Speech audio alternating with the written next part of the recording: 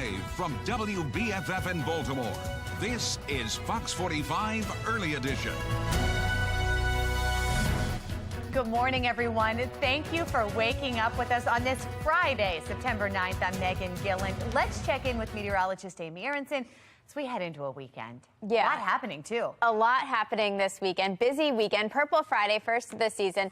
And we're off to a fantastic start. Nice clear skies will greet you as you head out early this morning. Plus, it's very comfortable out there. Almost feels a little fallish, and that's going to be the case each morning. We are starting off in the low and mid 60s right now in all spots here on the map. I also want to give you a quick preview of where our dew points are at. These indicate how much moisture we're working with.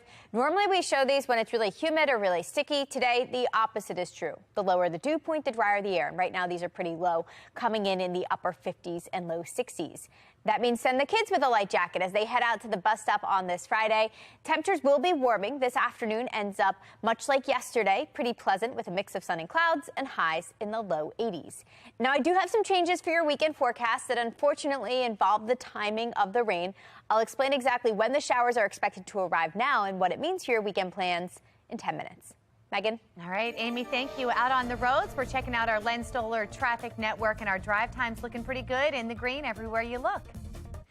4:31 in a city in crisis. DPW leaders are touting improvement in the E. coli testing process, citing only 2 possible E. coli tests, but neither have been confirmed. City leaders have gone as far as saying no one has gotten sick from contaminated water, but Baltimore residents tell a different story. Many say they've been experiencing E. coli symptoms since well before the first positive test came back. But a woman named Miss Denise says people don't always have the resources or knowledge to find out what is making them sick.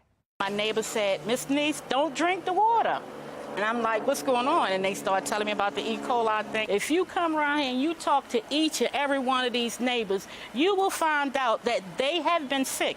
They just didn't go to the hospital. They took care of it themselves at home. Well, Miss Denise is on the mend, but it will take time for her and hundreds of others in Baltimore to have confidence in the water supply again. This morning, some Baltimore City leaders are demanding accountability from the Department of Public Works. The DPW director is one of the highest paid officials in Baltimore. One city councilman plans to hold a hearing to investigate the water crisis and the communication surrounding it. Fox 45 is also following a new report that claims the Department of Rec and Parks is paying tens of thousands of taxpayer dollars for a handful of its employees to attend a convention. The price tag for the 4-day trip to Phoenix, Arizona is $33,000. The mayor's office has embraced performance measures that include practicing responsible stewardship of city resources. Taxpayer experts say it's a waste of money, but residents who spoke to Fox 45 don't seem concerned. Ultimately, the taxpayers are the ones that are getting shortchanged here, because when you spend $30,000 for a convention and flying people out to Phoenix or wherever, that's money that's not staying in Baltimore or going to help the people of Baltimore. It's okay. Like, maybe they've already paid for it when they received the budget cuts, or maybe the money's already allocated.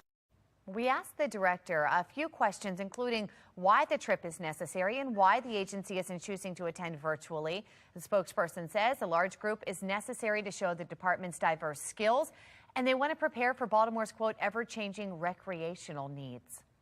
Elsewhere in a city in crisis this morning, Baltimore police are investigating after a 31-year-old man was shot in southeast Baltimore. Police say that he was shot in the chest along North Chapel Street. This happened just before 7 o'clock last night. He is expected to be okay. Murders and non-fatal shootings are both up considerably this year, and those are not the only rising crime statistics. Take a look. Carjackings are up 51% year to date. Convenience store robberies up 290%. Aggravated assaults are up 4%. Overall violent crime is up 15%. Gun violence is high nationwide. 1 in 4 U.S. adults fear being attacked in their own neighborhood. That's according to a new poll by the Robert Wood Johnson Foundation, the Harvard T.H. Chan School of Public Health, and NPR. The revelation comes as crime remains a top concern across the country. Some critics think judges and jurisdictions are being too soft on crime, telling criminals it's open season. What's happening is criminals feel emboldened to just go ahead and frankly do things that they wouldn't have done 5 or 10 years ago. Well, we have heard similar criticism of Baltimore City State's Attorney Marilyn Mosby. Many critics say her prosecution policies embolden criminals and give the message that you can get away with crime in Baltimore. Armed carjackers, people who carry illegal weapons, people who commit prior homicides go on to commit more homicides. That's just a fact. And the fact that the state's attorney's office is not prosecuting them to the full extent of the law is not only concerning, it's costing people lives. The lack of accountability. You know, I hear people that live in different states and say, you know, if you want to shoot somebody or kill somebody, you know, come to Baltimore. Well, we have a developing story now this morning we're following. A student has died during football practice. This was at Randallstown High School in Baltimore County. The school's principal says the child was in 11th grade and suffered some sort of medical emergency on the field. For those struggling with this loss, support staff and additional counselors were made available at school yesterday. A deadly rampage coming out of Memphis. Coming up after the break, how a live stream led to an arrest. Plus, a cooler, drier morning ahead. Meteorologist Amy Aronson breaking down that weekend forecast. 4:36 now on Fox 45 Early Edition.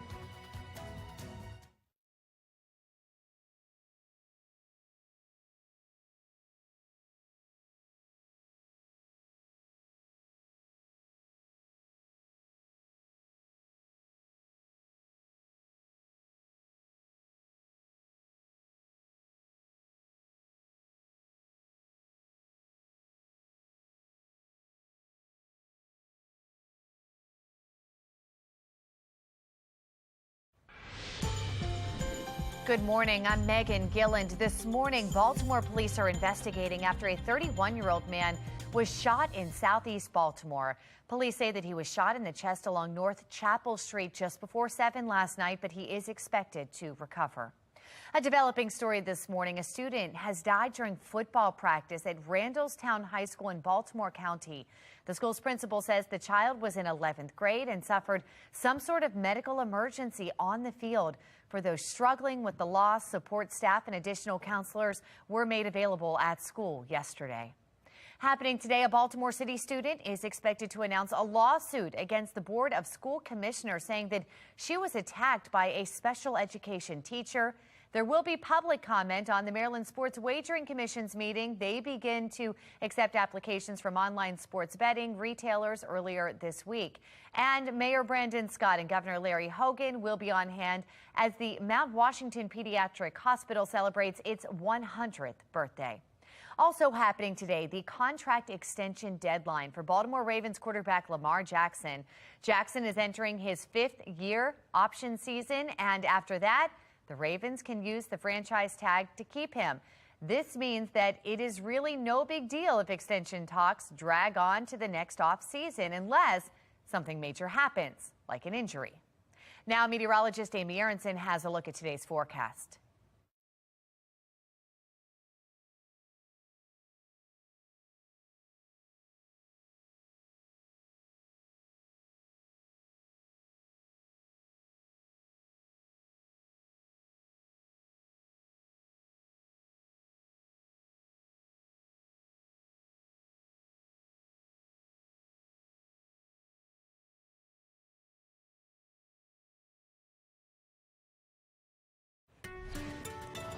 .39 on this Friday morning. If your plans take you out to the state fair today, looking fantastic for that. I think today's actually the nicest out of the next 3.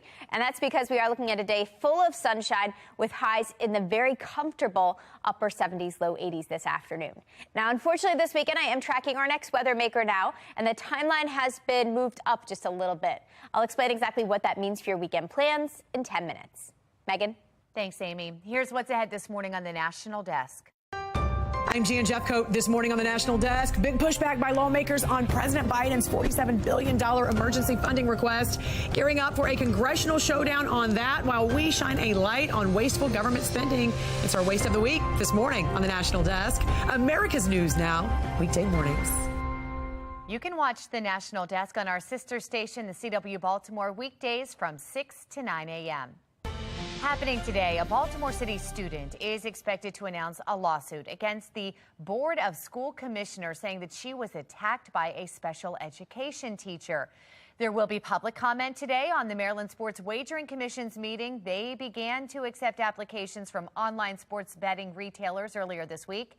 And Mayor Brandon Scott and Governor Larry Hogan will be on hand as the Mount Washington Pediatric Hospital celebrates its 100th birthday.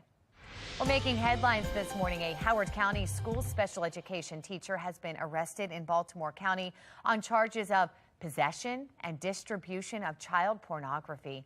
32-year-old Lawrence Costello was in his second year at Athelton High School. He is now on administrative leave. Police do not believe that he had any inappropriate contact with children. In Cecil County, Maryland State Police arrested 45-year-old Brian Wildy, accused of possessing child pornography. Maryland State Police say that they made the arrest Wednesday after they received a tip from his probation officer. A bankruptcy judge approved a $2.46 billion reorganization plan for the Boy Scouts of America. And that plan allows the organization to keep operating and settles claims from more than 80,000 men who say that they were abused by troop leaders as children. The Boy Scouts filed for bankruptcy more than 2 years ago after being hit with a flood of lawsuits alleging child sexual abuse. Lawyers for the victims say the amount of individual survivor gets from the bankruptcy plan will depend on factors relating to the abuse. An investigation is underway in Memphis after a deadly rampage killed 4 people and injured at least 3 others. Police say 19-year-old Ezekiel Kelly was arrested Wednesday after he live-streamed part of that shooting spree. The violence started just before 1 a.m. It lasted late into the night. Officials say that the suspect had been charged with attempted first-degree murder in the past, but pled guilty to a lesser charge of aggravated assault. He was sentenced to 3 years in prison, but he only served 11 months. Holiday lovers, listen up. This season may bring more headaches than joy when experts say you should start shopping to avoid extreme prices. New cancer study looks at a dramatic rise in cancer rates in those 50 and younger. But there are a few things you can do to lower your risk. I'm Liz Bonus. We share them just ahead.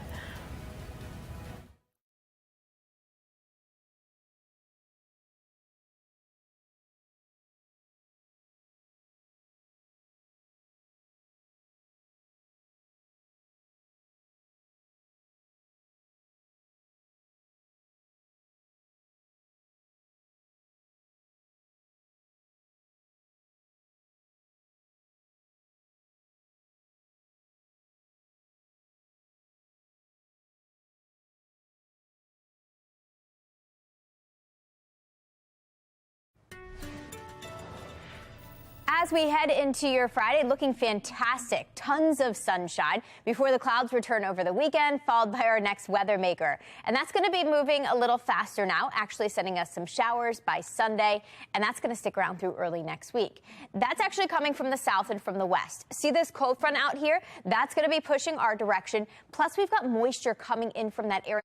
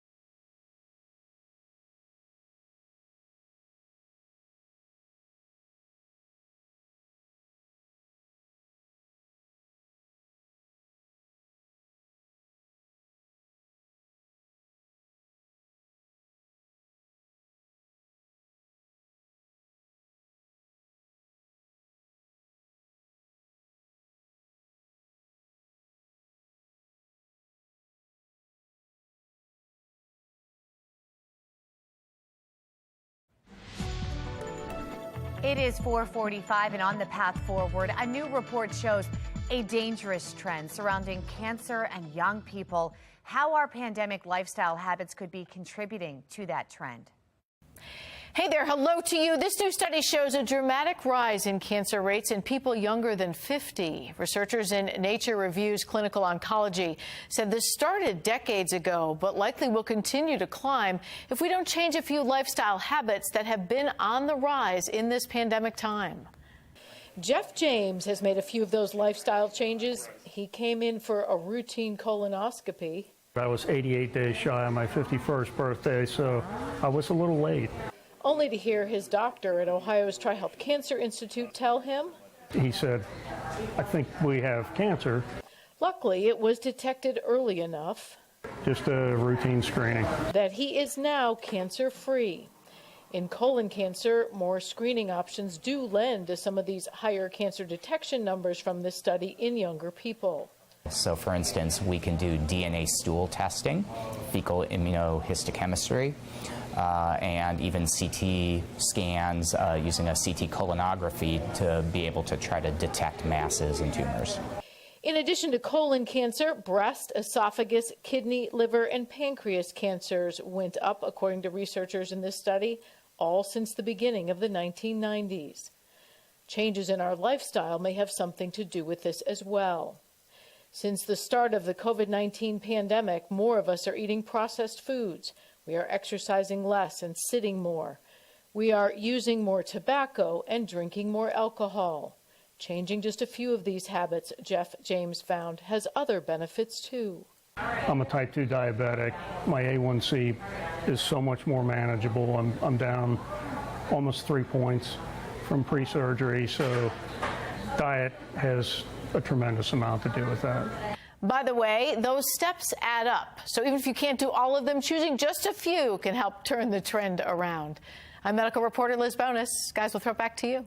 All right, Liz, thank you. In your consumer news this morning, a new report says inflation has not only adjusted regular living, but it is also changing holiday seasonal shopping. Get this, the report by financial services company Bankrate.com says that half of holiday shoppers will not wait for Thanksgiving this year. They're going to be buying by October 31st. My goodness. 2 in 5 say that inflation is impacting those shopping decisions. Many shoppers are going even earlier. 11% of holiday shoppers say they will get a jump start this month. This is September. 18% say they're going to start in October. 59% say they're going to be buying fewer items. More than 2,400 people participated in this survey. Well, the country's lead official for transportation says upcoming air travel will be better and airlines will be ready. Pete Buttigieg says the federal government will have your back during holiday flying season. Buttigieg says worries like what travelers have experienced in a bad summer flying season will be much smoother, and he is pressing airlines to make sure of it. Buttigieg says the new pressure and DOT website for complaints has moved more airlines to commit to providing hotels and meals for stranded travelers. The Ravens season kicks off this Sunday against the Jets. This Sunday will mark the first time in about 8 months that many of the Ravens' top guys have taken the field in a game-like setting. Lamar Jackson, Calais Campbell, and other big names did not play a single preseason game. Now it starts Sunday. Kickoff, 1 o'clock. Time now, 8:49. We want to check in with meteorologist Amy Aronson. It's Friday morning. Looking forward to the weekend. How's it shaping up? Yeah, it looks fantastic, at least to get things started. Things will go downhill gradually as the weekend continues. But right now, Inner Harbor all lit up, dark and early this morning while we await that Friday sunrise. And we are looking forward to a ton of sunshine today. Unlike the past couple of days, we're going to brighten things up, and that's going to bring our temperatures into the very warm low 80s. The clouds make a speedy return, though. Looks like they'll start to move in as early as tomorrow, followed by a couple of showers. And then the showers become more and more likely as we get into the second half of your weekend on Sunday. Meanwhile, out in the tropics, I want to point out what's happening with Earl, still a hurricane as it travels through the Atlantic. Although it's not far from the East Coast, it's well off the East Coast. That means no direct impacts from this tropical system for us. Although if you are headed to the beaches this weekend to squeeze in some final warm days there, I would be prepared for some rough surf and some rip currents. You can see Earl hanging out well offshore here. I want to point out 2 other features. A cold front to our west, plus this area of low pressure off to our south. Both are going to travel our direction and send us that next chance for rain as we get into the weekend. Right now, though, we're enjoying high pressure. High pressure sitting to our north, directing that dry air southward right into Maryland. And that's the reason why we are looking at clear skies today. Clear skies with temperatures warming their way from the 60s to the 70s into the low 80s this afternoon. Now, I want to show you these changes developing this weekend now. Look at Saturday morning. Looks a little cloudy out there. Not as bright, not as sunny. We will be in and out of the clouds Saturday afternoon. We still manage to reach the low 80s, but then we see this happen. A couple of sprinkles developing off to our west Saturday evening, and they will travel eastward. That means we could see a brief shower before your Saturday is over. Now, I do think these become more likely and more numerous as we head throughout your Sunday. Sunday starts off cloudy and overcast with a couple of sprinkles, but then we get the rain pushing in from the west here as we head through the afternoon. Here's what that means for your weekend. It's dry, it's bright, it's sunny to start, but then I do throw in that risk for some scattered showers by Sunday. That also cools us down with highs backing off into the upper 70s. And that kicks off an unsettled start to the week. Showers and storms likely on Monday. They wrap up Tuesday, and then it's dry and it's actually warm again for the rest of the week. Megan? All right, Amy, thank you. Now to the Len Stoller Traffic Network. Our live cameras looking great out there this morning. Traffic moving. No issues to report. Let's get a check now on mass transit. Kurt Kroenke with the MTA. Hi, Kurt. Good morning, Megan. Good morning, everyone. And we're looking pretty good on the MARC trains. On the Penn line of MARC 401 has a 5-minute delay as it heads to Union Station, Washington. On the light rail link, we've got a 15 to 20-minute delay, and Metro Subway link looking good from end to end. No delays there. For the MTA Transit team, I'm Kurt Kroenke. All right, Kurt, thank you. Well, the DPW coming under fire from a whistleblower. Still ahead after the break, how city leaders are backing their results. In Washington, a battle over security versus censorship. I'm Christine Frizzell with a closer look at what some are now calling a dangerous trend.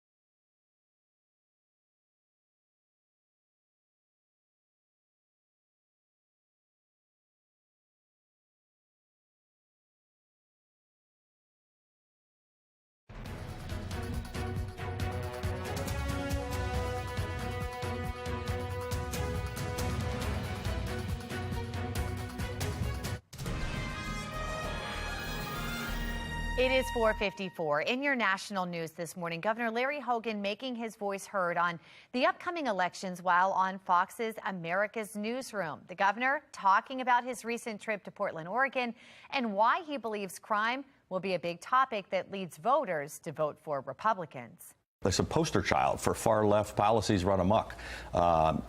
People doing hard drugs that are now legalized all over the streets are homeless people.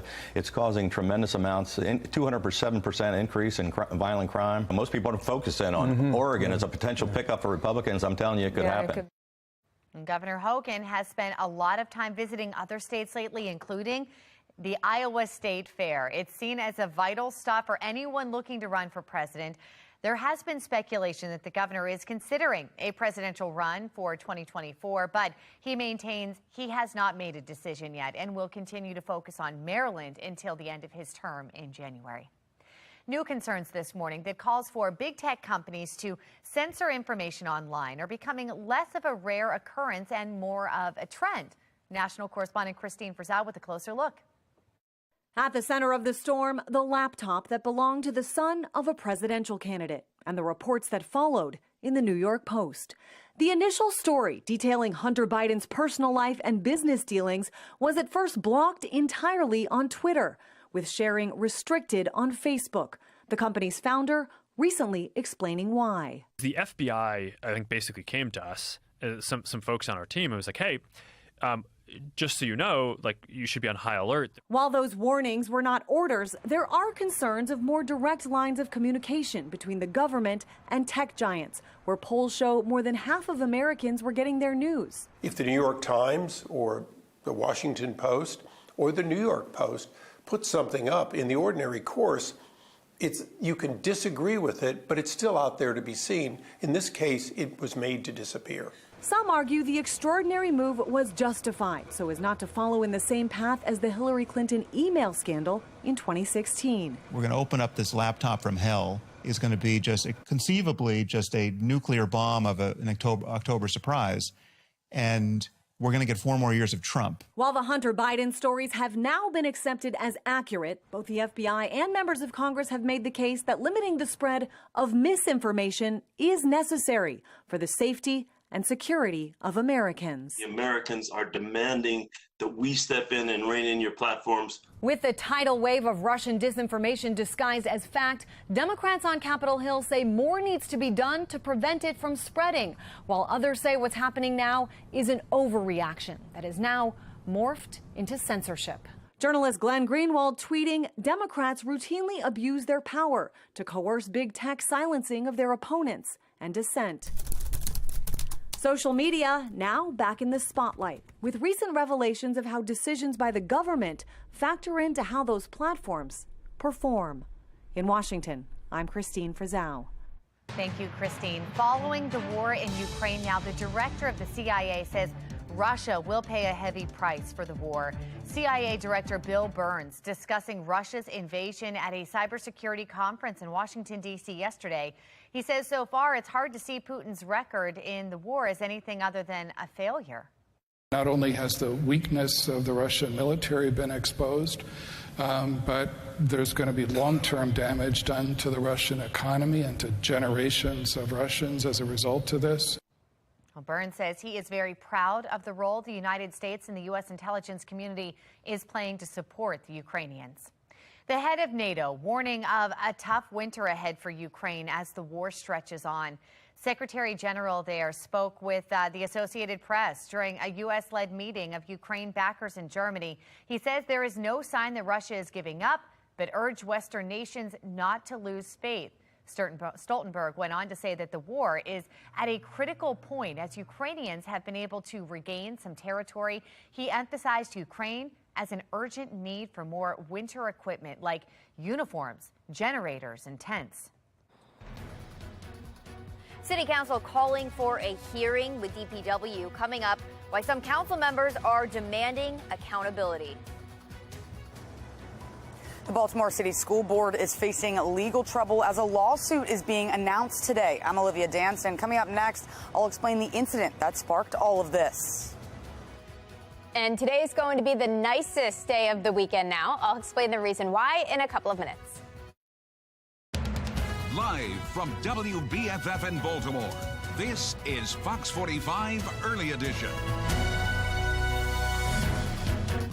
Straight up 5 o'clock on this Friday, September 9th. I'm Tom Rogers. I'm Megan Gillen. We want to check right in with meteorologist Amy Aronson, and a lot happening this weekend, Amy. Yeah, very, very busy weekend. Not even the start of fall yet, technically, and we've already got a lot happening. And today's actually going to be the nicest for whatever you have going on. We are starting off comfortable this morning. We've got 60s to get things started, low and mid 60s right now. Pretty much everywhere on the temperature map here. We're not dealing with humidity. That means it's the perfect morning to squeeze in some exercise before things get really busy this weekend.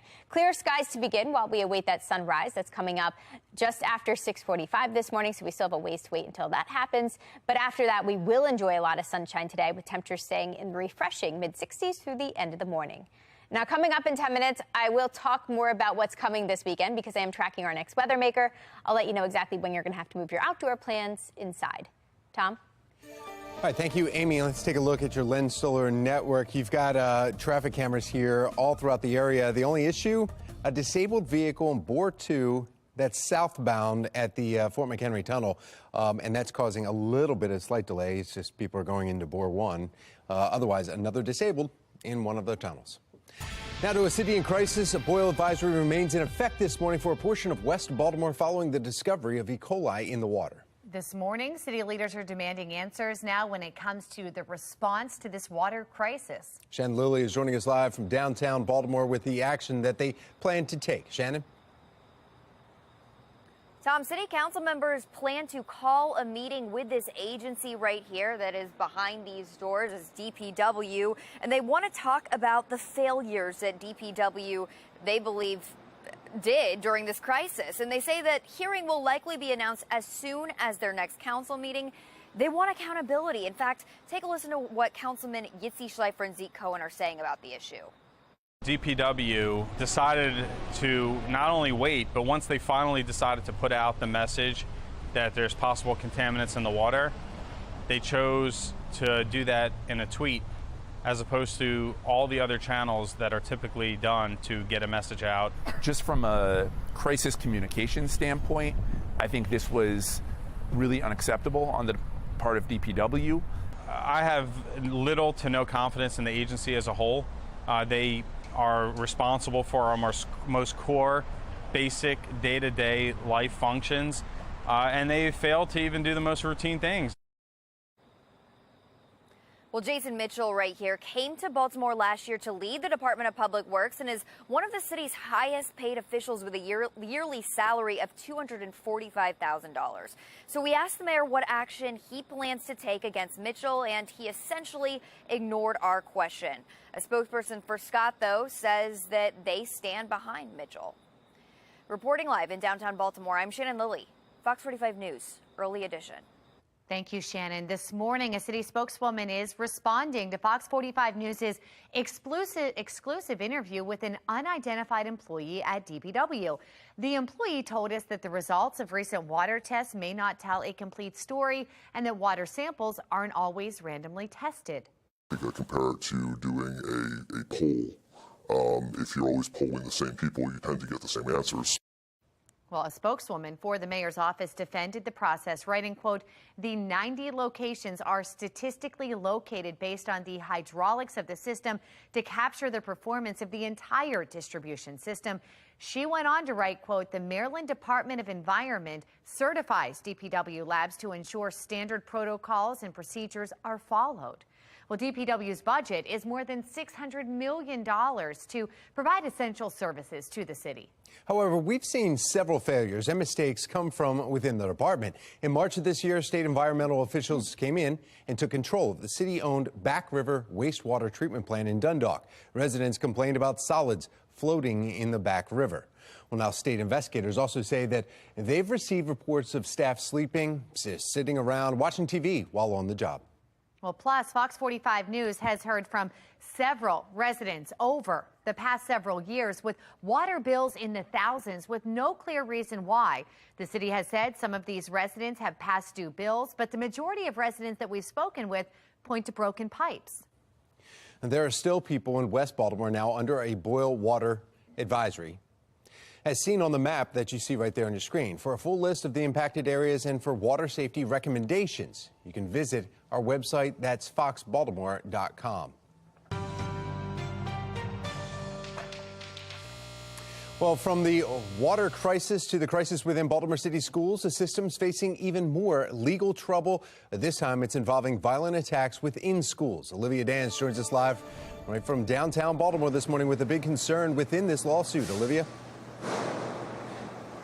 Yeah, Tom, the lawsuit will officially be announced at 11 this morning. Behind me at attorney Stephen Thomas Jr.'s office. And during that announcement, he will present surveillance footage from July 2019.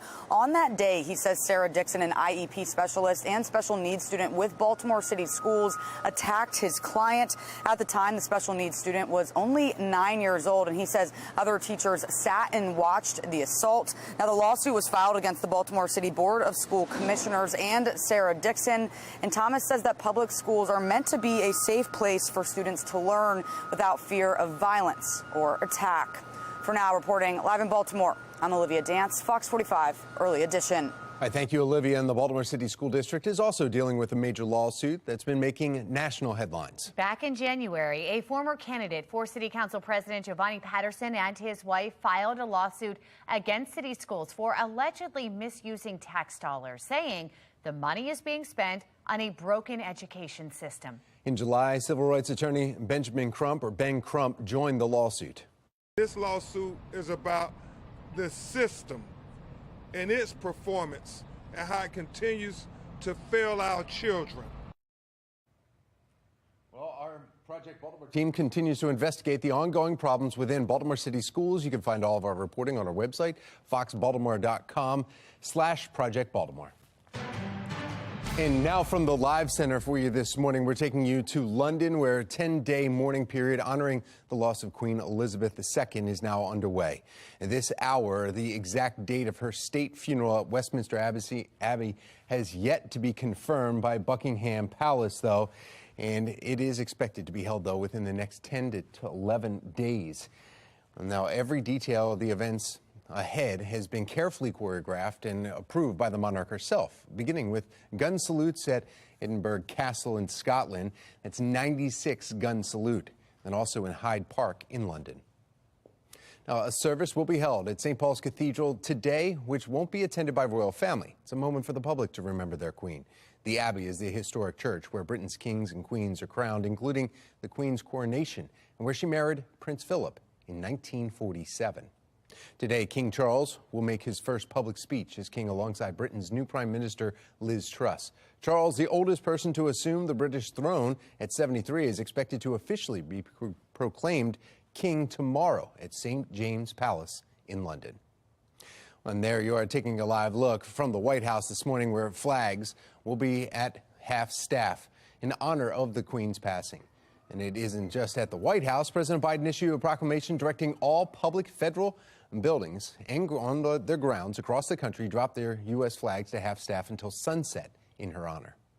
Now, check out the Fox 45 or FoxBaltimore.com for more stories about the Queen and the royal family. You can scroll through pictures of the Queen's visit to Maryland, and there's also a story about how a Baltimore-born divorcee shook up the monarch. Well, the trip to the moon is back on. After 2 failed attempts, still ahead this morning, the dates NASA is eyeing for the Artemis launch. And rain chances will be on the rise over the weekend, especially Sunday into early next week. I've got an updated look at the timeline of the rain and what it means for your weekend plans in just a couple of minutes. It's 5:08. You're watching Fox 45 Early Edition.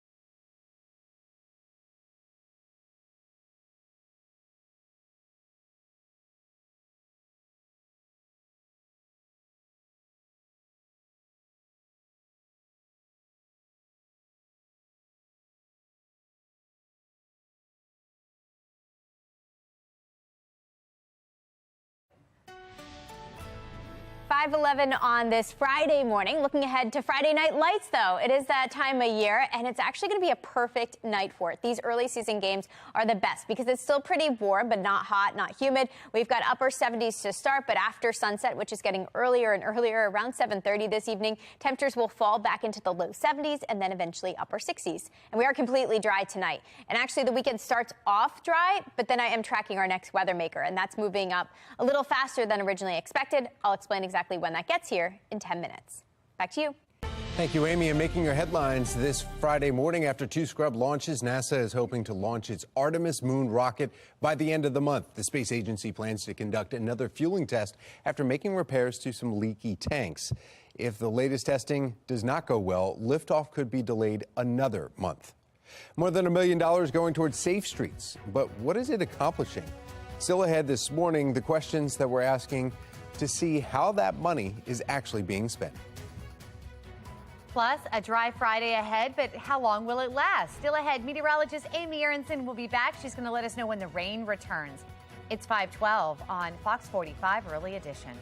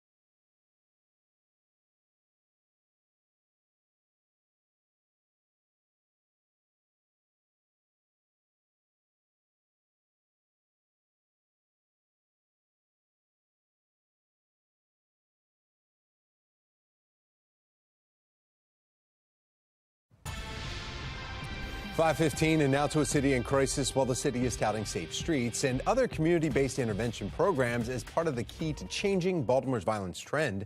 And the reality is less than clear. The effectiveness of safe streets is inconclusive. As Fox 45's Mackenzie Frost shows us, the accountability and transparency from Mayor Scott's administration about this program that uses more than $1 million a year is unclear.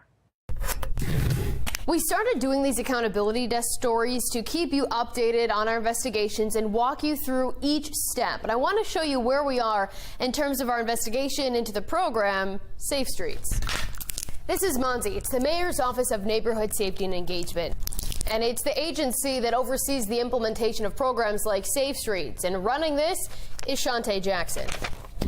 So, well, Jackson is the director of MONSE, which oversees a few different programs, including Safe Streets, but it also looks at the group violence reduction strategy, as well as the expanded community violence intervention programs. What that expansion really looks like isn't clear from the city, but we do know that right now we're really digging into Safe Streets, and that's what I want to show you more of. Now, there are 10 Safe Streets locations scattered all across the city, right? Each one is connected to a different community-based organization or a CBO, but the city is still responsible for the oversight and implementation of these Safe Streets locations, and that's where the MONSE agency comes into play. But according to this April report done by the city itself, it says that MONSE is responsible, quote, for the monitoring and oversight of CBOs and their partners to ensure professional management of all aspects of Safe Streets Baltimore. Now, we know, according to the city's budget and in this report, the city gave itself $1.5 million for the Safe Streets program this year to operate it. The report also says the No American Rescue Plan dollars were used. That's the federal COVID relief money. But we do know that the American Rescue Plan money was used to reorganize office staff, and those staff members will then oversee the implementation of Safe Streets. Now, the problem is we've really struggled to get information out of the city as well as these community-based organizations about this program, despite your tax dollars going to help run it. Now, in this report, it also says that the workers at these locations, which the city calls violence interrupters, are typically working during, quote, high crime times. But as we know in Baltimore, that could really mean at any time. Now, the report also talks about leadership at these locations, and let me read you one of the quotes that it says. It says site directors are typically there during business hours. Now, listen, we went to every single one of these Safe Streets locations, and that's not exactly what we found. Now, at the beginning of this, the mayor's office told us to go to the community-based organizations for information. But then the CBOs instead said no, we needed to go to the mayor's office for details. And now everything has to be funneled through MONSE. But our emails to that city agency usually go ignored. So let me show you what we're looking for and the questions we're sending to the community-based organizations as we go forward. This is what's next. These organizational charts from the community-based organizations showing how it works. Who are the employees at the Safe Streets locations and who are their supervisors? Who does the training for the Safe Streets employees? When does it take place? And what's the budget? Now, the city has been less than transparent as we continue to do this investigation. This is just one email that I got back when I asked for public records from MONSE as well as Shante Jackson to see what these public officials were saying about Fox 45 as we continue to do this investigation. While the city may not want to give us the information, we won't stop digging, but that's where I need your help. If you have any information that you think we need to know, email me directly at safestreetstips@gmail.com. At the accountability desk, Mackenzie Frost, Fox 45 News. All right, Mackenzie, thank you.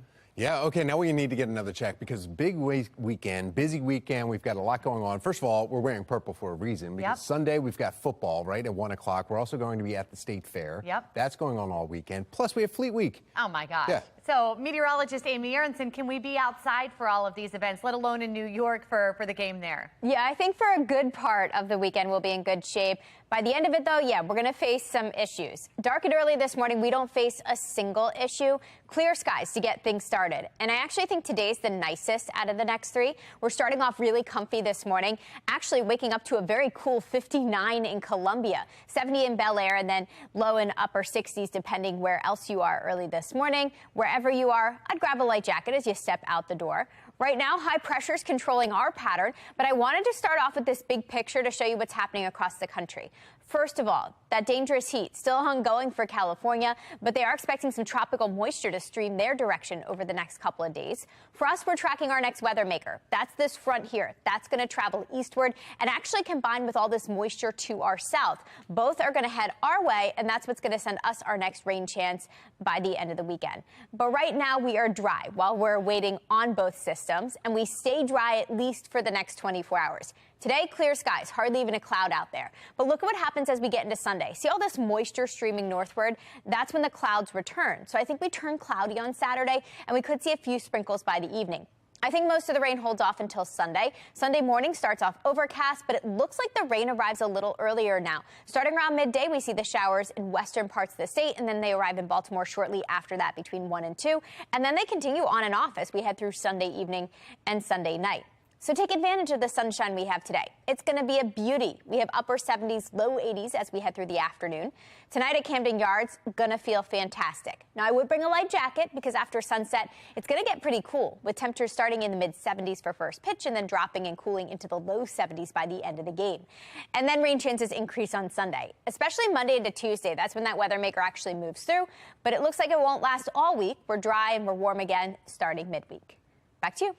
All right, Amy, thank you. Taking a look at our Len Stoller traffic network. We've got your drive times pulled up and looking great in the green here this morning. Let's get a check now on mass transit. Kurt Kroenke with the MTA joining us. Hi, Kurt. Good morning, Megan. We've got a delay on the MARC trains on the Camden line. Train 841 heading south to Washington is operating with a 5-minute delay, and 403 on the Penn line also with a 5-minute delay. The light rail link operating 15 to 20 minutes late, and we're on schedule end-to-end on the Metro subway link. For the MTA Transit team, I'm Kurt Kroenke. Thank you, Kurt. President Biden rallying voters with less than 9 weeks to go until November's midterm elections. Just ahead, who he's counting on to sway voters. NFL season is here. Some Maryland fans, they're feeling a little frustrated that they still can't do mobile betting. Well, still ahead, the promise the governor is making for when fans could be placing their bets at home.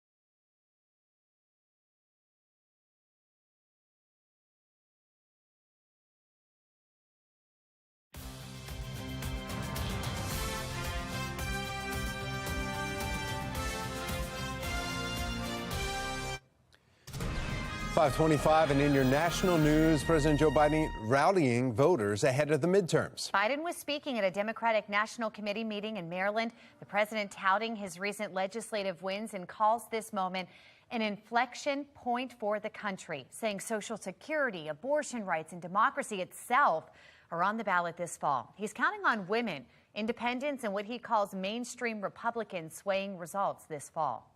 Not every Republican is a MAGA Republican. Not every Republican embraces the extreme ideology. I know because I've worked with them and the mainstream Republicans, and there's still a few of them left. But the extreme set of MAGA Republicans has chosen to go backwards, full of anger, violence, hate, and division. And that's what their game is. Well, Democrats facing a number of Donald Trump-aligned opponents all across the country. Some experts say that could cut into Republican chances of making a majority in the House and Senate. A possible illness tied to the city's water contamination. Coming up, we're live with that woman's story. Governor Hogan says there's finally some progress on mobile sports betting. I'm Olivia Danson. Coming up next, find out when we can expect the betting to go live. You're watching Fox 45 Early Edition.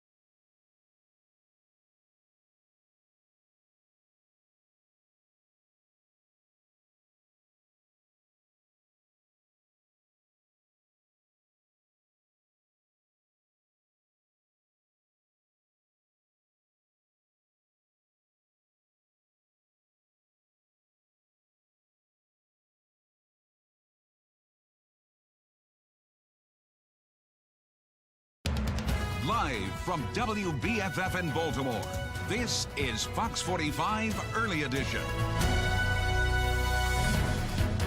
Good morning, everyone. Welcome to Fox 45 Early Edition on a Friday, September 9th. I'm Megan Gillen. And I'm Tom Rogers, and we want to get a check of your weekend forecast. Meteorologist Amy Aronson's got those details for you. Yeah, we are in fantastic shape, at least to get things started. Today, we're looking forward to a ton of sunshine, which we haven't seen recently, plus some really comfy temperatures. If we take a look at where we're at right now, we're starting off in the low 60s. Numbers are down, not only actual temperatures, but also our dew points. Dew points show us how much moisture is in the air. The lower the dew point, the drier the air. And right now, these are actually pretty low, coming in the 50s and low 60s. As we head through the rest of the morning, send the kids with a light jacket. They'll need it as they step out the door, but by the afternoon, most likely they won't. We are warming up into the low 80s today. Now, the rest of the weekend doesn't look this nice. I'll explain the reason why in 10 minutes. Megan, Tom? Thank you, Amy. We'll continue in coverage this morning. Many in West Baltimore, they're still under a boil water advisory this morning because of the ongoing water contamination. The Department of Public Works first told the public of this E. coli contamination on Monday. Still not clear where it came from. Yeah, now we're hearing about a possible illness tied to this contamination, which goes against what DPW and the city leaders are claiming. Shannon Lilly joining us live from downtown Baltimore this morning with the story. Shannon. Yeah, and Megan, this West Baltimore woman we spoke to is demanding transparency from the city. She firmly believes that she got sick from this contaminated water, despite the city saying that so far no one has gotten sick from this water. Well, Denise Brown says her symptoms started on Tuesday and have persisted throughout the week. In fact, take a look at these documents that she shared with us from her visit to Mercy Medical Center on Tuesday.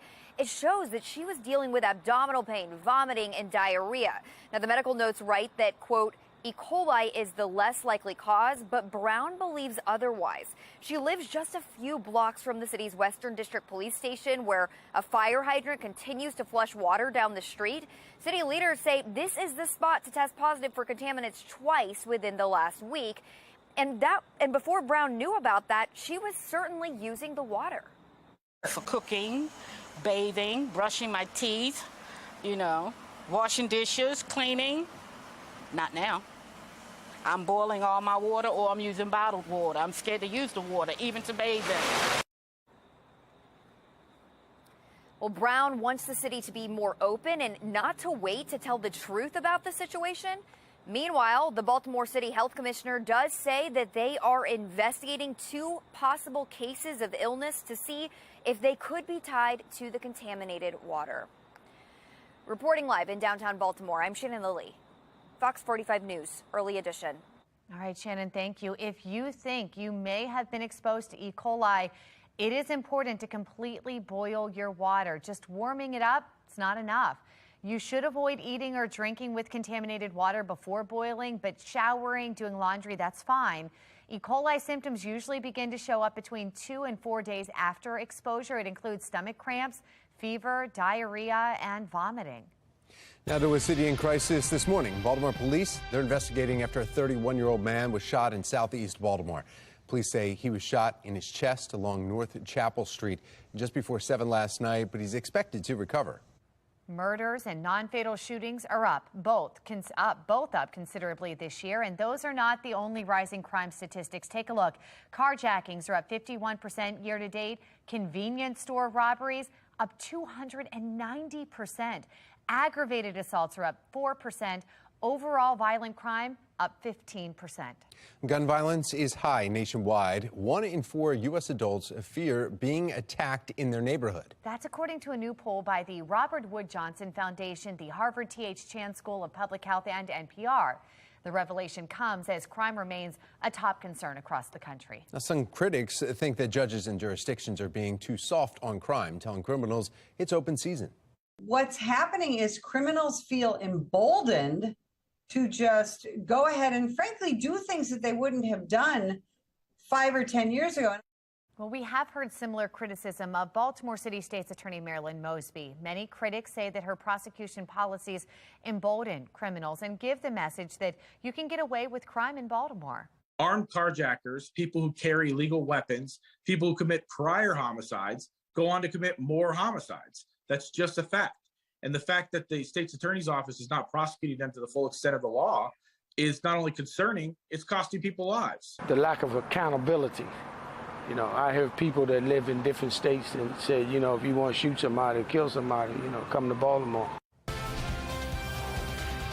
Well, 5:35 now, and happening today, the contract extension deadline set by Baltimore Ravens quarterback Lamar Jackson. Jackson is entering his 5th-year option season, and after that, the Ravens can use the franchise tag to keep him. And what that means is that it really is no big deal if extension talks drag on to the next offseason, unless something major happens, like an injury. And Jackson, who is representing himself in these talks, does not seem worried, though, about that risk. With the Ravens season kicking off against the Jets Sunday afternoon, there's frustrations that Marylanders still aren't able to do mobile sports betting. We have Olivia Dance joining us live now from downtown Baltimore. Olivia, is there any progress despite it not being up and running for the start of the season here? Yeah, Megan, it definitely seems like it because earlier this week, Governor Hogan tweeted that after having to overcome numerous hurdles, they're finally making some progress on mobile sports betting. And we'll pull that tweet up for you now, where the governor continues on to say, quote, "I'm going to keep holding everyone's feet to the fire until this is up and running. Marylanders have waited long enough." Now, voters passed a sports gambling law back in 2020, and the governor signed it into law in May 2021. And one of the main hurdles delaying the betting is the completion of a sports betting industry analysis and a legal review by the state's attorney general. But over the last year, Governor Hogan has been critical of the delays.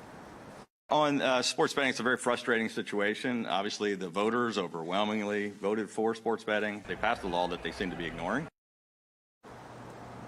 Now, Governor Hogan wanted the sports betting to start before the NFL season, but now it's looking like it won't start until the Super Bowl.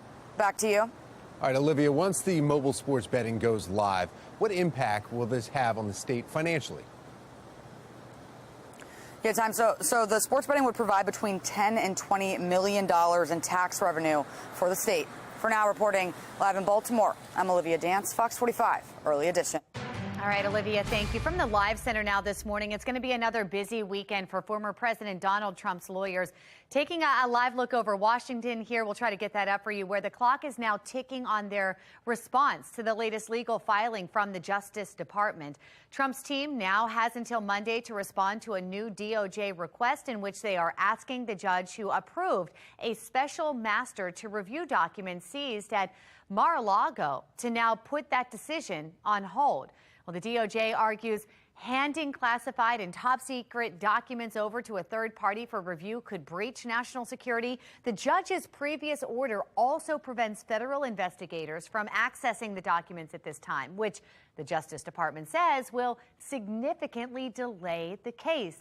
This does not include everything seized, everything the FBI seized. The request is specific to a little more than 100 sensitive documents. The DOJ asking the judge to decide by next Thursday to put a hold on her previous decision, or they'll appeal to a higher court. Well, still ahead this morning, remembering the life of Queen Elizabeth. How her rare appearances in Maryland are still remembered. Plus a cooler start this morning, but how long will that last? Meteorologist Amy Aronson letting us know when the heat returns.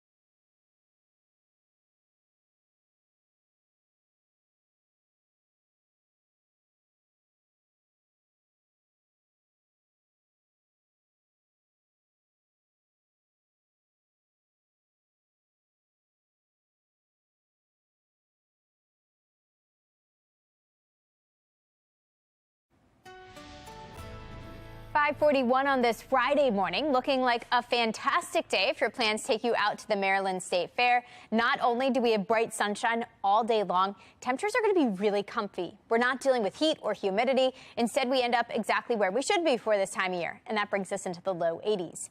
Now, the rest of the weekend won't be quite this nice. I'll explain the reason why in 10 minutes. Tom? Thank you, Amy. Happening today, a Baltimore City student is expected to announce a lawsuit against the Board of School Commissioners, saying that she was attacked by a special education teacher. There will be public comment on the Maryland Sports Wagering Commission's meeting. They began accepting applications from online sports betting retailers earlier this week. And Mayor Brandon Scott and Governor Larry Hogan will be on hand as the Mount Washington Pediatric Hospital celebrates its 100th birthday. The world mourning for the longtime British monarch Queen Elizabeth. Just ahead, we take a look at your reactions online. Plus, a cooler and drier morning ahead. Meteorologist Amy Aronson breaking down that weekend forecast and what we can expect for Sunday's big game.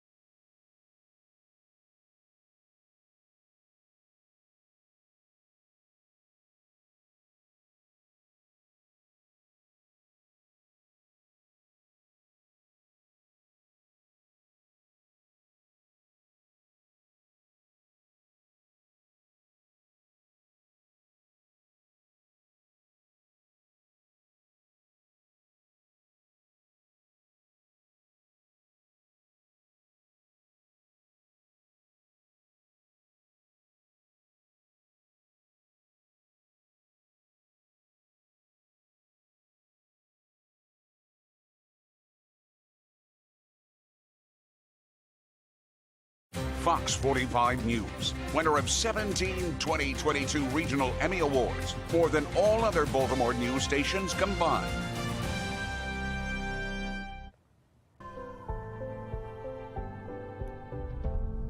It is 4:45. This morning, the world mourns the loss of an icon. Longtime British monarch Queen Elizabeth II has passed away. Now, she ruled for more than 70 years, coronated in 1952 when she was just 25 years old.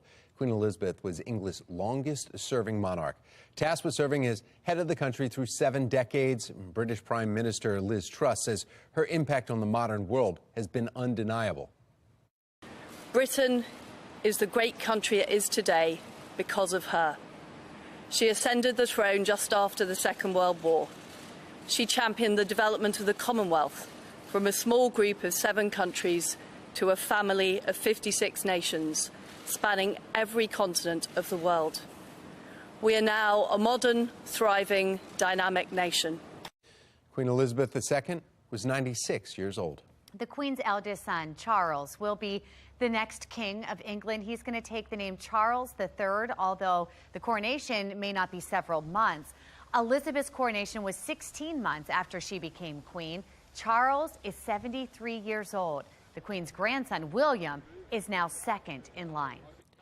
Now, the Queen had her fair share, though, of Maryland connections in her illustrious life. On the left, President George Bush inviting her to an Orioles game in 1991. Huge roar at Memorial Stadium when she took the field and waved to the fans. 32,500 fans ecstatic to get a glimpse of royalty. On the right, the Queen attending exactly one football game in her life, Maryland's win over North Carolina in 1957. She stayed around to meet fans and receive flowers after the game. So many people responding, reaction to the Queen's passing on Twitter. Taking a look at some of them, I want to show you this one. I hadn't seen this yet today. This one coming in at Buckingham Palace in Windsor Castle this afternoon. Look at that rainbow right over there. It just seems very peaceful. Rest in peace, Queen Elizabeth II, a woman who, to quote the Prime Minister, was the rock on which modern Britain was built. Others just posting pictures saying rest in peace, certainly seeing a lot of those photos here. And then this one really hit home, too. Tim Bresnan writing, the one constant in most of our lives, sending condolences to the royal family at this difficult time. She was loved by all. A lot of reaction coming in here this morning. And guys, I mean, this was the longest serving Queen of England there in Britain. It's a moment, and you see how many people's lives she touched. It's incredible. Yeah, I was reading yesterday that she went through 14 different prime ministers, just the last one being Liz Truss 2 days before her death. So now you're looking at the Prime Minister, Liz, and you're going, okay, 2 days into the role, and now you're going to be doing the death of the Queen here. I mean, that's going to be her role for the next few months. And one thing you didn't show, Megan, but I saw a lot of people posting about, too, was her style. I mean, she had, like, such iconic outfits, and I think she'll always be, of course, remembered for her beauty and, yeah. I don't know if there's any pictures there. There you are, the hats, right? Yeah, we've got the hats here. We'll see if we can get some more of those. Well, speaking of hats, it's going to be nice, sunny, bright weekend if you're going outside, right, Amy? Yeah, exactly. At least to get things started. Today, sunglasses are definitely needed, even for the start of tomorrow. But after that, we're going to start to transition from sun to clouds on Saturday, and then, yes, some rain on Sunday. So things actually go downhill here with each passing day. And that's as our next weather maker moves into our region. But right now, dark and early this morning, all is quiet, all is calm. We are looking at temperatures starting off in the cool low 60s under clear skies. Actually, no wind on our hands right now, so a nice, cool, comfortable start to the day. And that's due to high pressure. High pressure actually building in from the north here while we wait on our next weather maker. Next weather maker out to the west. That's what's heading our direction next. This cold front combined with this moisture to the south. Both will surge our direction, and that's what's going to send us an increasing chance for some showers as we get into the weekend. Right now, not seeing much of anything happening on the weather map, and Future Scan shows us staying bright and sunny today with temperatures warming through the 70s into the low 80s this afternoon. Just a perfect end to the work week. As we get into your Saturday, not quite as perfect. First of all, we'll start off with some extra clouds tomorrow morning. Temperatures in the cooler low 60s to start. Mid-70s by lunchtime. We're in and out of the clouds. We are mostly dry, at least until Saturday evening. I think at that point, we'll start to see a couple of these green little blips show up on our radar. That's our shower chance. Couple of sprinkles make an appearance through Saturday night. Not enough to ruin your outdoor plans.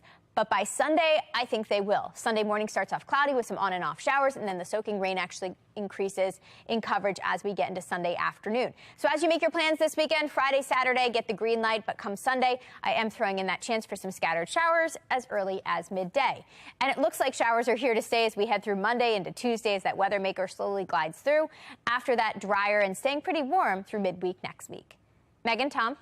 All right, thank you, Amy. Taking a look now at your Lens Solar Traffic Network and the area map there. Everybody's in the green, no issues. You see that one collision right at West Friendship right near 70. It's just off 70. It's not on it, and there's no delays there. Bay Bridge has some westbound right now, and it looks like it's just because of a construction zone.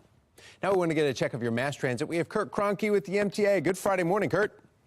Thank you, Tom. And we're moving along with a few delays on the MARC trains. We've got 841 on the Camden line, 5 to 10 minutes late, and Penn Train 511 with a 10-minute delay. Light Rail Link operating 15 to 20 minutes late.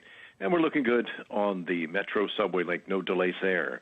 For the MTA Transit team, I'm Kurt Kroenke. Thank you, Kurt. Well, the Senate will be voting on a same-sex marriage bill in the upcoming weeks. Just ahead, why Senate Democrats are optimistic that this bill will pass. More Americans turning to credit to keep up with the rising cost of groceries. I'm Atrell Nashar with why changing behavior could make inflation worse.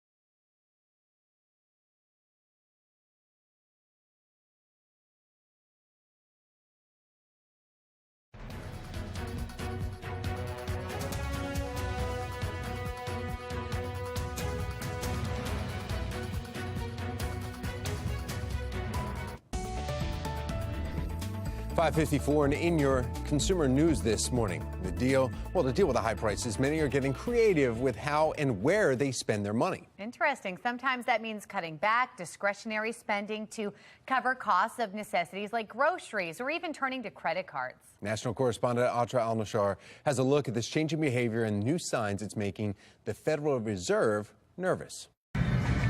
For more and more Americans, buy now, pay later is how they keep food on the table. Services like Zip and Klarna reporting an increase in grocery purchases as food at home prices are more than 13% higher than they were last year. Some changing where they shop to get a better price. This wholesale grocery warehouse in San Antonio, Texas is getting more customers who buy in bulk and split with neighbors. You can only absorb the costs so much, and we're seeing higher costs across the board. Overall inflation currently at 8.5%, taking a toll on a growing share of Americans. A new Gallup survey finds 56% of Americans say rising prices are causing hardship, compared to 49% who said that in January. Getting 8.5% inflation down to 2% is the Federal Reserve's top focus. The Fed has and accepts responsibility for price stability. Fed Chair Jerome Powell says people coming to expect these high prices could make their job of price stability more difficult. The longer inflation remains well above target, the greater the risk that the public does begin to see higher inflation as the norm. And that has the capacity to really raise the costs of getting inflation down. Former Fed Chair, now Treasury Secretary Janet Yellen calling inflation unacceptably high Thursday from a Ford factory in Michigan. But with gas prices still elevated, Yellen touting the administration's support of electric vehicle production. And insulate us from the type of fossil fuel-driven energy volatility we've seen in the past year.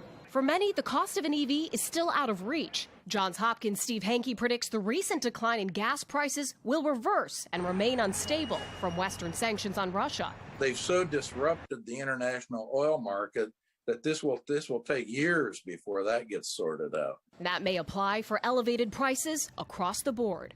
In Washington, I'm Atrell Nishar reporting. All right, Atra, thank you. In your Vote 2022 coverage, President Joe Biden is rallying voters ahead of the midterms. President Biden speaking at the Democratic National Committee meeting in Maryland. The president touting his recent legislative wins, calling this moment an inflection point for the country, saying Social Security, abortion rights, and democracy itself are on the ballot this fall. He's counting on women, independents, and what he calls mainstream Republicans swaying results this fall. Not every Republican is a MAGA Republican. Not every Republican embraces the extreme ideology. I know because I've worked with them and the mainstream Republicans, and there's still a few of them left. But the extreme set of MAGA Republicans has chosen to go backwards, full of anger, violence, hate, and division. And that's what their game is.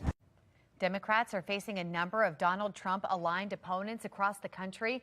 Some experts say that could cut into Republicans' chances of taking a majority in the House and Senate. Democratic senators are trying to force their Republican counterparts to go on the record about their opinions on same-sex marriage before the midterms. A vote will happen. A vote on marriage equality will happen on the Senate floor in the coming weeks, and I hope there will be 10 Republicans to support it. Well, the right to same-sex marriage has broad public support, minus a portion of the GOP, which either argues the vote is unnecessary because the right isn't at risk, or that it offends people of faith who do not believe they should be recognized. A handful of Republicans want to carve out in the bill religious liberty exceptions. A bipartisan Senate group is working on those to gain the needed GOP support for passage. Republican Senator Rob Portman is part of this bipartisan group. There are about 1 million families, who are in these relationships that are very worried about it. They've adopted kids, they've got financial arrangements and so on. So I think it's good to clarify it just to the status quo. And by the way, those of us who are for clarifying this also believe in religious liberty. And we think there ought to be some additional protections put in the legislation that passed the House regarding religious liberty. And we're working with our colleagues on that. Well, some left strategists say many Republicans won't announce support for the bill until after voting so they can be protected from attacks that are trying to sway them. The Baltimore City School Board is facing legal trouble as a lawsuit is being announced today. I'm Olivia Dance, and coming up next, I'll explain the incident that sparked all of this. City Council calling for a hearing with DPW. Coming up, why some City Council members say they failed in the handling of the city's water contamination. And we are looking at a beautiful day ahead of us. Unfortunately, it's not going to last all weekend long. I'll explain the reason why in a couple of minutes. Live from WBFF in Baltimore, this is Fox 45 Morning News. Just about 6 o'clock on this Friday morning, September 9th. I'm Tom Rogers. I'm Megan Gillen. Welcome to the weekend. We want to see how it's shaping up as we head out to the State Fair. We've got Fleet Week, a lot going on this weekend. And then football Sunday. In fact, we have Packers-Vikings Sunday here on Fox 45.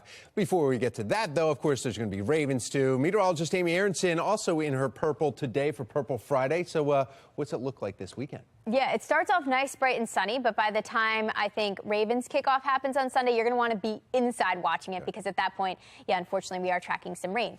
But we have sunshine today, so enjoy that. Dry to begin. We've got low and mid-60s right now across the map here, so we are off to a comfortably cool start. Perfect for some exercise if you want to squeeze that in this morning. Over the next couple of hours, we will be up against some sunshine, but temperatures remain pretty perfect. Mid and upper 60s to start, low 70s to end your morning. Now, coming up in 10 minutes, we will talk about the timeline of the rain this weekend, and I'll let you know exactly when the showers get here. Tom, Megan. Thank you, Amy.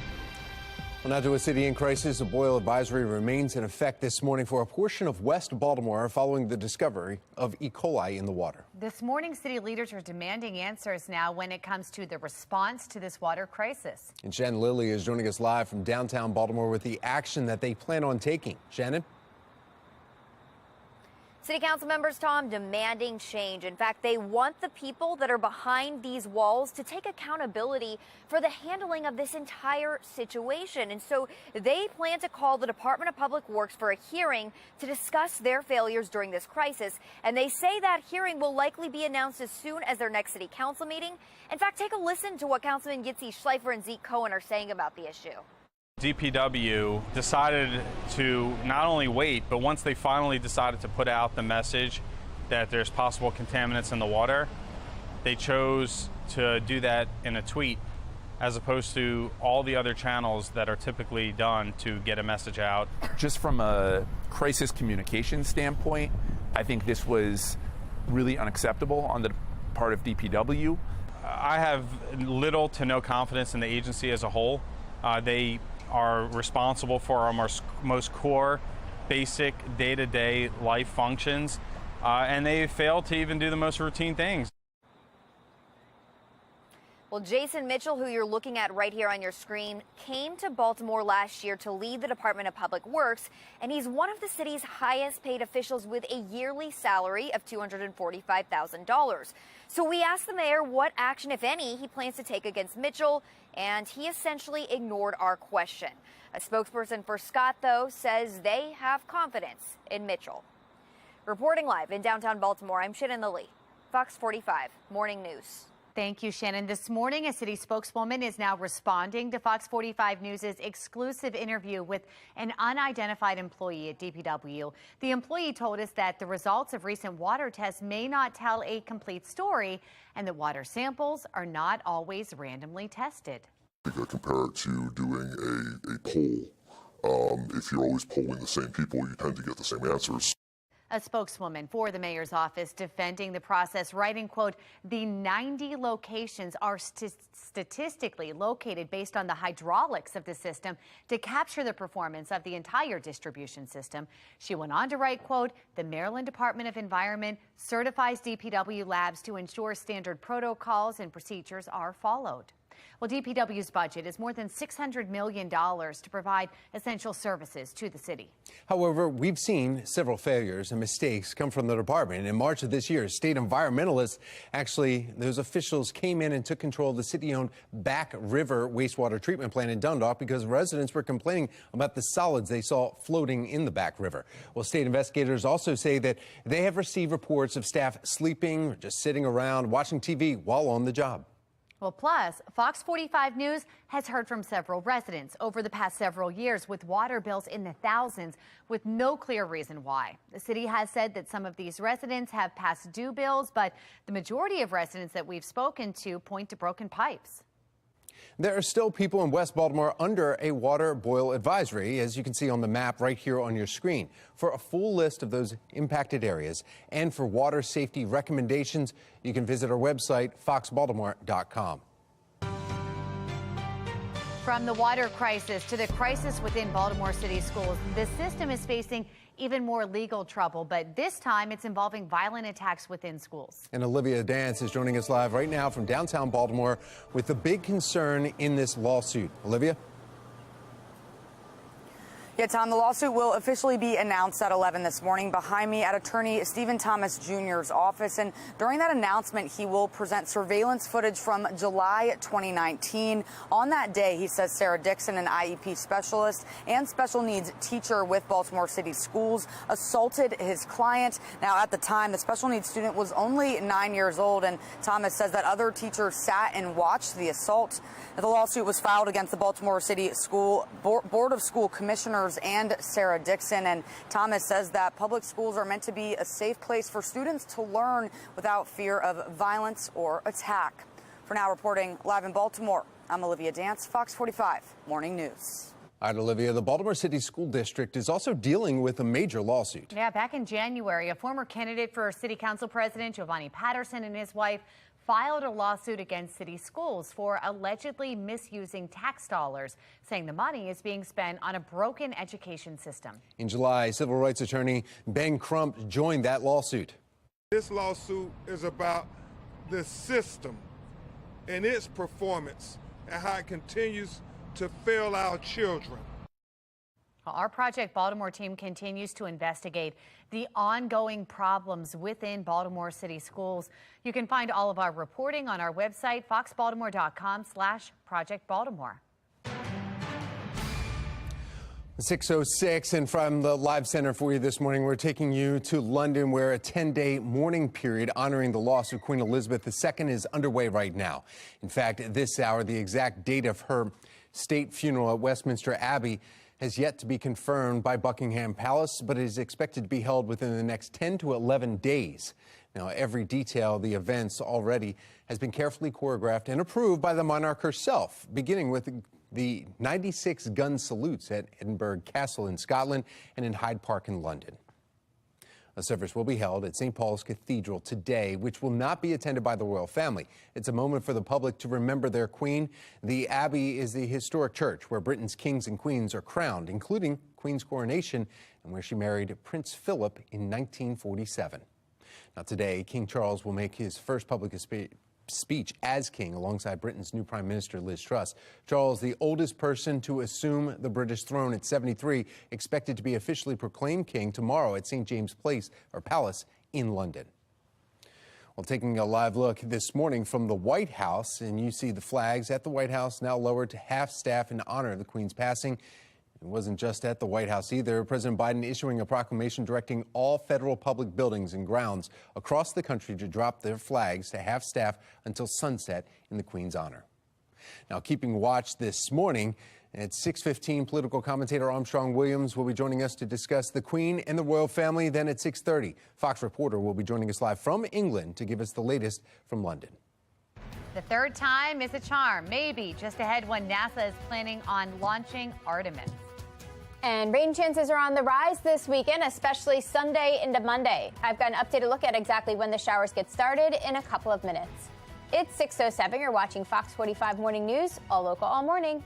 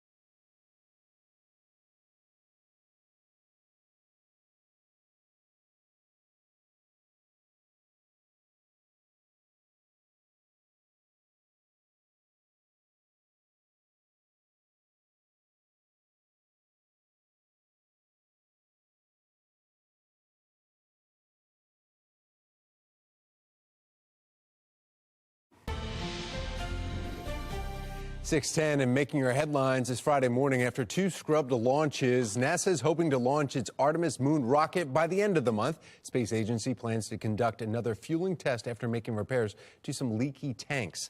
Now, if the latest testing does not go well, liftoff could be delayed at least another month. It's the 3rd week of the Maryland State Fair, and if you haven't been able to make it to the fair, this week is your last chance. It wraps up this weekend. Sunday, September 11th, is the last day of the Maryland State Fair. It's also known as FOX45 News Day, so be on the lookout. You can see some birds and also your favorite Fox 45 news anchors, reporters, and meteorologists.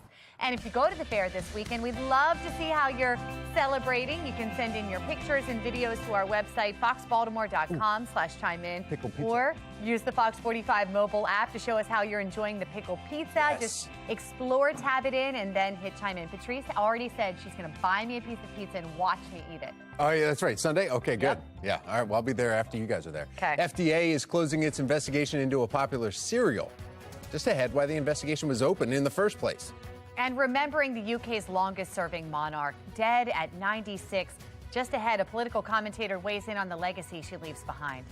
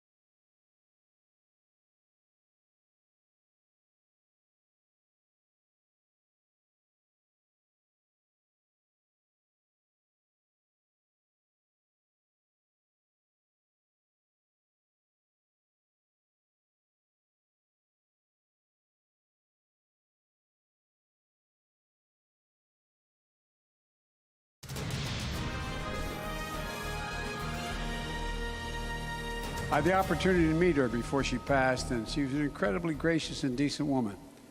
And the thoughts and prayers of the American people are with the people of the United Kingdom and the Commonwealth in their grief. In the memory of Queen Elizabeth, whose message of unity and peace inspired people throughout the world. She's everything to, I think, any Windsorian that lives here, so yeah, she's amazing. She's our queen. Always will be. Right now, the world is mourning the death of Queen Elizabeth II, the longest reigning British monarch. She died yesterday at the age of 96, and now people everywhere are sharing their stories of her royal influence. This morning, Armstrong Williams joining us live to weigh in on the legacy she leaves behind. Armstrong, good morning. Good morning, Megan. Leaders from all around the world, we heard some of them there remembering the Queen and her life. President Biden calling her a source of unity. What mark does she leave here on the world? Queen Elizabeth was a moral beacon. an example of integrity, honor, character, dignity, faith in God. Megan, just think about this for a moment. In the entire history of her reign, there was never a scandal about her. No corruption, no money laundering. If there were scandals, they revolved around her children. She took an oath. She was faithful to that crown. She was faithful to the church. She was always the same. And she reminded me of my mother. I had never in my life seen my mother in pants. She always wore a dress. And on special occasions, she always wore a hat. No, nothing against women that wear pants, but that generation, that dignity, that honor, that respect, that discipline, always, it didn't matter who you were. When Trump went to visit her at Buckingham Palace, she treated him just like any other head of state, not buying into the media and what their narrative was. She treated him with dignity. That's why the world respected them, because they knew they could never live up to her moral standard, her moral example. She had the trust. She could pick up the phone and call anybody, and they would arrive on a moment's notice because she had that moral standard, that moral, that she never, ever allowed herself to compromise. And that's why you can say she was a good, God-fearing woman, an example for the world that you will never see from any head of state or any politician. Well, Armstrong, let me ask you this. You know, over the next few days, we're going to be hearing more stories about her life and, again, her legacy. But at the same time, it is the changing of the guard, the royal family now getting new titles. What, if any, impact does this have on the rest of the world as they assume their new roles? Well, I think you're finally beginning to see the gradual demise of the monarch. You know, I have a lot of respect for King Charles. He married the woman that made him happy. It's the woman that he always wanted to marry at the beginning. But the hierarchy did not allow that. And yet there are so many issues that they must deal with that because they've allowed themselves to become human. They've allowed themselves to become part of this new culture. And they cut deals and they negotiate things that sometimes they come back to haunt them. You look at what's happening with his brother and what happened with Jeffrey Epstein, what's happening with Meghan and Prince Harry. There's all kinds of problems surrounding them. But as long as the Queen was there, she held it together. You will also see a lot of the Commonwealths finally break away from the crown. They were just waiting on the Queen to close her eyes. So not only will you see a change of the guard, many of these states will no longer pay into that Commonwealth. And so much will change. It will be a gradual process. You'll hear them talking about we'd rather have Prince William because they think that's cool because he's more cool than their father. But that is a monarch. As soon as the Queen closed her eyes, Charles automatically became king. Right. Now, some will say, well, when will he have his ceremony? Well, remember, when Queen Elizabeth became, when her father died, it was almost 14 months before she ever had her ceremony. They have their rules, they have their guidelines, and they will follow them. But he is the king, and we'll just give him the chance to see whether or not he can hold it all together. The world will be watching. Armstrong, yes. Thanks for weighing in. Thank you, Megan. We want to check in now with meteorologist Amy Aronson. It is a Friday morning. We've been talking about the State Fair just moments ago. Let's see how it's shaping up if you're planning on seeing the final weekend out there. Amy, we're going to be out there. Yeah, we'll be out there on Sunday. Sunday doesn't look like the best day, but I'd say go earlier over later before the rain really picks up. We are starting off with a little bit of fog right now, looking down at Towson. You can see that reducing visibility there. You may encounter something like this, so keep that in mind for your Friday morning drive, whether you're heading to work or to school. We are starting off comfortable, low, mid, and upper 60s now. Columbia, they're the exception, a cool 59, and then Bel Air, a milder 70. We have a whole range of temperatures this morning. But overall, it should be a pretty comfy day with dew points remaining way down.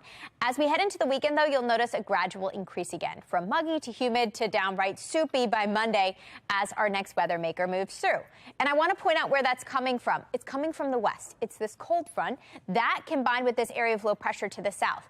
Both features will head our way this weekend, and that's what increases our chance for rain. Before that gets here, high pressure building in from the north, helping keep us dry and eventually bright and sunny today. We got to get that fog out of there. That will linger for a couple more hours, but overall today is going to be bright, sunny, and clear. But then look at all this moisture spreading our direction. Saturday, mostly dry still. Now, we will see increasing clouds, and I think we could see a spot shower during the afternoon and during the evening, but it's mainly Sunday that we get this batch of rain coming through. This slug of rain, this slug of showers coming through Sunday afternoon, Sunday evening, and that's what's going to linger as we get into early next week. But today looks fantastic. Take advantage of the sunshine. A picture-perfect Friday ahead of us, with high temperatures ending up in the very pleasant, very seasonable low 80s. Tonight's going to feel great at Camden Yards. Actually getting a little cool after that extra early sunset, which keeps getting earlier and earlier, now happening around 7:30. I would bring a light jacket because by the end of the game, we end up in the low 70s. And then as we get into the weekend, we start off mostly dry on Saturday, but late Saturday into Sunday now, I am upping that chance for some showers, and showers will become more and more likely by Monday. Showers and thunderstorms at that point.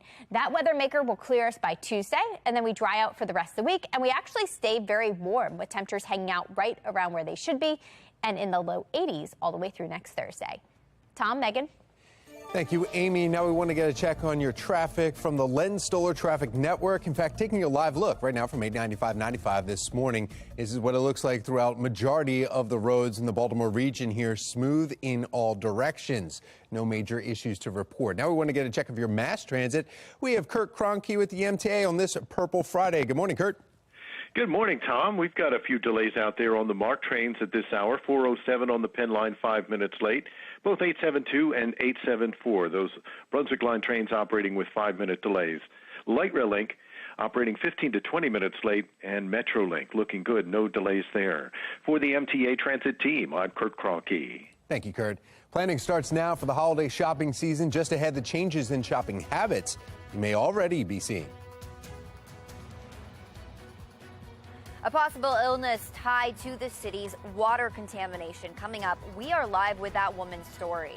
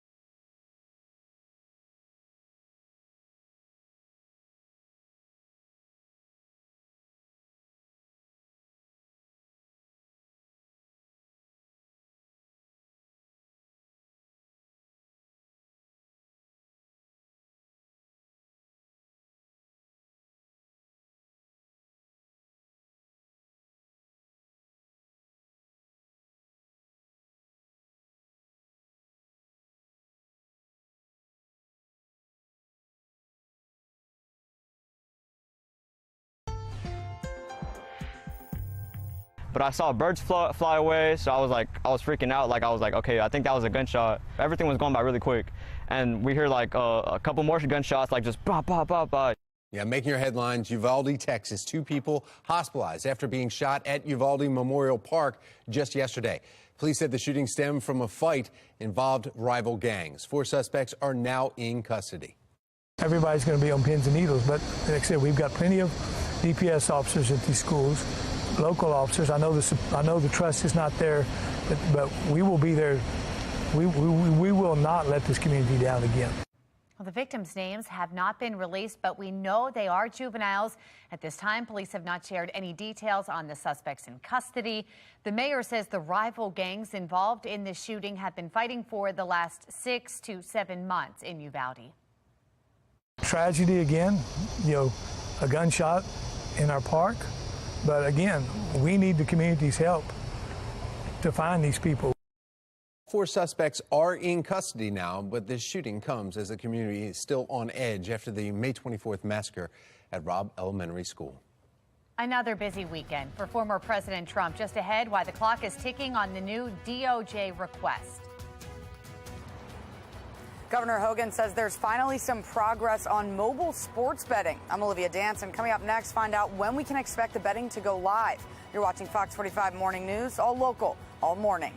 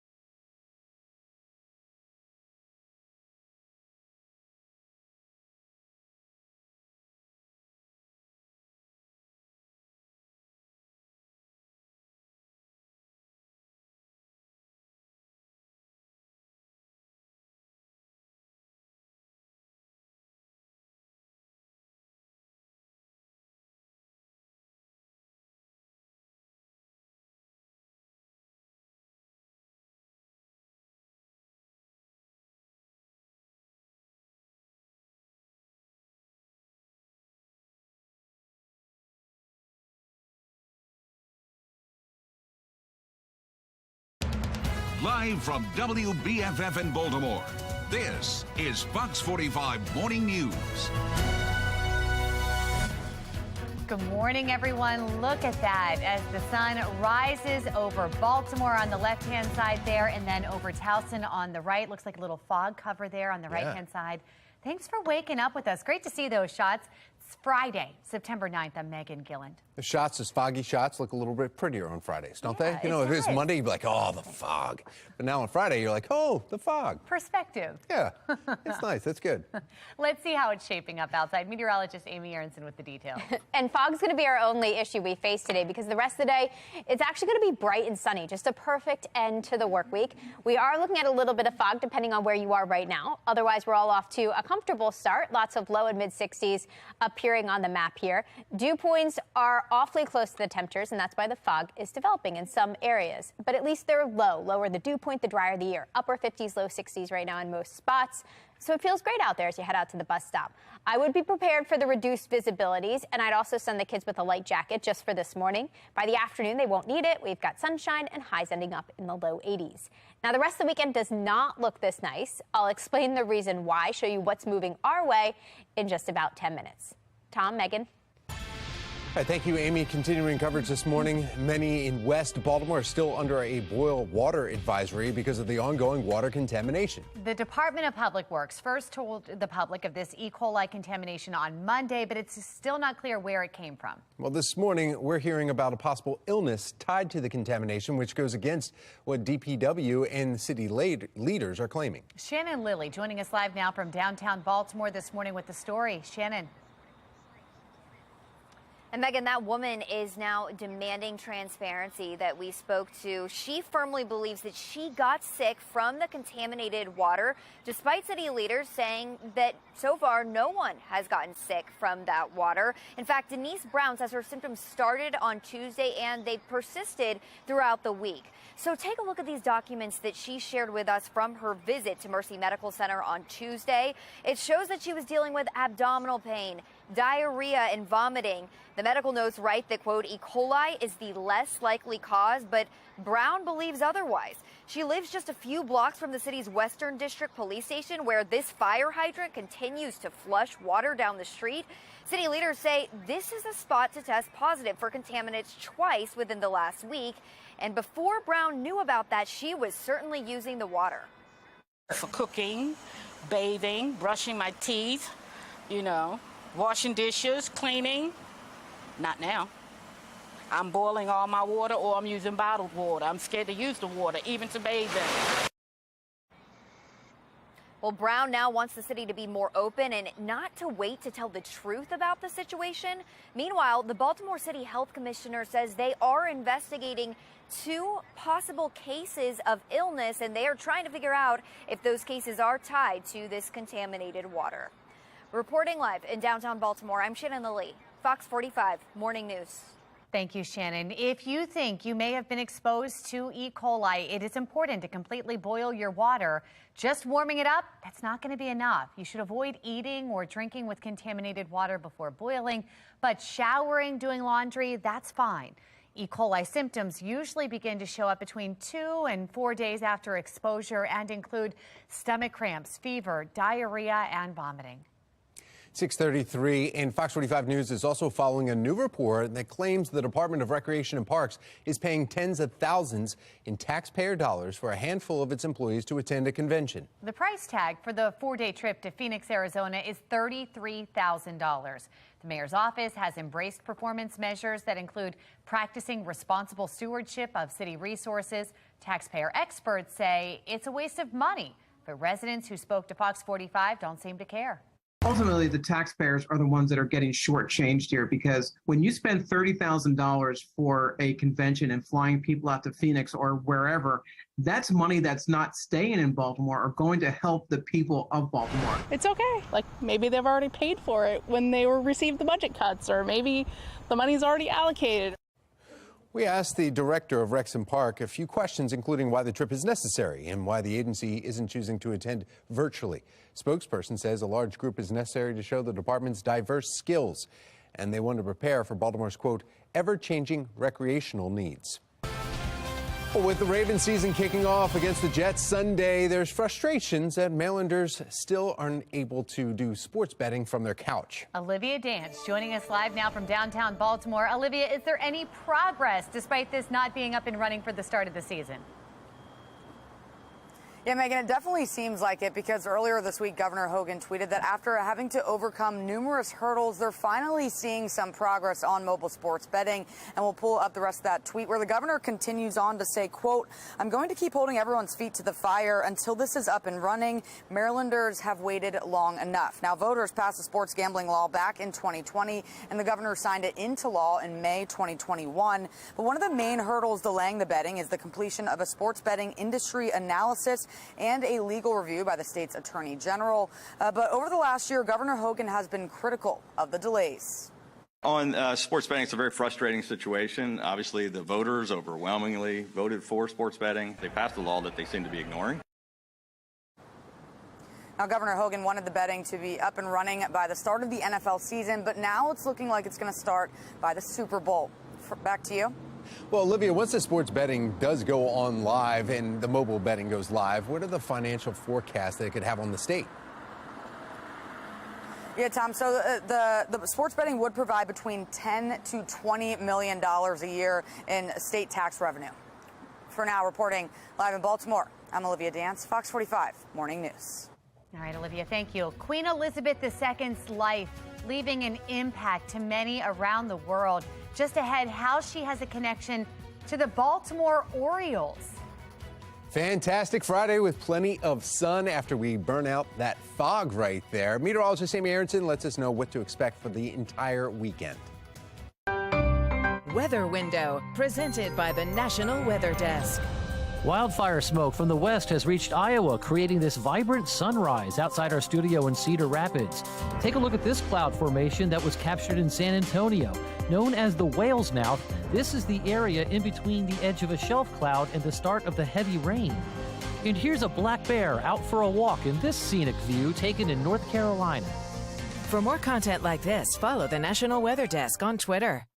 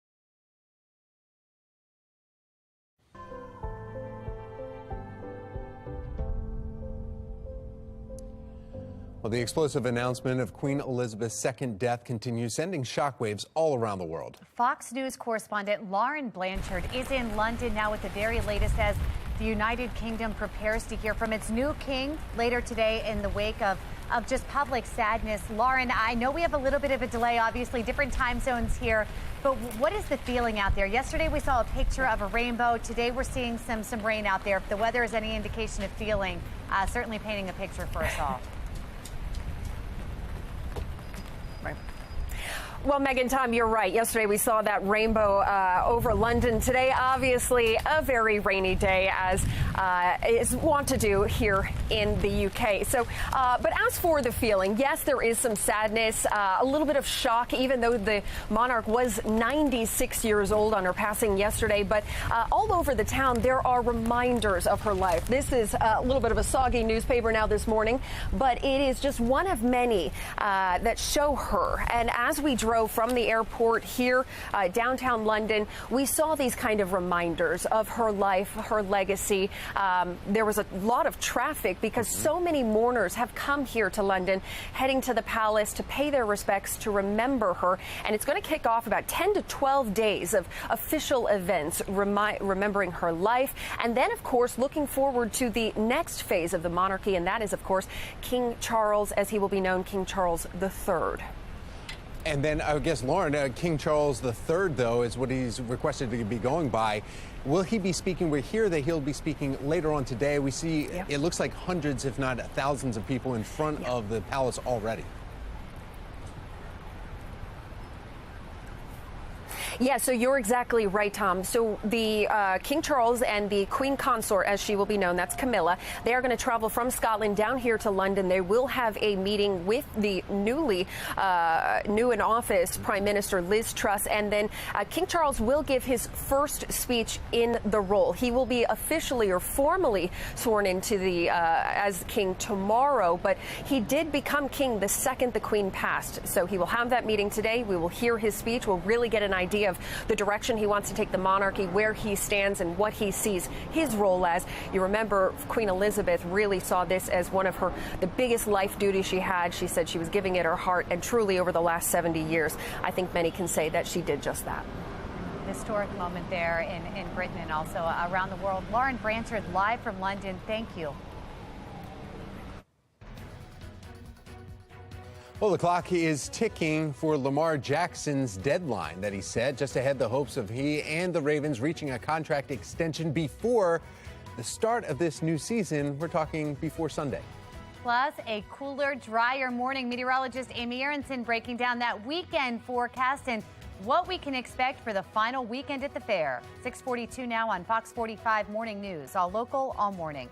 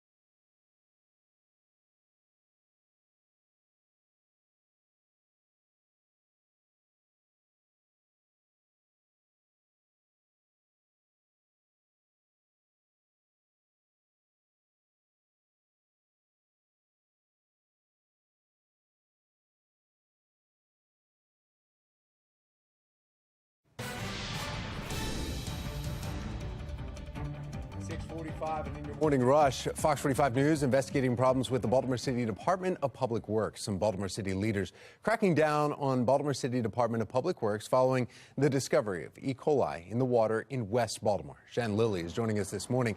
And Shannon, what action are they said to be taking, though, because of this? Tom, City Council members are demanding change. So they are calling DPW for a hearing to discuss their failures in the handling of this entire situation. A lot of their concerns stem from the timeline and the way that DPW chose to inform the public about this water contamination.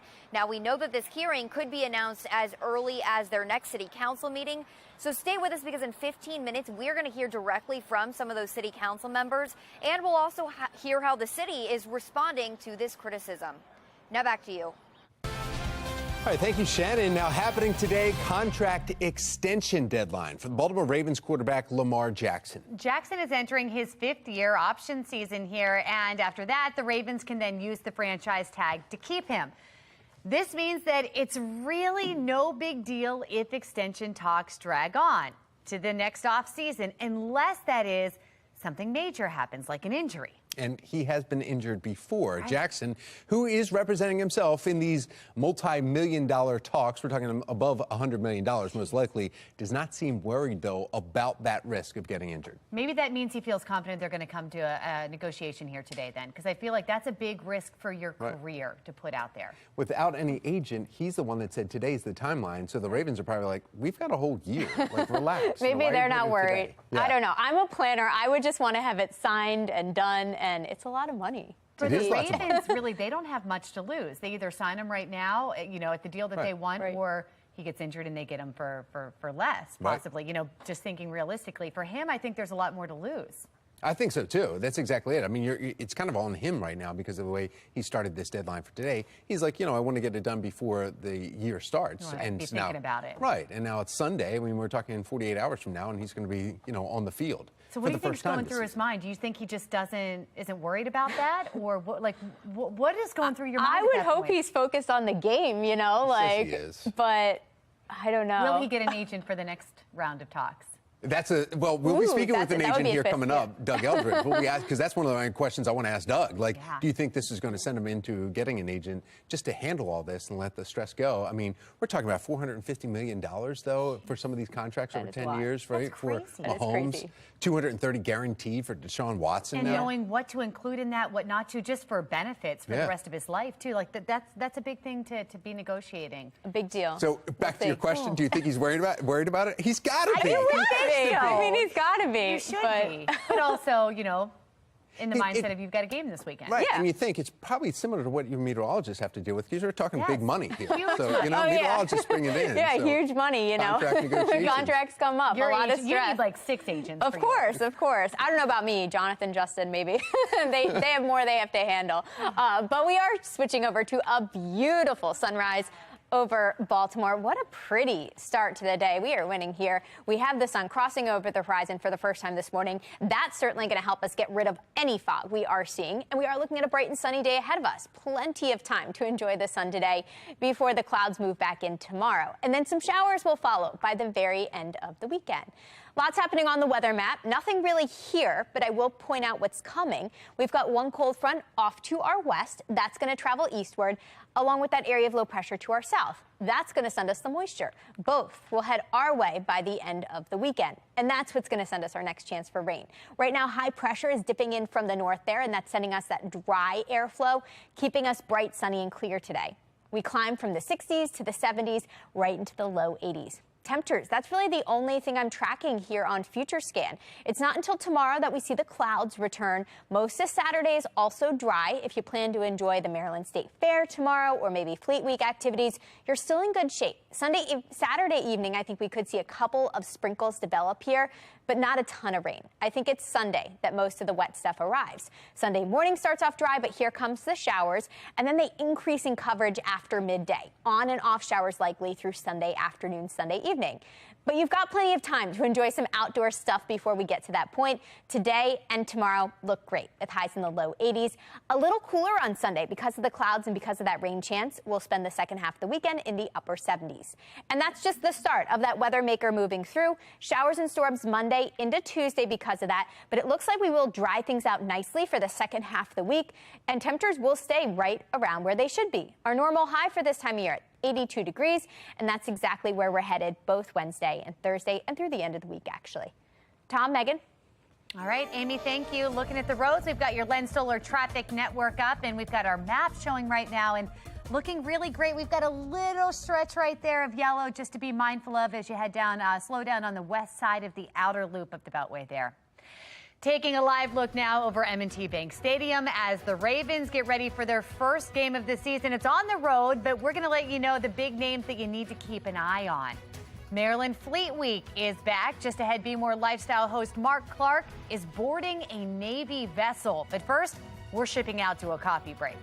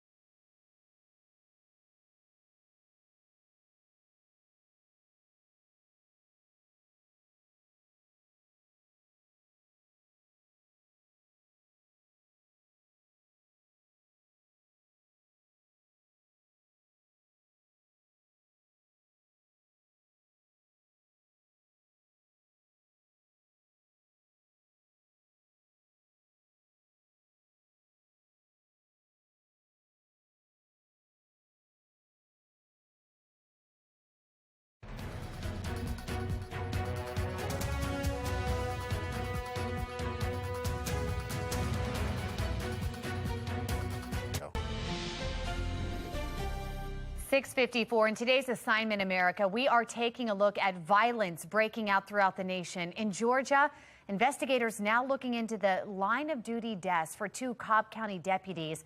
They attempted to serve a warrant at a home in Marietta. Now, the sheriff's office says the officers were ambushed when returning to their vehicle after no one answered the door. Police say they do have two suspects, though, in custody after an hours-long standoff with SWAT teams. Now, the sheriff's office has yet to release the names of the officers who were killed. In Uvalde, Texas this morning, Governor Greg Abbott sending Department of Public Safety officers to combat gang violence after a shooting Thursday night. Uvalde Police Department says 2 juveniles were hurt in rival gang shootings right near the town's Memorial Park. That is just 2 miles away from where the Robb Elementary School massacre happened. Police have arrested 4 people in connection with the shooting, but have not released names or charges. A 19-year-old, meantime, in custody after a shooting rampage left 4 people dead in Memphis, Tennessee. National Desk Kayla Gaskins reports on yet another mass shooting live streamed on social media. Memphis police saying at a press conference, 19-year-old suspect Ezekiel Kelly went live on Facebook not once, but twice during Wednesday's deadly chaos. Kelly remains behind bars for Wednesday's mass shooting in Memphis. He allegedly opened fire in multiple locations after starting just after midnight, proceeding to bring terror and death until police found and arrested him just before 9 p.m. Around 6 o'clock Wednesday evening, Memphis police saying Kelly filmed a Facebook Live as he opened fire in a store. Shortly after, police received another alert. Kelly was back on Facebook Live, this time threatening to harm more citizens. A spokesperson for Facebook's parent company Meta telling Fox Business, quote, "We are working closely with law enforcement on this matter. We were in direct touch with the Memphis Police Department shortly after they issued their initial public alert about this incident. And we identified and removed the live content prior to the Memphis Police Department's initial public alert." Social media increasingly playing a role in mass shootings. Earlier this year, the shooter in Buffalo live streamed his massacre at a grocery store on Amazon's Twitch. I mean, it's obviously an attempt to get some sort of perverse form of glory, and I think that social media has played a big role in this, and I don't think it's too much to say to these companies that you need to do more to take down violent content. Another issue raised from this shooting, the impact of soft on crime policies. Kelly should have been behind bars, serving out a 3-year sentence for attempted murder, but he was released in March after serving only 11 months. I'm Kayla Gaskins reporting. Thank you, Kayla. More reaction pouring in after what's been an extremely violent end to the summer for Memphis. Yeah, Democratic Memphis Mayor Jim Strickland agrees the alleged killer still should have been in jail, in prison, blaming soft on crime prosecutors. The problem is not the Memphis Police Department, because they're arresting people. The problem is this judicial system that will not punish. That is our problem. Mayor Strickland also releasing a statement on his city's crime policies, reading, "These evil actions show why truth in sentencing is a must. We need the courts and additional state laws to stop this revolving door. And I need the public to make their voices heard by those decision makers." Americans agreeing crime is a problem for the U.S. 1 in 4 adults in the U.S. say they fear being attacked in their neighborhood. That coming from a new poll by the Robert Wood Johnson Foundation, the Harvard School of Public Health, and NPR. Now, officials with the National Police Association also say that judges and jurisdictions being too soft on crime is like telling criminals it's open season. What's happening is criminals feel emboldened to just go ahead and frankly do things that they wouldn't have done 5 or 10 years ago. President Biden now pitching a crime prevention plan calling for increased funding to hire officers and strip gun rights. He says public safety is undermined when people lose trust in their protectors. City council members calling for a hearing with DPW. Why some of those council members say they failed in the handling of the city's water contamination. New royalty in the United Kingdom this morning as Charles is now proclaimed king after the passing of Queen Elizabeth II. Still ahead this morning, the plans we're finding out for a funeral and her lasting legacy here in Baltimore. And the weekend is off to a beautiful start today, but it's not going to last. I'll explain what's headed our way this weekend in a couple of minutes. Live from WBFF in Baltimore, this is Fox 45 Morning News. 7 o'clock on this Friday, September 9th. Thank you for joining us. I'm Tom Rogers. I'm Megan Gillen. We want to check in with meteorologist Amy Aronson in our forecast. Yeah, pretty start to the day. We can see the sun showing up in all of our camera shots right now, stealing the show this morning. We can see it beside us here, looking beautiful, and it feels fantastic too. Temperatures are off to a really comfy start again this morning. Lots of low and mid 60s, even some upper 50s sprinkled on this map here. And it's not humid. That means knock out your exercise early. Squeeze in a jog, a run, a walk while temperatures are down. Mid 60s to start, low 70s to end your morning. Nothing but sunshine all day long. Now, heading into the weekend, it's not going to be quite this nice. I'll explain exactly what is moving back into Maryland over the weekend and what it means for your outdoor plans in 10 minutes. Megan? All right, Amy, thank you. Now to the Len Stoller Traffic Network. We've got a live look around the Beltway and actually very light volume for this hour in the morning. Everyone seems to be moving along just fine. Well, now to a city in crisis. A boil advisory remains in effect this morning for a portion of west of Baltimore following that discovery of E. coli in the water. This morning, city leaders are demanding answers when it comes to the response to the water crisis. And Shannon Lilly is joining us live now from downtown Baltimore with the action that they plan on taking. Shannon? Yeah, city council members are cracking down, Tom. They want the people behind these walls to take accountability for their handling of this entire situation. In fact, they plan to call the Department of Public Works here for a hearing to discuss their failures during this crisis. And they say that hearing will likely be announced as soon as their next council meeting. In fact, take a listen to what Councilman Gitzi Schleifer and Zeke Cohen are saying about the whole issue.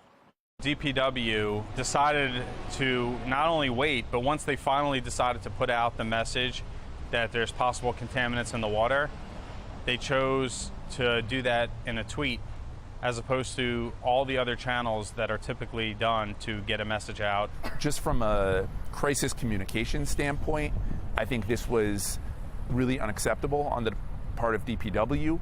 I have little to no confidence in the agency as a whole. They are responsible for our most core, basic day-to-day life functions, and they fail to even do the most routine things. Well, Jason Mitchell, who you're looking at right here on your screen, came to Baltimore last year to lead the Department of Public Works. He's one of the city's highest paid officials with a yearly salary of $245,000. So we asked the mayor what action, if any, he plans to take against Mitchell, and he essentially ignored our question. But a spokesperson with the mayor's office does say that they have confidence in Mitchell. Reporting live in downtown Baltimore, I'm Shannon Lilly, Fox 45 Morning News. Thank you, Shannon. This morning, a city spokeswoman is now responding to Fox 45 News' exclusive interview with an unidentified employee at DPW. The employee told us that the results of recent water tests may not tell a complete story and that water samples aren't always randomly tested. Compare it to doing a poll. If you're always polling the same people, you tend to get the same answers. A spokeswoman for the mayor's office defending the process, writing, quote, the 90 locations are statistically located based on the hydraulics of the system to capture the performance of the entire distribution system. She went on to write, quote, the Maryland Department of Environment certifies DPW labs to ensure standard protocols and procedures are followed. Well, DPW's budget is more than $600 million to provide essential services to the city. However, we've seen several failures and mistakes from the department. In March of this year, state environmental officials, they came in and took control of the city-owned Back River wastewater treatment plant in Dundalk. Residents complaining there about solids they found floating in the Back River. State investigators also say they've received reports of staff sleeping or just sitting around and watching TV while they're on the job. Plus, Fox 45 News has heard from several residents over the past several years with water bills in the thousands with no clear reason why. The city has said some of these residents have past due bills, but the majority of residents that we've spoken with point to broken pipes. Now, there are still people in West Baltimore under a boil water advisory, as seen right here on the map that you see on your screen. For a full list of the impacted areas and for water safety recommendations, you can visit our website. That's foxbaltimore.com. 7:04 from the water crisis to the crisis within Baltimore City schools. The system is facing even more legal trouble, but this time it's involving violent attacks within schools. And Olivia Dance is joining us live now from downtown Baltimore with the big concern within that lawsuit. Olivia? Megan and Tom, the lawsuit will officially be announced at 11 this morning behind me at attorney Stephen Thomas Jr.'s office. And during that announcement, he's expected to present surveillance footage from July 2019. On that day, he says Sarah Dixon, an IEP specialist and special needs teacher with Baltimore City Schools, assaulted his client. At the time, the special needs student was only 9 years old, and Thomas says other teachers sat and watched the assault. The lawsuit was filed against the Baltimore City Board of School Commissioners and Sarah Dixon. Thomas says that public schools are meant to be a safe place for students to learn without fear of violence or attack. For now, reporting live in Baltimore, I'm Olivia Dance, Fox 45 Morning News. Hi, thank you, Olivia. The Baltimore City School District also dealing with another major lawsuit that made national headlines. Back in January, a former candidate for City Council President Giovanni Patterson and his wife filed a lawsuit against city schools for allegedly misusing tax dollars, saying the money is being spent on a broken education system. In July, civil rights attorney Benjamin Crump, known as Ben Crump, joined that lawsuit. This lawsuit is about the system and its performance and how it continues to fail our children. Well, our Project Baltimore team continues to investigate the ongoing problems within Baltimore City schools. You can find all of our reporting on our website, foxbaltimore.com/Project Baltimore. Topping your national news headlines here, taking a live look from Capitol Hill in Washington, D.C. this morning, where the clock is now ticking for former President Donald Trump's lawyers. They need to respond to the latest legal filing from the Department of Justice. Well, Trump's team now has until Monday to respond to the new DOJ request, in which they are asking the judge who approved a special master to review documents seized at Mar-a-Lago to now put that decision on hold. The DOJ argues handing classified and top secret documents over to a third party for review could breach national security. The judge's previous order also prevents federal investigators from accessing the documents at this time, which the Justice Department says will significantly delay the case. This does not include everything the FBI seized. The request is specific to a little more than 100 sensitive documents. The DOJ asking the judge to decide by next Thursday to put a hold on her previous decision, or they will appeal to a higher court. Well, from the Live Center this morning, this just coming in, and this is Major League, actually announcement coming in from the Premier League. And you could see, as a mark of respect for Her Majesty Queen Elizabeth II, this weekend's Premier League match round will be postponed. So really, they will not start until Tuesday morning again because of that delay. So a 10-day mourning period honoring the loss of Queen Elizabeth II underway right now. This hour, the exact date of her state funeral at Westminster Abbey has yet, though, to be confirmed by Buckingham Palace, but it is expected to be held within the next 10 to 11 days here. As we're hearing, the details of those events, though, are ahead. It's been carefully choreographed, though. Everything has been choreographed by the Queen herself, which is just incredible. She made sure she was able to go through everything. She will have a 96-gun salute, a gun for each year of her life, at Edinburgh Castle in Scotland, and also Hyde Park in London there. And a service will be held at St. Paul's Cathedral today, which will not be attended by the royal family. It's just a moment for the public to remember their queen. The Abbey is a historic church where Britain's kings and queens are crowned, including the Queen's coronation and where she married Prince Philip in 1947. Now, today, King Charles will make his first public speech as king, alongside with Britain's new prime minister of just 2 days, Liz Truss. Charles, the oldest person to assume the British throne at 73, is expected to be officially proclaimed king tomorrow at St. James Place in London. But as soon as the Queen died, he became king. Taking a look live now at the U.S. Capitol this morning, where flags at the White House also lowered a half-staff in honor of the Queen's passing. It wasn't just at the White House. President Biden issuing this proclamation directing all federal public buildings and grounds across the country to drop the U.S. flags to half-staff until sunset in her honor. You can check out foxbaltimore.com for more stories about the Queen and the royal family, and you can scroll through pictures of the Queen's visit to right here in Maryland. There's also a story about how a Baltimore-born divorcee shook up the monarchy. And speaking of that, we've got some ties to the Baltimore area with the Queen here. She actually made a few stops to Baltimore over the years. President George H.W. Bush and First Lady Barbara Bush inviting her and Prince Philip to Memorial Stadium to watch the Baltimore Orioles take on the Oakland Athletics. That was back in 1991. In fact, take a look at this picture here from the Bush Library. We'll show it to you. The Queen actually standing with the President and First Lady. And you recognize that guy, that young guy on the left? Cal Ripken Jr. Wow. According to Faye Vincent, the Major League Commissioner at the time, Bush told him the Queen wanted to come to a ball game, and he suggested Baltimore. You know, at that time, D.C.'s baseball team was really the Orioles. The Nats weren't in existence. This was a big time. It was the last year of Memorial Stadium. You had Cal Ripken there and the Queen. I know. Can you imagine? Queen, why not? Yeah. Being at that game? Yeah, in the dugout there, too, walking around, just kind of saying hi to players. Yeah. We're going to bring Amy into this as well. That would be a moment. If you just happen to have tickets to that game, can you imagine? I cannot imagine. I mean, has there been royalty to any of the games since? I don't even know. Not to the Orioles games, no. That would be crazy. Yeah, pretty cool. I told you all this earlier. I watched The Crown, so I feel like that's where all my knowledge came from.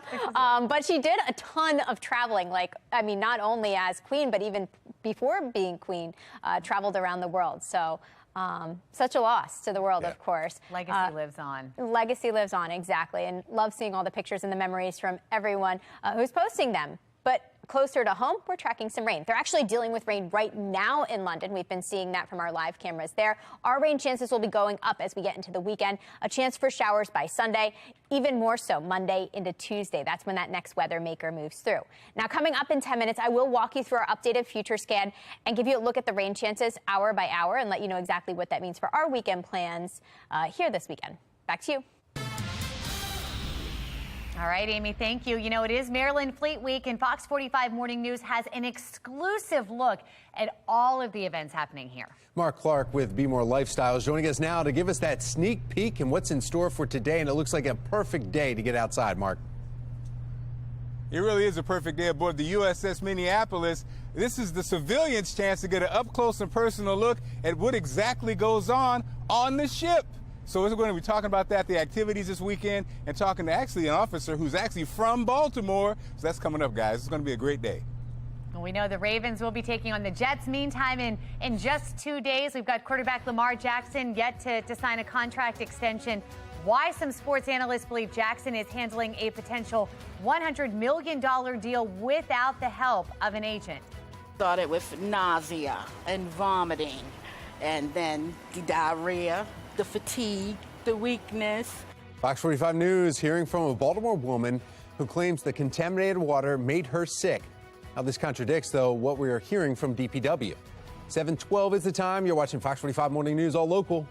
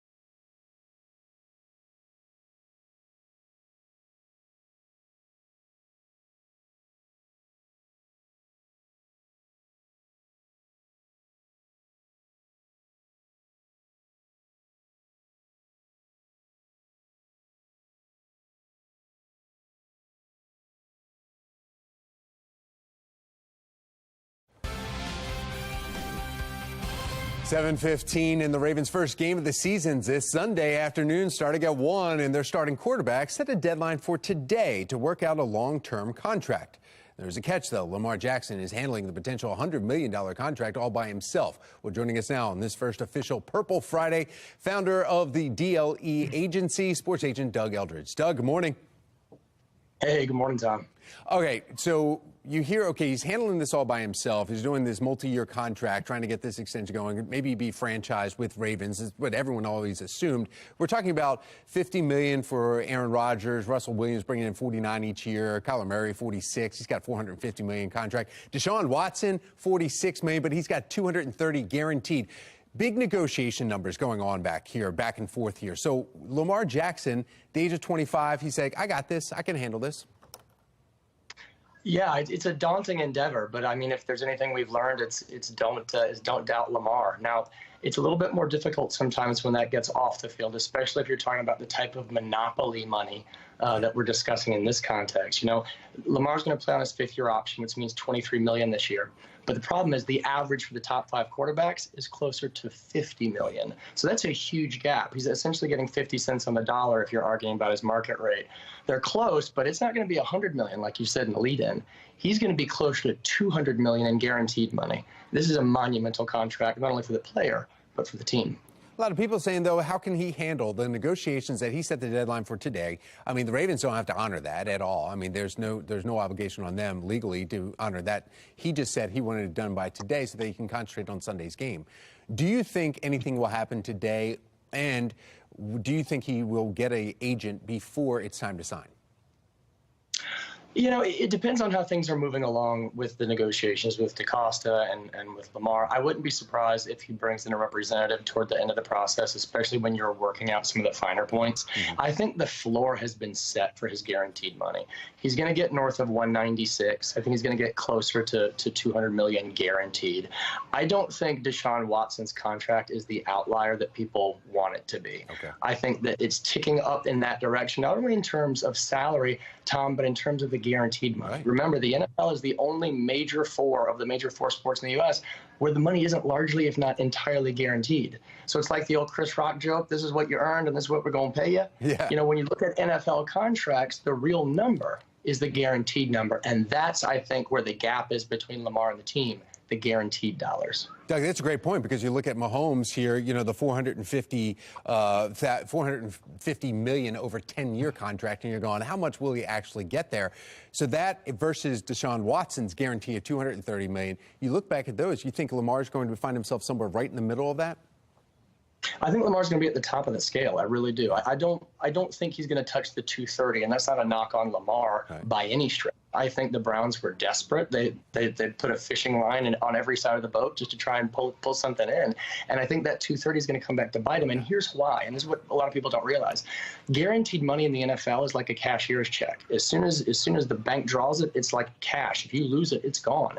If a team guarantees 230, they have to put it in escrow. That's locked away. That's no longer movable money. And that, in a large part, is why teams are so hesitant to give huge chunks of guaranteed money, because it's completely it's off the Tetris board. It's no longer a movable piece. I don't think he's going to hit the 230. I do think the floor for him is 200 million and above. Yeah. Doug Eldridge, sports agent. We appreciate your expertise. Thanks for your time this morning. It's great to talk to you guys. I saw your partner there, too. Alexander popped in and say hi, too. So we appreciate Oh, that's my intern's over on the couch taking notes. Put that clipboard down. That's great. Thank you, Doug. Always great to talk to you guys. We'll see you. $200 million. Yeah, the floor is what he said. Man. Yeah, but it is that guarantee. And then, you know, he's talking about it, and he does that all the time. So then when you're sitting here talking about Lamar Jackson as a quarterback, he's got to handle it on his own. Meteorologist Amy Aronson taking notes herself. Yeah, I'd sign it. I'd take it. Looking to our skies this weekend, we're actually looking forward to a harvest full moon. Not sure if you saw the moon this morning. You couldn't miss it up in the clear sky. And it's called the harvest full moon because it happens closest to the fall harvest and the fall equinox, which is coming up the end of September on September 22nd. And the reason they call it that is because the farmers use the moonlight to get get their work done. And we have extra moonlight with an earlier sunset and a later sunrise right now. And this peaks around 6 a.m. tomorrow, and I don't think we'll have any issue seeing it with clear skies overhead. Our next full moon is coming up on October 9th, and that's the Hunter's full moon. So that's something to look forward to overnight. Right now, we are seeing some fog here looking down at Towson. We can't see much of anything at the moment. Temperatures are still off to a pretty comfy start. Lots of 60s, upper 50s, low 70s showing up in all the spots here right now. I would grab a light jacket as you step out on this foggy morning. Eventually, the sun will help dissipate the fog before our next weather maker gets here. It's out here, this cold front. It's going to be pressing in from the west. You combine that with this area of low pressure and that moisture to our south, and that's what's going to be surging our way. I also want to point out something I'm standing in front of. Say hello to Hurricane Earl. That is barreling through the Atlantic, staying offshore for us. Not a problem for us, but it could cause some flooding along the coast, along with some rough surf, some rip currents there as we get into the weekend, as it shoves all that water up against the shoreline.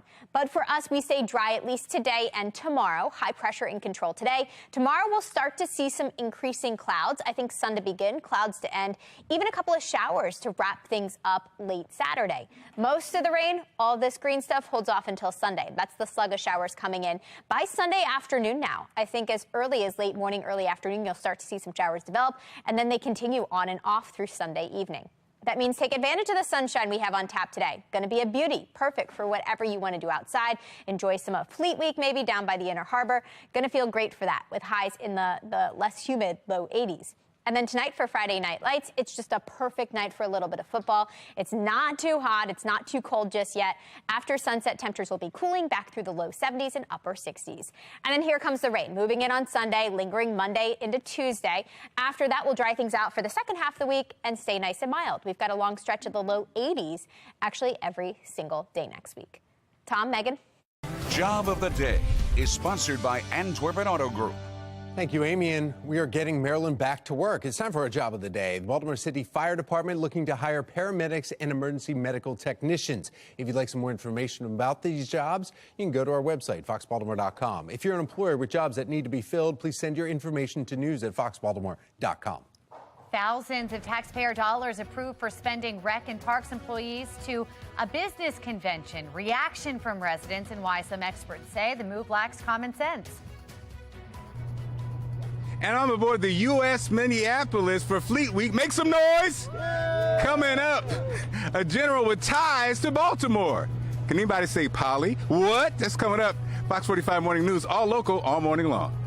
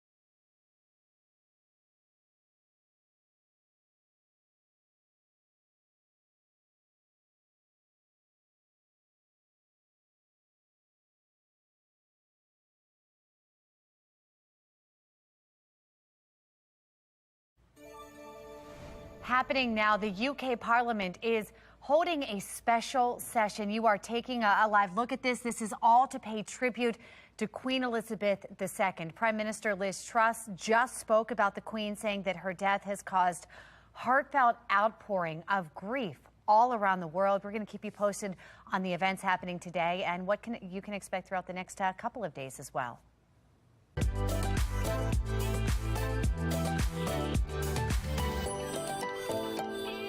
7:25, and yeah, it is so Baltimore. Maryland Fleet Week and Flyover Baltimore, it's back, taking over the Inner Harbor. Everyone is encouraged to get out there. You can learn more about our military, get a chance to meet some of them, just like Be More Lifestyle host Mark Clark. He's downtown. You are aboard the USS Minneapolis. Is that correct, Mark?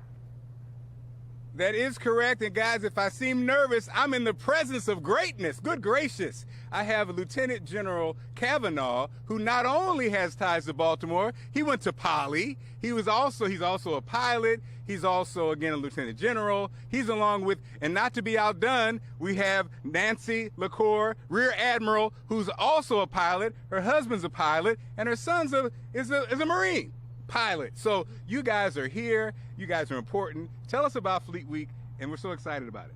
Well, first of all, it's great to be home. Yeah, it's great to be back in Baltimore in the harbor and connecting with the community. The Marines and sailors of both services are from our communities, and it's important that we reconnect with the community, so it's great to be back.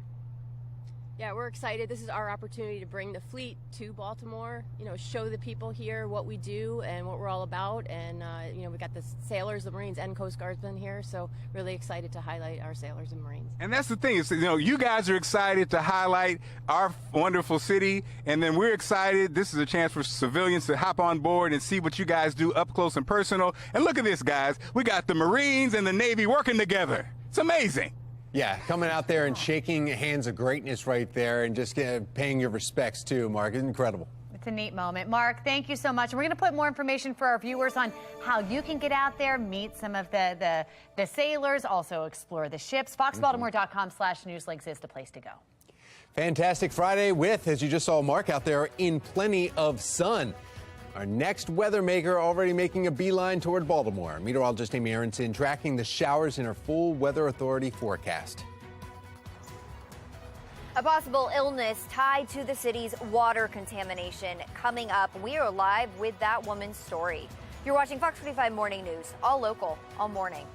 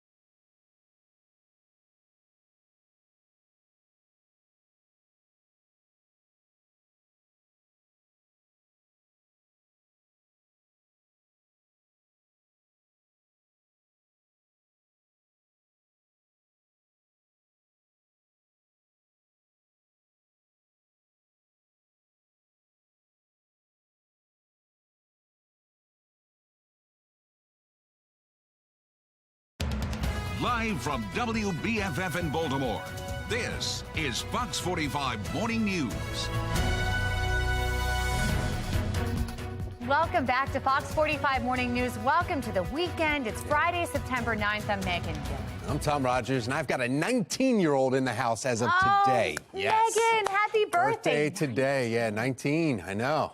My wife just texted me. She's like, "You believe we have a 19-year-old?" I'm like, that means we're old. I was just going to say, how's that make you? Yeah, I know. It's like really old, right? Now, Jean is still young, though. Yeah, I know. She gave birth when she was 2. But yeah, I mean, yeah, this is ridiculous. Yeah. Well, let's hope we can get Megan some good weather. Okay. We've got meteorologist Amy Aronson here to let us know what to expect. Yeah, I was going to say, any birthday plans, any parties this weekend that you know about? We do have some surprises today, but, she's 19, so she's like, all right, you're done with all that.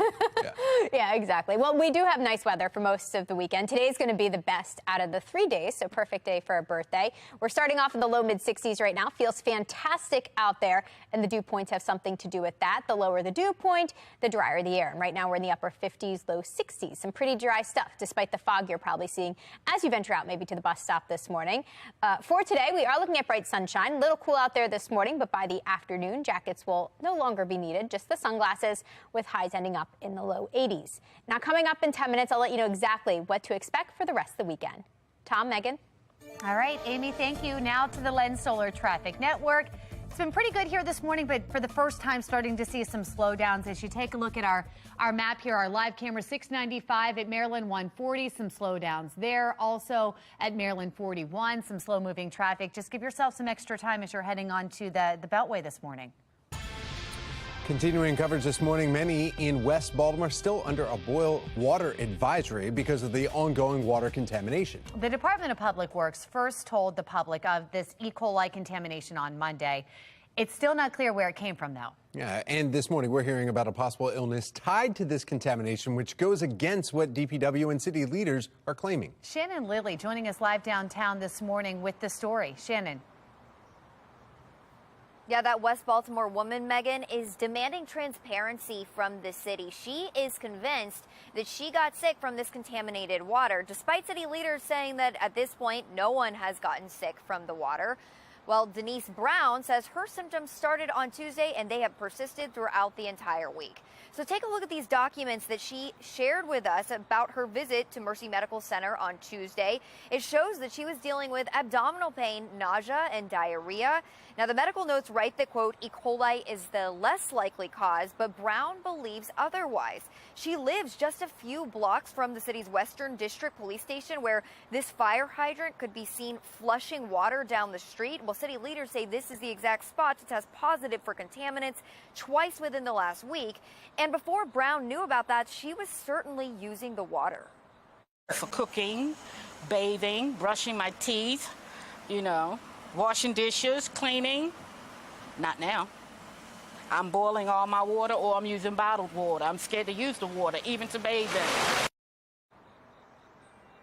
And we don't blame her. Now, Brown says that she wants the city to be more open and to tell the truth immediately about the situation. Meanwhile, we do know that the Baltimore City Health Commissioner says they're investigating 2 possible cases of illness. They're trying to figure out if they are connected to this contaminated water. Reporting live in downtown Baltimore, I'm Shannon Lilly, Fox 45 Morning News. Thank you, Shannon. If you think you may have been exposed to E. coli, it is important to completely boil your water. Just warming it up, it's not enough. You should avoid eating or drinking with contaminated water before boiling, but if you're showering or doing laundry with it, that's fine. E. coli symptoms usually begin to show up between 2 and 4 days after exposure, and it includes stomach cramps, fever, diarrhea, and vomiting. Well, now to a city in crisis this morning. Baltimore police investigating after a 31-year-old man was shot in southeast Baltimore. Police say he was shot in his chest right along North Chapel Street just before 7 last night. He's expected to recover. Murders and non-fatal shootings are both up considerably this year. And those are not the only rising crime statistics. Take a look. Carjackings are up 51% year to date. Convenience store robberies up 290%. Aggravated assaults up 4%. And then overall violent crime is up 15%. Fox 45 News also following a new report that claims the Department of Recreation and Parks is paying tens of thousands in taxpayer dollars for the handful of its employees to attend a convention. Well, the price tag for the 4-day trip to Phoenix, Arizona, $33,000. The mayor's office has embraced performance measures that include practicing responsible stewardship of city resources. Taxpayer experts say it's a waste of money, but residents who spoke to Fox 45 don't seem to care. Ultimately, the taxpayers are the ones that are getting shortchanged here, because when you spend $30,000 for a convention and flying people out to Phoenix or wherever, that's money that's not staying in Baltimore or going to help the people of Baltimore. It's okay. Like, maybe they've already paid for it when they received the budget cuts, or maybe the money's already allocated. We asked the director of the Recreation and Parks a few questions, including why the trip was necessary and why the agency isn't choosing to attend virtually. Spokesperson says a large group is necessary to show the department's diverse skills, and they want to prepare for Baltimore's, quote, ever-changing recreational needs. All right, it's Purple Friday, and with the Ravens season kicking off against the Jets Sunday, there's some frustrations that Marylanders still are not able to do any mobile sports betting or betting from your couch. That's right. A lot of people driving over state lines for this. Olivia Dance joining us live from downtown Baltimore. Olivia, any progress despite it not being up and running here for game one of the season? Yeah, Megan, it definitely seems like it, because earlier this week, Governor Hogan tweeted that after having to overcome numerous hurdles, they're finally seeing some progress on mobile sports betting. We'll go ahead and pull that tweet up for you now, where the governor continues on by saying, quote, I'm going to keep holding everyone's feet to the fire with this until it's up and running. Marylanders have waited long enough. Now, voters passed the sports gambling law back in 2020, and the governor signed it into law in May 2021. One of the main hurdles delaying the betting is the completion of a sports betting industry analysis and a legal review by the state's attorney general. But over the last year, Governor Hogan has been critical of the delays. On sports betting, it's a very frustrating situation. Obviously, the voters overwhelmingly voted for sports betting. They passed a law that they seem to be ignoring. And Governor Hogan wanted the sports betting to be up and running by the start of the NFL season, but now it's looking like it won't start until the Super Bowl. For now, reporting live in Baltimore, I'm Olivia Dance, Fox 45 Morning News. Thank you, Olivia. 7:38. The major announcement of Queen Elizabeth II's death continues sending shockwaves all around the world. Fox News correspondent Lauren Blanchard is in London with the very latest as the United Kingdom, prepares to hear from its new king later today in the wake of just public sadness. Lauren, I know you drove from the airport to London. What was that like? What did you see along the route? Well, Megan, Tom, there were billboards everywhere with the photos of the Queen, remembering her, the front pages of all the newspapers also remembering her. And there are so many people out on the streets today.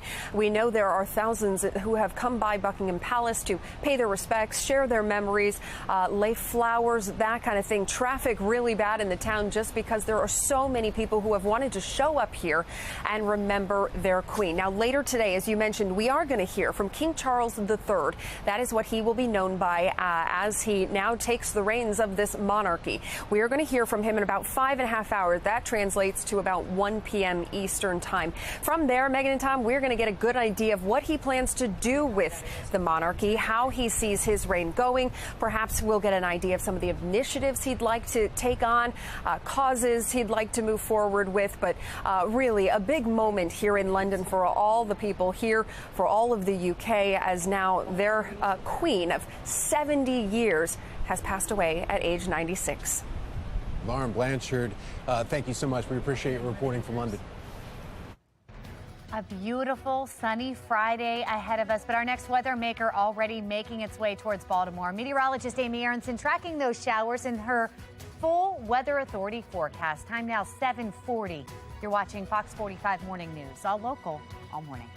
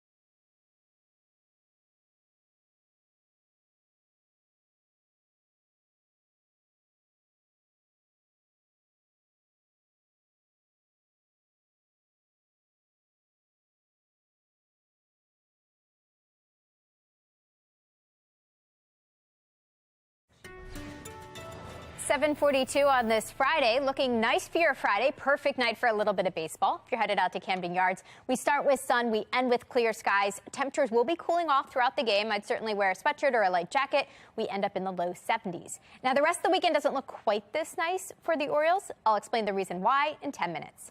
Tom? Thank you, Amy. PG County reinforcing a curfew for children 17 and under, with parents and businesses who break the law subject to fines. By one, the law enforcement expert says just getting people off the streets isn't enough to curb the crime. And the CDC greenlights the rollout of another COVID-19 booster shot. Why doctors say an annual booster shot is a major possibility. 7:43 now on Fox 45 Morning News. All local, all morning.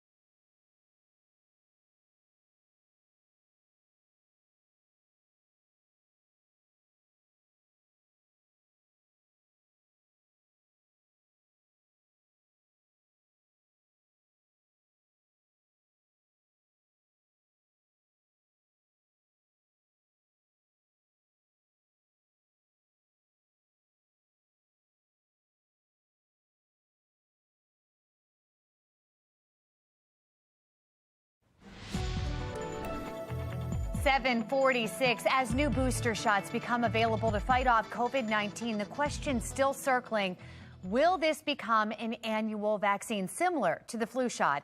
This morning, Dr. Niharika Khanna, professor of family and community medicine at the University of Maryland School of Medicine and a family medicine physician, joining us live with where things stand right now. Dr. Khanna, this is an evolving process daily. We spoke with you last week, and now we're talking about a new booster being developed right now. What do we know about it? When will it be available? Thank you for inviting me, Megan. So yes, these are exciting times as COVID is unfolding and we are seeing more and more of different variants emerge in the community. We're also seeing the vaccine community respond with a targeted vaccine. So that's what you're seeing in this new booster that's coming out.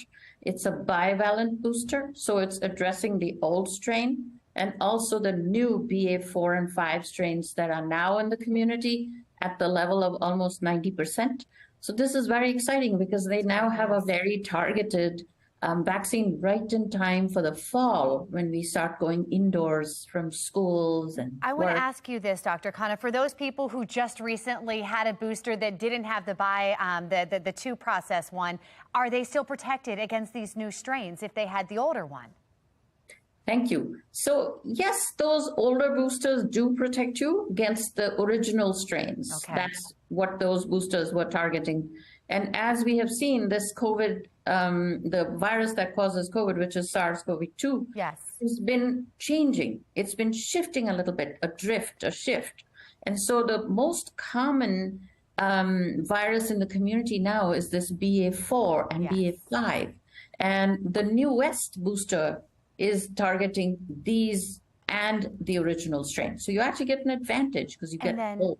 Just real quick, when we talk about the long term, will we see an annual shot? Is that something we're going to see here?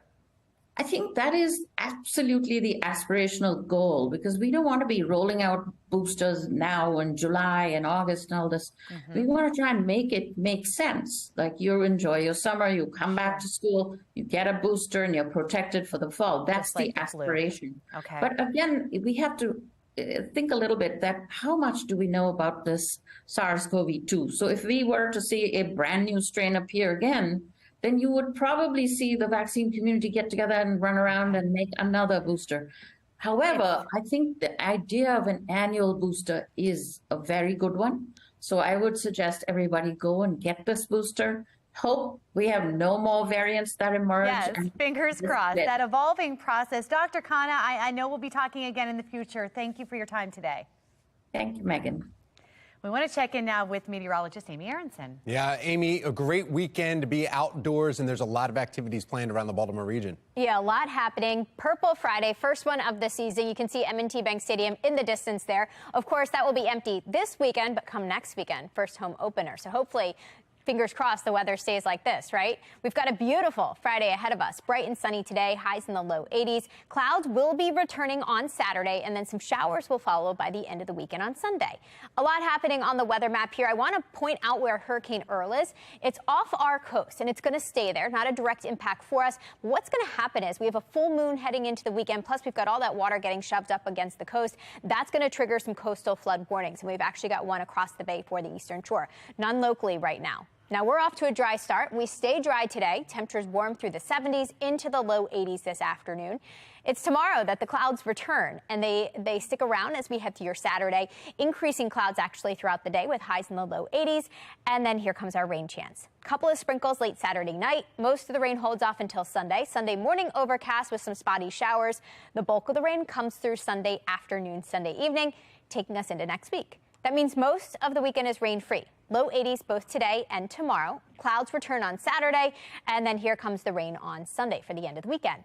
And that rain will linger through early next week. Looks like we're dry again by next Wednesday. Tom, Megan? Thank you, Amy. Millions of dollars in Baltimore Paycheck Protection Program loans forgiven. Still ahead this morning, the big group that's been a focus of Fox 45 News that also saw some major relief.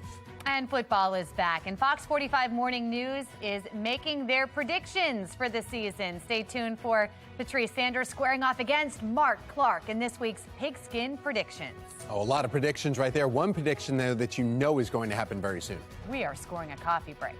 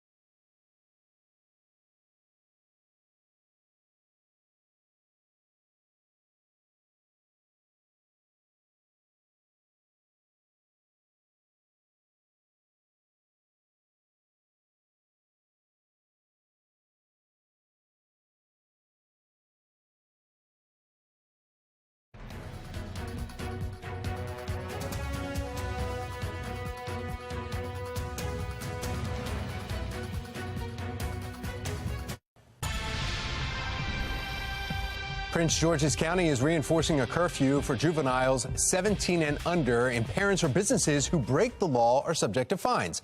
PG County executive stating the job of protecting them is the job of a parent, the job of a family member.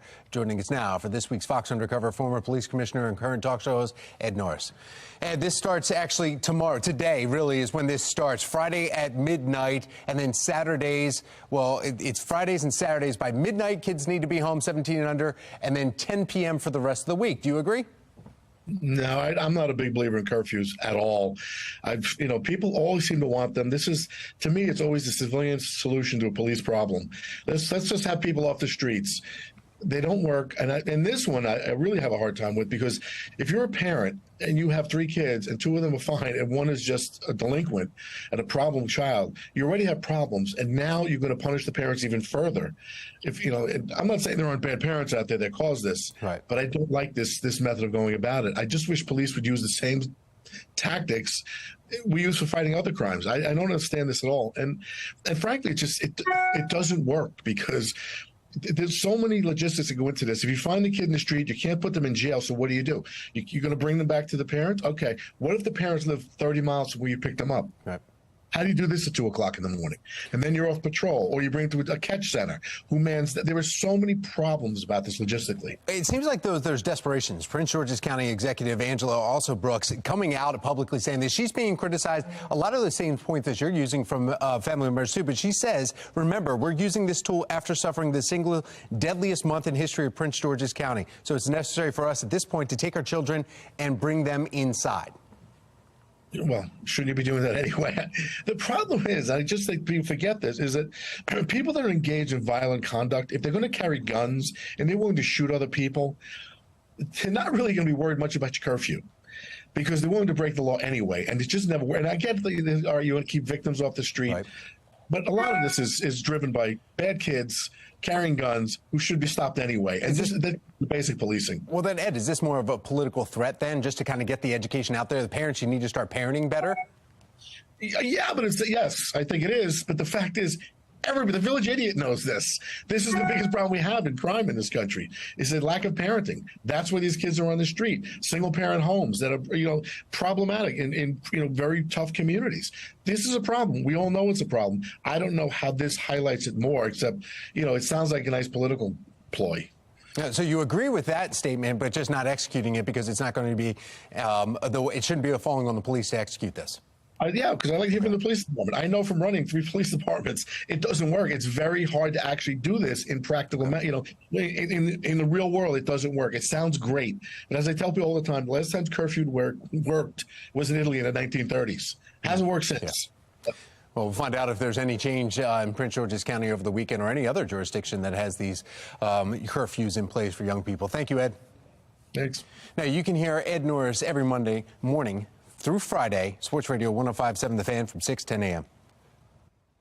Well, the world in mourning, and now waiting to find out when we could hear what is next in the United Kingdom following the death of the Queen. Still ahead this morning, her connection to Baltimore and how the world is paying tribute. City council members calling for a hearing with DPW. Why some of those council members say they failed in their handling of the water contamination situation.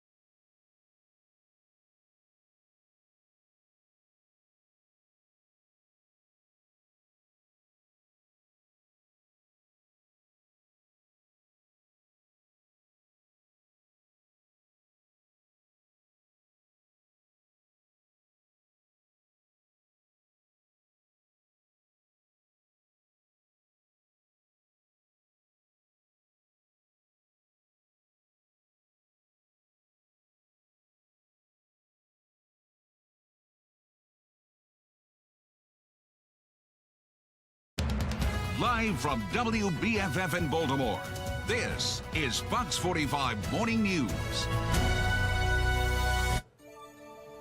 Happening right now, a 10-day mourning period, day one starting as the UK Parliament has been holding a special session. This morning we've seen former Prime Minister Boris Johnson, Theresa May speaking.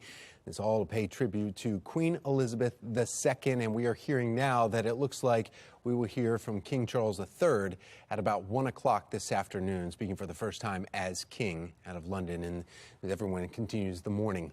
Well, good morning on this Friday, September 9th. I'm Tom Rogers, and we want to get right over to meteorologist Amy Aronson. She's taking a look at our forecast. Great news on the forecast front. Yeah, great news, at least to get this weekend started. Today looks awesome. Tomorrow looks pretty nice. Sunday, not quite as pretty, but today we are starting off comfortable. We've got some sunshine as the fog starts to dissipate. Low to mid to upper 60s pretty much everywhere across the map right now. Perfect morning for a little bit of exercise if you want to knock that out before you get into the weekend. Plenty of sun out there for the rest of the morning. The temperatures warming through the nice and dry low, mid, and upper 70s. We're not dealing with humidity, so it actually feels like the numbers you're seeing right here. Now, coming up in 10 minutes, we will look ahead to the rest of the weekend, and I'll show you when you have to plan on some showers. Tom?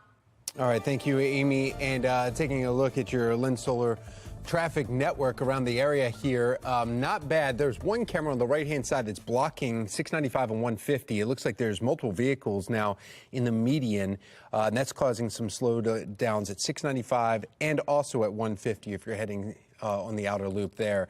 And we have it looks like a crane of a fire department blocking off a section of it too. So that looks like it could be quite some time before they clean that area up. Now to a city in crisis. Boil advisory remaining in effect this morning for a portion of West Baltimore following the discovery of E. coli in the water, and city leaders demanding answers now when it comes to the response to this water crisis. Shannon Lilly joining us live from downtown with more on the action they're planning on taking here to kind of cure this, this incident. Shannon? Yeah, city council members, Tom, are cracking down. They want the people that are behind these walls to take accountability for their handling of this entire situation. So city council is planning to call the Department of Public Works right here for a hearing to discuss their failures during this crisis. In fact, take a listen to what Councilman Yitzi Schleifer and Zeke Cohen are saying about the issue. DPW decided to not only wait, but once they finally decided to put out the message that there's possible contaminants in the water, they chose to do that in a tweet as opposed to all the other channels that are typically done to get a message out. Just from a crisis communication standpoint, I think this was really unacceptable on the part of DPW. I have little to no confidence in the agency as a whole. They are responsible for our most core, basic day-to-day life functions. And they failed to even do the most routine things.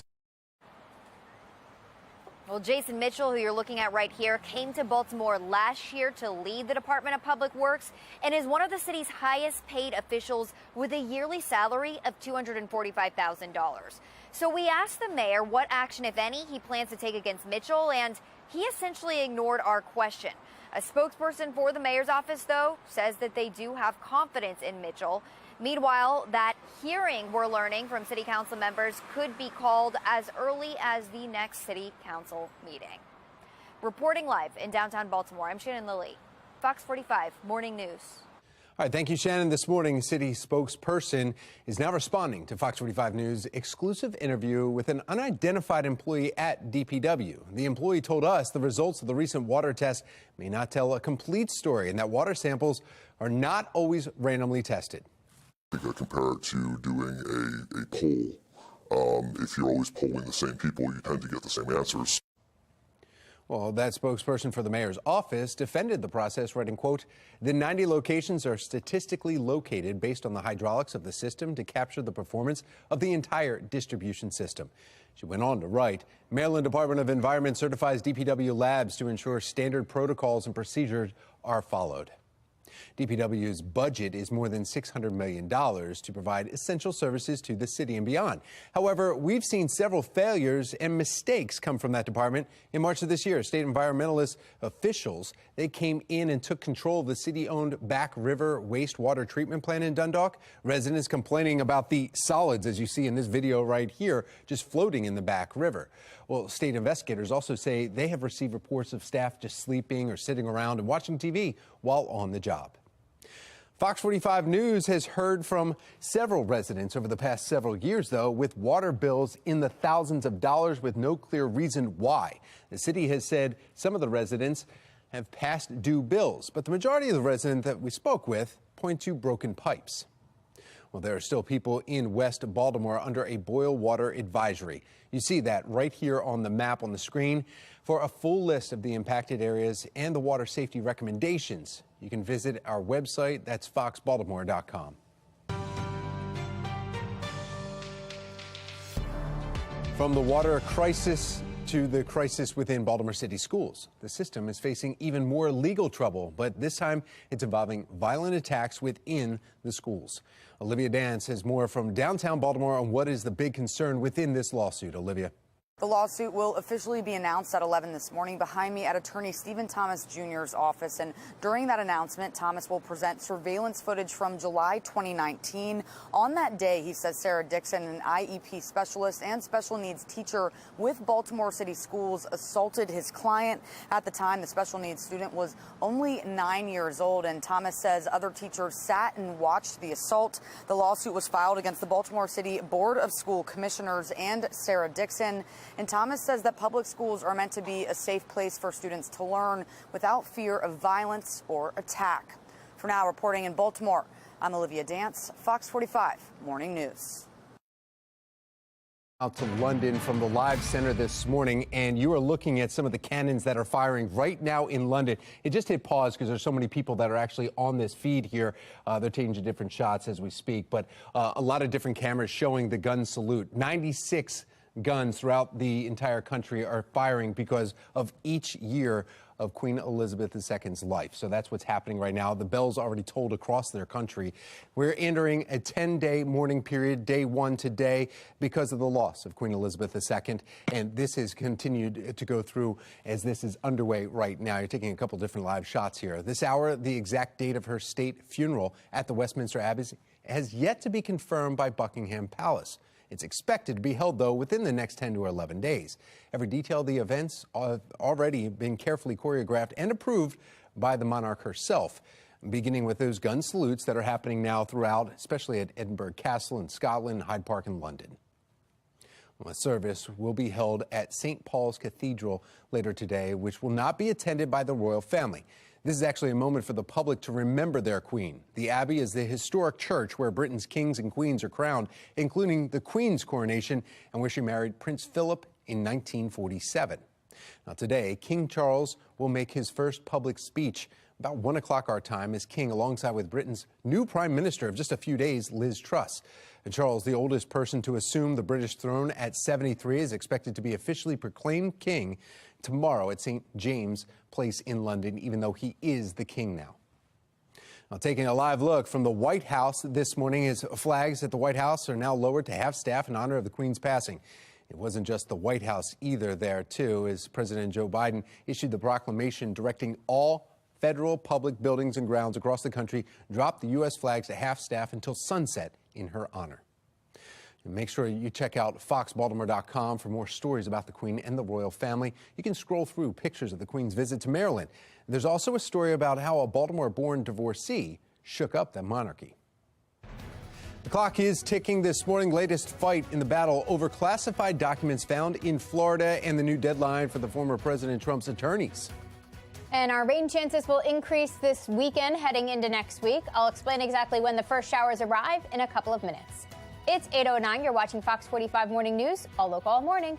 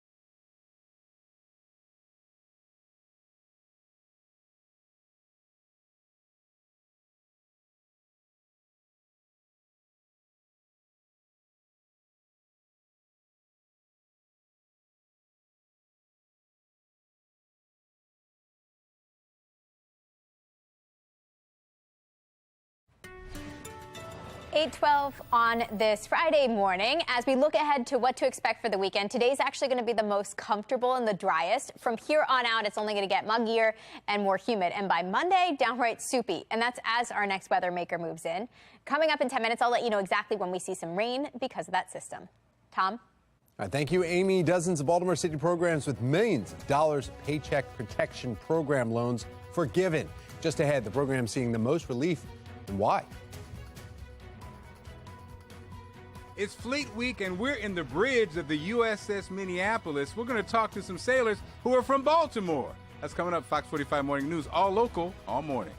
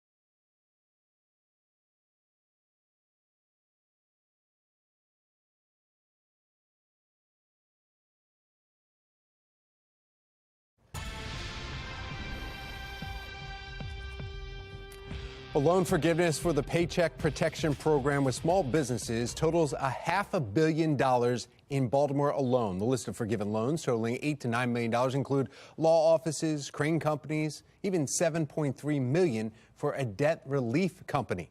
Well, joining us now, founder and CEO of OpenTheBooks.com, Adam Mangiewski, who went through each line item for Baltimore-based companies and has the details for us. Good morning, Adam. Good morning, Tom. So across the state of Maryland, there's about 1,800 businesses that received a Paycheck Protection Program loan. Many of these turned into grants when they were forgiven. About 1,800 companies that received more than $1 million, up to $10 million. In Baltimore, there's 261 of those companies, and the total forgiven, you're right, it was over $500 million. But Adam, when you think about that, you're like, okay, well, there was a lot of companies. There's some big companies in Baltimore that were hurt and had faced some hardship here, financial hardships. But what you discovered, though, is that some are actually paying theirs back while others are not. That's right. The YMCA locally, they took a $9 million loan, and it looks like they're paying it back. And contrast that against two large, old, white shoe law firms located down in the Inner Harbor in the best office space in the city. So you've got Miles Stockbridge. They're a law firm. They were started in 1932. Clarence Miles was the first president of the Baltimore Orioles, so they have a long history in town. Miles Stockbridge received an $8.7 million loan, and according to data provided by the Small Business Administration in Washington, D.C., that loan was actually forgiven. We looked up their business revenues in 2021. They had total billings of $132 million. Doesn't look like they were hurting. They're ranked, according to the National Law Journal, as one of the top 200 law firms in the country. And they're getting their loan forgiven at $8.7 million. Meanwhile, you've got nonprofits like the Y that's saying, you know what, we're actually back and we're okay, so we're going to return our money. That's right. So you have another white shoe law firm down there, Whiteford, Taylor, and Preston. They had a $6.7 million loan forgiven. They've got 175 lawyers. I don't think it was the intent of Congress to provide a subsidy to white shoe law firms, many of which those law firms are doing just fine. Same thing on architectural firms. So we found Hord Copland right there in Baltimore. They're the largest architectural firm in Baltimore. According to the Baltimore City Journal, in 2020, at the height of the pandemic, they billed $45 million worth of architectural billings alone. They got a $5.6 million loan forgiven on the backs of taxpayers. Now, Tom, we can argue about whether or not this was proper or not and whether they followed the rules, which they probably did. But here's what we can't argue about. All of this was backed by taxpayers, and it's every dime of it added to the national debt. Leave it right there. Adam Andrzejewski, thank you. We appreciate it. Thank you. In fact, we want to go over to meteorologist Amy Aronson. Following that report, we've got some great news when we talk about the weather and the full moon, right? Yeah, full moon. I don't know if you noticed it on your way in this morning. It was hard to miss, up in the sky, nice and bright, and it's going to stay that way. We've actually got the harvest full moon coming up early tomorrow morning. You should be able to see it at any point this weekend, and it's called that because we are the closest to the fall harvest and the closest to the fall equinox. And farmers actually used to use this as a signal of when you get more moonlight to get their work done during the evening and at night. That's because we're losing daylight and having more and more darkness as we head through the fall season. This peaks at 6 a.m. tomorrow. That's your best shot at seeing it. And then our next full moon is the Hunter's full moon. That's coming up in early October. Right now, we're just seeing a lot of fog trying to look down at the Towson Circle. Tough to see much of anything. You might encounter some fog this morning and some reduced visibility, so do be prepared for that. We're starting off in the mid and upper 60s, low 70s, upper 50s right now in some outlying areas. And that's all before our next weather maker gets here. We are under high pressure right now, technically. That fog will eventually break apart and allow for all sun today. And then this cold front heads our way. That combined with this moisture from the south, that's what's going to send us our next rain chance as we get into the weekend. Already you can see the motion of that system pushing northward. For today, we're dry. The fog dissipates. We enjoy a good amount of sunshine. Tomorrow, we see clouds rolling in from the south and from the west. Clouds take over on Saturday, but I think we stay rain-free. Good for outdoor plans. And then some showers start to trickle in Saturday evening and take over on Sunday. Sunday's when most of the rain comes through. We get this steady round of showers coming through by Sunday afternoon and lingering through Sunday evening. And that's actually what kicks off an unsettled week next week. Enjoy the sunshine today. Perfect for whatever you want to do outside, whether that's check out some of the Fleet Week stuff happening by the water at the Inner Harbor or heading to the Maryland State Fair. Low 80s this afternoon. Not as hot, not as humid. And for Friday night lights, if you're headed out to any football games, it's going to feel fantastic. Maybe bring a sweatshirt because after sunset, temperatures will be falling through the low 70s and into the upper 60s overnight. This weekend starts off dry, but I am tracking increasing clouds and increasing rain chances. They start up on Sunday. Most of the rain comes through Monday into Tuesday with that weather maker. And then behind that, we dry out nicely for the second half of the week. The second half of the week looks much better. We welcome back some sunshine and some warmer temperatures with highs in the low 80s each day. Tom? Thank you, Amy. A baby sloth and its mother reunited. And just ahead, how the pair slowly separated in the first place. And of course, coming up, we're going to talk to some sailors who are from Baltimore. Fleet Week is going down. And that's coming up next. Fox 45 Morning News, all local, all morning.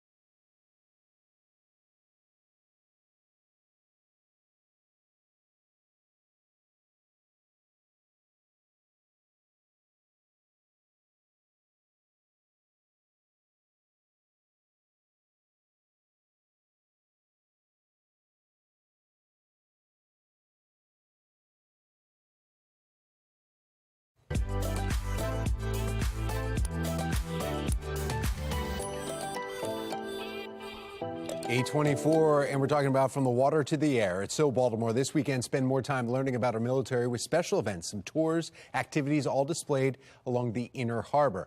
Be More Lifestyle host Mark Clark, he's down along the Inner Harbor, and he's about to set sail. He's aboard the Navy vessel Minneapolis St. Paul. The USS Minneapolis St. Paul. Not a small ship there, Mark. No, it's not a small ship, and it's a new ship. It's got that new boat smell. I'm killing myself. Okay, look, we were talking with sailors who are actually from Baltimore. Introduce yourself. Operations Specialist Chief Select Joshua Powers. CS2 Imani Williams. Sonar Technician 2nd Class Anthony Nordwall. How does it feel to be back in town, your own stopping grounds, and when are you going to get your crab cake? It's great being back. You know, the Navy has a lot of rich history with Baltimore, and it's great to come back and bring one of the newest ships back to show the great people of Baltimore what we're all about. Responsible for food, Chef? Yes, it feels good to be home. I can't wait to make the crew some crab cakes. You know, they might be mad at me, but hey. It's indescribable. It's surreal to be back home. I have a lot of pride with what I do, and to be back in the Inner Harbor, my favorite skyline in the country, it's indescribable. I love it. And so, you know, we were talking about it, and, you know, the Navy's normally the away team, and now here's a chance to come home and see what they do up close and personal. Fleet Week is going on, and the sailors are going to be out mingling with Baltimore. And Baltimore, you need to come mingle with the sailors. It's a great opportunity to do that. And again, what an amazing ship. And again, you know, these guys are serving our country, man. So it's great, guys. Oh, yeah, exactly there. And enjoying those crab cakes, too. Why not right from home? Mark, we appreciate it. Thanks much. Well, for more information, you can go to foxbaltimore.com/newslinks. Another busy weekend for former President Trump. Just ahead, why the clock's ticking on the new DOJ request. A possible illness tied to the city's water contamination. Coming up, we are live with that woman's story.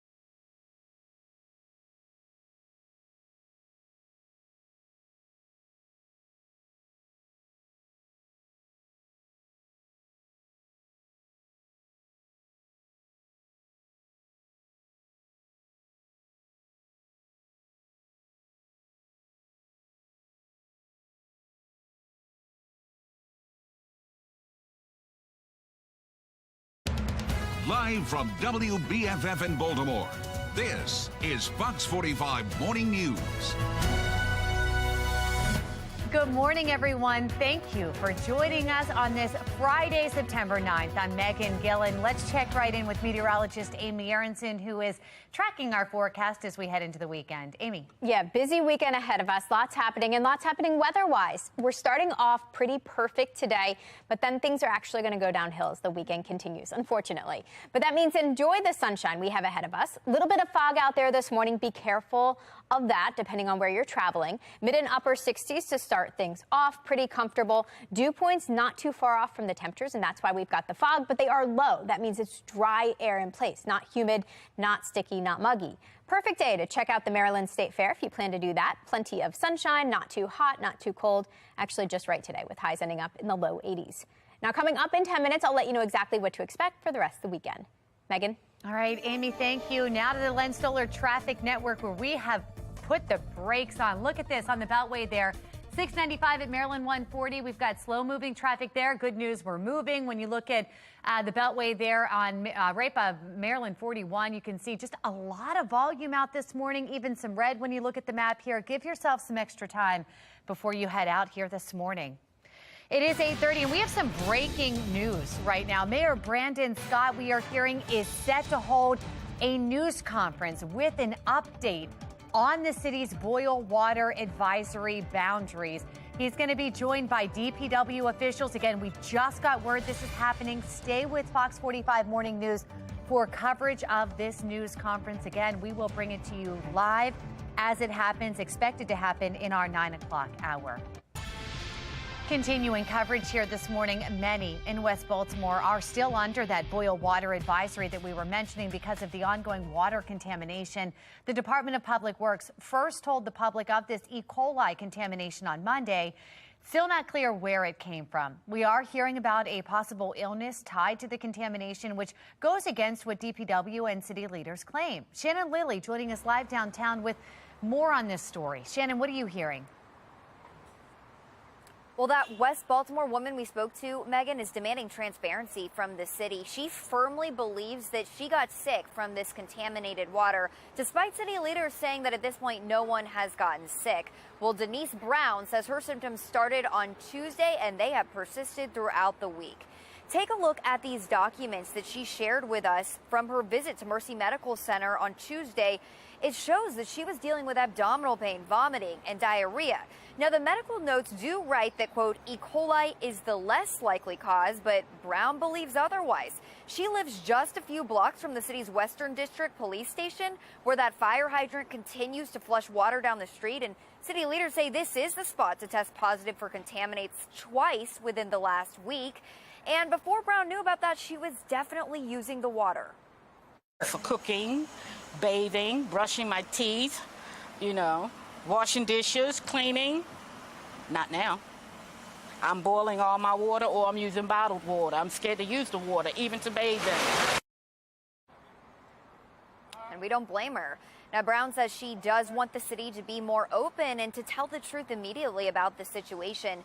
Meanwhile, we are hearing from the Baltimore City Health Commissioner that they are investigating 2 possible cases of illness. They're trying to figure out if they are connected to the contaminated water. Reporting live in downtown Baltimore, I'm Shannon Lilly, Fox 45 Morning News. Thank you, Shannon. If you think you may have been exposed to E. coli, it is important to completely boil your water. Just warming it is not enough. You should avoid eating or drinking with contaminated water before boiling, but showering, doing laundry with it, that's fine. E. coli symptoms usually begin to show up between 2 and 4 days after exposure, and it includes stomach cramps, fever, diarrhea, and also vomiting. From the Live Center now this morning, it's going to be another busy weekend for former President Donald Trump's lawyers. Taking a live look over Washington, the White House there this morning, where the clock is now ticking on their response to the latest legal filing from the Justice Department. Trump's team now has until Monday to respond to a new DOJ request in which they are asking the judge who approved a special master to review documents seized at Mar-a-Lago to now put that decision on hold. The DOJ argues handing classified and top secret documents over to a third party for review could breach national security. The judge's previous order also prevents federal investigators from accessing the documents at this time, which The Justice Department says will significantly delay the case. This does not include everything the FBI sees. The request is specific to a little more than 100 sensitive documents. The DOJ asking the judge to decide by next Thursday to put a hold on her previous decision, or they will appeal to a higher court. 8:34 now, and it is the third week of the Maryland State Fair. If you haven't made it to the fair, this week is your last chance. It wraps up this weekend. We have Olivia Jans joining us live now from the fair. Olivia, what are you seeing right now?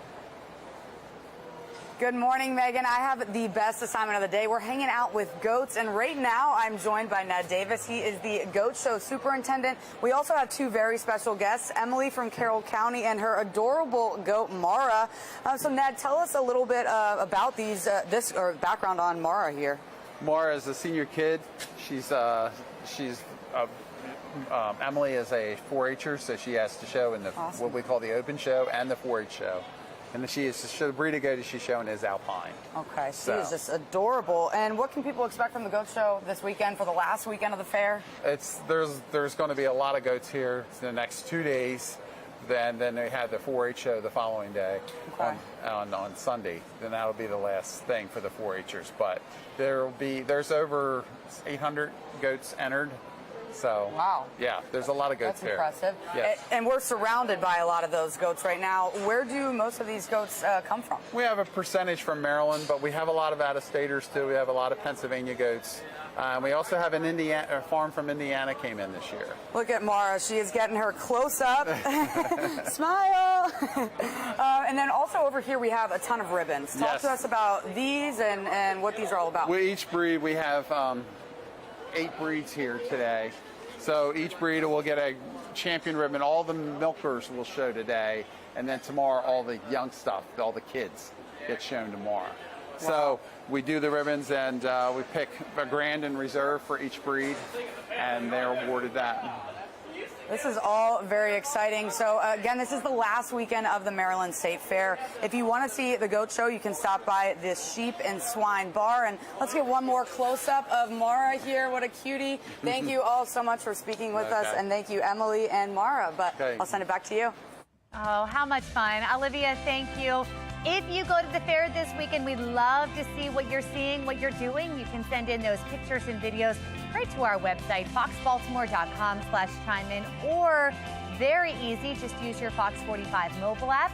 Just click the Explore tab and then chime in.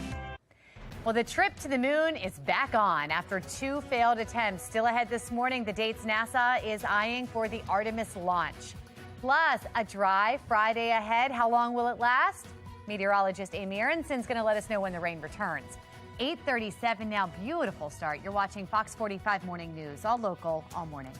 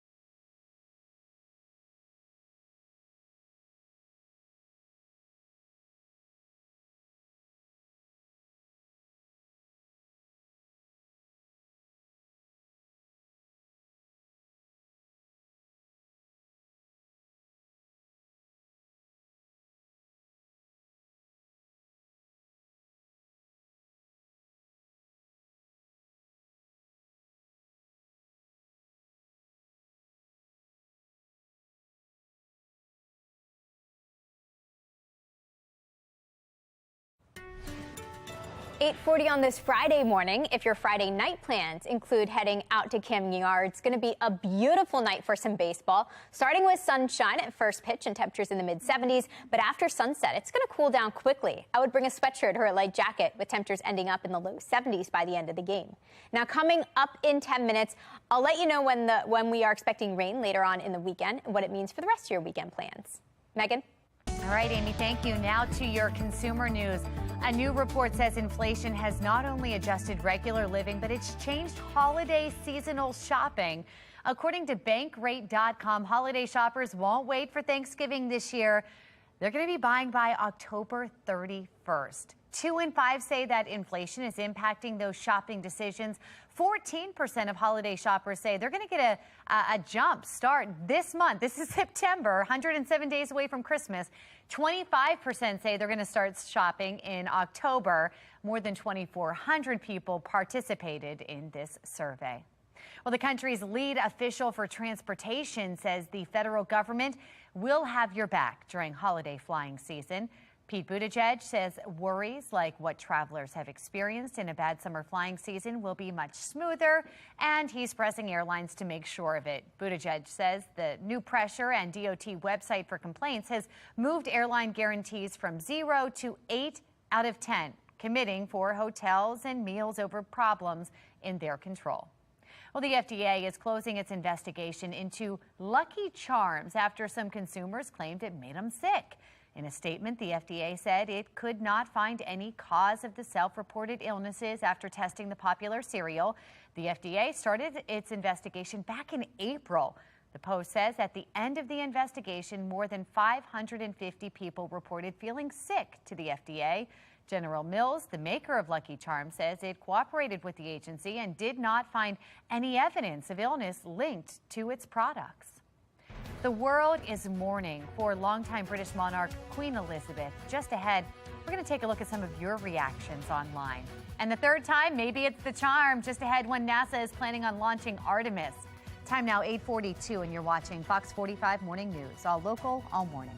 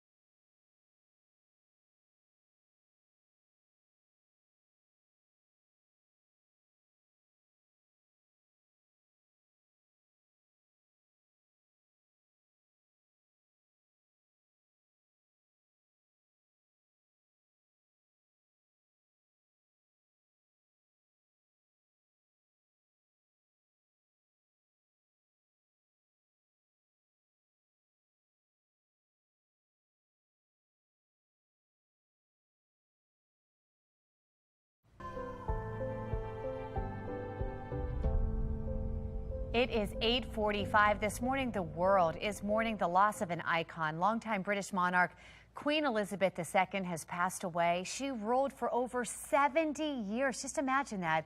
Coronated in 1952 when she was just 25 years old. Queen Elizabeth was England's longest-serving monarch, tasked with serving as head of the country through 7 decades. British Prime Minister Liz Truss says that her impact on the modern world has been undeniable. Britain is the great country it is today because of her. She ascended the throne just after the Second World War. She championed the development of the Commonwealth from a small group of 7 countries to a family of 56 nations, spanning every continent of the world. We are now a modern, thriving, dynamic nation. Queen Elizabeth II was 96 years old. The Queen's eldest son, Charles, will be the next King of England. He will take the name Charles III, although the coronation may not be for several months. Elizabeth's coronation was actually 16 months after she became queen. Charles is 73 years old. The Queen's grandson, William, is now second in line to the throne. The Queen had her fair share of Maryland connections in her illustrious life. On the left there, President George Bush inviting her to an Orioles game. That was in 1991. A huge roar at Memorial Stadium when she took the field and waved to the fans. 32,500 fans, by the way, just ecstatic to get a glimpse of royalty. On the right there, the Queen attending exactly 1 football game in her life. In that game, Maryland's win over North Carolina in 1957. She stayed around to meet fans, receive flowers after that game. Pretty incredible. A lot of reaction to the Queen's passing on Twitter. I think this picture is my favorite here this morning. Look at that there. Buckingham Palace right there and Windsor Castle this afternoon. This was right after the Queen passed, and you can see that rainbow stretching right there. This person goes on to say a woman who, to quote the Prime Minister, was the rock on which modern Britain was built. Just incredible to see a rainbow, very symbolic there. And then this person writing in, the one constant in most of our lives, sending condolences to the royal family at this difficult time. Just imagining 7 decades of her being the Queen. And I know as we look at this picture here, as people send their condolences, we've been looking at the fashion. Amy and I talking about that's one thing that she's been known for. We've been talking about the hats, but Amy, as we bring you into this chat right now, the pearls, that's something else that you think of when you think of her. Exactly, classic. And that rainbow picture, Megan, I don't know if you noticed it, but it's actually a double rainbow. If you look really closely, you can see the second rainbow in there, which makes the picture, the image, just even more incredible and fitting. And it went from this picture on the day of her passing to now today, as we checked in with some of the live reporters in London, kind of a dreary, rainy day now as we go into morning. So kind of a celebration and then now reflecting back. The weather seems to be painting the picture of emotion. Exactly. I know. We see lots of umbrellas there today, of course, as they are dealing with the rain. But we're looking at sunshine. Actually, Fleet Week underway here in Baltimore. You can see some of the big ships parked down at the Inner Harbor. Lots of folks out and about enjoying the scenes there and taking advantage of these refreshing temperatures. Upper 60s to begin. We are still with that northwesterly wind, a nice dry wind coming in, keeping us very comfortable. Meanwhile, out in the tropics, though, we find Hurricane Earl, heading northeastward, far away from us, fortunately, but some impacts will be felt along the shoreline in terms of rough surf, some rip currents, even some coastal flooding expected there because of that. For us, we're watching the system to our west. It's a cold front that's going to travel our way, along with all this moisture from the south, both combined, and that's what sends us our next rain chance as we head into the weekend. But we're dry for now, not tracking anything on FutureScan today. Temperatures climb from the 60s to the 70s into the low 80s. As we get into Saturday, we cloud up our skies. That's the start of that next weather maker moving in. I think we start to see increasing clouds on Saturday. We still stay rain-free with highs in the low 80s, but here comes our shower chance. Very, very isolated, and it holds off until Saturday evening, Saturday night, with most of the rain coming through on Sunday. Sunday morning starts off overcast, damp and dreary, with some on and off showers, and then the main batch of showers gets here Sunday afternoon, Sunday evening. So for your weekend plans, I'd say earlier over later on Sunday.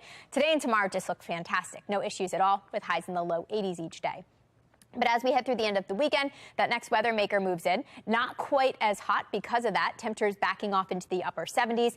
And then low 80s will follow for all of next week. We keep rain chances pretty high Monday into Tuesday. So that means the wet weather gear will be needed for heading to school, to work. But by Wednesday and Thursday, we dry out and we stay nice and warm with highs in the low 80s. And now let's actually take a look at the view through your window. We've got this pretty little cat here basking in the sun. I believe this is Diesel that's enjoying the light breeze. Funny to see a cat outside. That kind of looks like what my dog has been doing the past couple of days. Pretty nice out there. And we want to see the view through your window. You can send us your pictures by heading over to foxbaltimore.com/chime-in, or you can use that QR code you see right there on your screen. Back to you. All right, Amy, thank you. Out on the roads for our Len Stoller Traffic Network. Not pretty out there, guys. Here we are, 8:50 in the morning, and we're seeing some big slowdowns. The main one from 95 to 83, looking at a near 30-minute commute out there right now. Give yourself some extra time. A bright spot for you this morning. A baby sloth and its mother are reunited after getting separated during a wildfire in Bolivia. In a video, the baby sloth there can be heard crying, oh my goodness, until its mother finally creeps over to it and gives her child a comforting embrace. Look at that baby, unsure of where mommy is. After undergoing some vet checkups, both the mother and the baby were told, oh, look at that hug. Oh, that's beautiful. They are in good health. The pair released into a nature reserve, and that is, oh, maybe feeling a little emotional. Very beautiful. Well, making headlines this morning after 2 scrubbed launches, NASA is hoping to launch its Artemis moon rocket by the end of the month. The space agency plans to conduct another fueling test after making some repairs to the leaky tanks there. If this latest testing does not go well, liftoff could be delayed then another month. We'll keep you posted. Well, Baltimore City responds to our exclusive interview with an unidentified DPW employee concerned about contamination. Still ahead this morning, why the city is standing by its testing. Plus, a new streaming service is coming soon. After the break, the 2 companies teaming up. But first, we're streaming some caffeine right into that cup because it's time now for a coffee break.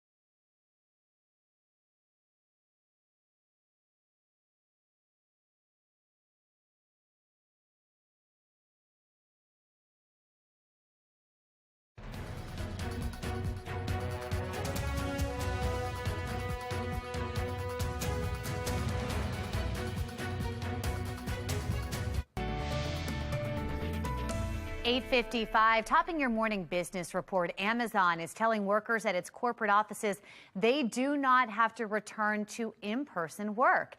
At a recent conference, the company's CEO revealing Amazon has no plans to require people to go back into the office. Earlier this year, the retail giant announced that it would let individual managers and teams make return-to-work decisions. Instagram is being fined more than $400 million by Irish regulators over its handling of teen privacy data.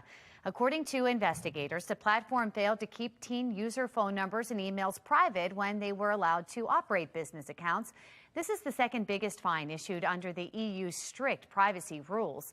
In a statement, Instagram's parent company, Meta, says that they plan to appeal. Walmart making it official. After speculation of a deal, the company is announcing it is partnering with Paramount to launch a streaming service. Walmart Plus members will now have access to shows, films, live sporting events on Paramount's streaming service. Members of Walmart's $98 a year plus membership can now sign up for the Paramount Plus Essential plan at no extra cost. General Motors is unveiling its new electric SUV, and with a $30,000 price tag, it's one of the cheapest EVs on the market. 2024 Chevrolet Equinox EV is about 3 inches wider than the gas model with the same name. It also has no front trunk. Instead, the area under the hood holds electronics equipment and the electric motor. On a full charge, the base model can go about 250 miles. Taking care of our skin is a great way to boost self-esteem. High prices might seem like a luxury. Today, Genevieve Gorder shares a money-saving idea to help you look your best. The following segment is sponsored by Knocking. I'm so excited to bring back one of our top sellers, one of our very top sellers, the Solar Wave. Now, this little device, so good. This little device uses red light therapy, warmth and massage, as well as microcurrent to stimulate your skin to improve those fine lines, wrinkles, and tighten everything. All I can say, we see a ton of products. People send us everything, and we found this superstar just for you. I know the beauty space is really overwhelming, so we did all the work for you. We curated this product. The before and afters speak for themselves, and it's not only great for your face, but it's also great for your neck and your chest areas, and these are areas we often ignore. All you have to do, just wait for it, is use it for 5 minutes a day. That's it. And you will start to see results. You just have to roll it over your face. That's it. I keep it right by my nightstand. You can feel it working on your skin, the tightening, absolutely relaxing. It just feels good. Now, we all love finding at-home beauty tools that we can use without going to the spa and spending all that extra money or all that extra time. We're offering 33% off the Solar Wave. I would advise all of you to buy this now because it's not going to last. So to take advantage of this deal and so many more, go to asadeals.com. Live from WBFF in Baltimore, this is Fox 45 Good Day Baltimore. Well, good morning on this Friday, September 9th. I'm Tom Rogers. I'm Megan Gillen. We want to start with meteorologist Amy Aronson. Amy, I just got a text from Justin. He sent me a plate of fries, and he just said over here they're just called fries because he's in France. Yeah, so. They would be even more French fries, wouldn't they? Right, you'd think it'd be even more French. And I noticed there was a cut of meat on the photo as too.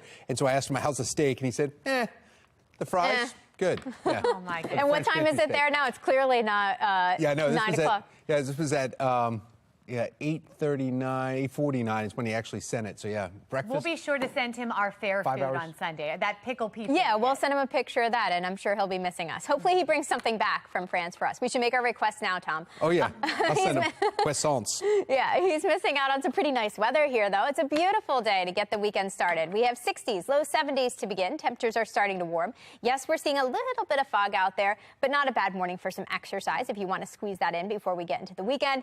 You'll enjoy sunshine this morning and pretty comfy temps. We'll stay in the mid and actually upper 70s through the end of the morning. This just updated, showing by 12 o'clock we're getting close to 80. Coming up in 10 minutes, we will look ahead to the rest of the weekend because it doesn't look as nice, and I'll show you when our next weather makers expect to get here. Megan? All right, Amy, thank you. Now And Solar Traffic Network, it's been slow out there. We've got our live cameras up around the region, and actually not too bad in most of the cameras, but that bottom one, 695 at Harford Road, that's kind of an indication of what we've been seeing. Slow moving traffic. Look ahead before you set out on the road this morning. Well, happening now, Baltimore Mayor Brandon Scott is set to offer some updates on the recent water contamination rocking the city. A boil water advisory remains in effect this morning for a portion of West Baltimore. And this, of course, comes following the discovery of E. coli in the water. Yeah, that meeting is supposed to happen right now. You can see our camera still adjusting, getting ready. Here's the podium. Nobody giving us any action at the podium right now, but the Office of Emergency Management headquarters this morning, Baltimore City Council members, they're asking for a hearing to go over why it took so long to address the problem. Remember, the tests were Friday. They found out they were positive Saturday. We didn't hear about it until Monday. Of course, as soon as this announcement starts, we'll break in and bring it to you live. Well, this morning, a city spokeswoman is responding to Fox 45 News' exclusive interview with an unidentified employee at DPW. And it was that employee that told us that the results of the recent water test may not tell a complete story and that water samples are not always randomly tested. I think I compare it to doing a poll. If you're always polling the same people, you tend to get the same answers. A spokeswoman for the mayor's office defended the process, writing, quote, the 90 locations are statistically located based on the hydraulics of the system to capture the performance of the entire distribution system. She went on to write, quote, the Maryland Department of Environment certifies DPW labs to ensure standard protocols and procedures are followed. Well, DPW's budget is more than $600 million to provide essential services to the city. However, though, we've seen several failures and mistakes come from that department. In March of this year, state environmental officials came in and took control of the city-owned Back River wastewater treatment plant that's in Dundalk. Residents complaining about the solids that they found floating in the river, in the Back River. Well, state investigators also say they've received reports of staff sleeping, sitting around, even just watching TV while they were on the job. Well, plus, Fox 45 News has heard from several residents over the past several of years with water bills in the thousands with no clear reason why. The city has said that some of these residents have past due bills, but the majority of residents that we've spoken to point to broken pipes. There are still people in West Baltimore, again, under that boil water advisory, as seen on a map that we'll show you. For a full list of the impacted areas and for water safety recommendations, you can visit our website, foxbaltimore.com. Taking live looks right now this morning from London, and you can see a caravan starting here as they are still the first day of 10 days in mourning period honoring the loss of Queen Elizabeth II. That's underway right now. This hour, the exact date of her state funeral at Westminster Abbey is yet to be confirmed by Buckingham Palace, but it's expected to be held within the next 10 to 11 days. In fact, every detail of the events have already been carefully choreographed and approved by the monarch herself, beginning with those gun salutes we took to you early live this morning, where there was 96 gun salutes all around London, from Edinburgh Castle in Scotland all the way to Hyde Park in London. Now, a service will be held at St. Paul's Cathedral today, which won't be attended by the royal family. It's a moment actually for the public to remember their queen. The Abbey is the historic church where Britain's kings and queens are crowned, including, though, the monarch herself. And when she had the Queen's coronation, you see some video of it there, and where she married Prince Philip in 1947. And we're continuing to take live looks from around London. Today, King Charles will make his first public speech as king around 1 o'clock our time, alongside with Britain's new Prime Minister of just 2 days, Liz Truss. Charles, the oldest person to ever assume the British throne at 73, is expected to be officially proclaimed king tomorrow at St. James' Place in London, though. Taking a live look now at the U.S. Capitol, and you can see some flags at the top of the White House now. They're lowered at half staff, all in honor of Queen's passing. And it wasn't just at the White House. President Biden issued this proclamation directing that all flags in federal buildings and across federal land be lowered to half staff until sunset in her honor. You can check out foxbaltimore.com for more stories about the Queen and the royal family. You can scroll through pictures of the Queen's visit to Maryland, too. There's also a story about how a Baltimore-born divorcee shook up the monarchy. It is 9:05, and it is so Baltimore. Our military has taken over the Inner Harbor. Yeah, in fact, we were just showing some really cool shots from the Inner Harbor earlier as you can go out, meet them, explore, and see that second boat back there? There's the tall ship in the front, and then the second boat. That's where we're finding our own Be More Lifestyle host, Mark Clark. It's got a cool reflection on the side of the boat right now. It makes it look like it's got a neat, almost like shark color pattern on there, but that's just the sun glinting off of buildings. Yeah, just incredible. He's actually aboard the Navy vessel, the Minneapolis St. Paul. Yes, Fleet Week is in full effect, and we get a chance to talk to the man. You know, we all say it at home, I am the captain now, but no, this is really the captain now. Captain White, how are you? I'm living the dream. I mean, and this is actually the captain chair, right? It is. It is. And this is, again, the ship that you operate. Tell us about it. Hey, this is a Freedom Variant LCS class ship. Approximately 400 feet long, and it is super fast. Captain White, so you're in the Baltimore Harbor. This is a chance for us civilians to come on and check out what you do, but also for the sailors to get out and interact with the community, right? Absolutely. Fleet Week is a stable of getting sailors to interact with the community to show what they can do. All sailors are a part of the American society, so they just want to get out and show the hard work that they've put into bringing this ship to life and bringing it into Baltimore. I'm going to say, Captain White, you're cutting a sharp image, man, in that captain's chair. We're proud of you, man. We're excited about you guys being here, and we just want to thank you for your service. Hey, I appreciate y'all coming out and showing the ship off. It's great to be in Baltimore. This is an awesome city. Baltimore Fleet Week is in full effect. Come check out what's going on. It's a great time, and it's also a great chance to say thank you for your service. Appreciate you. Mark Clark, Fox 45.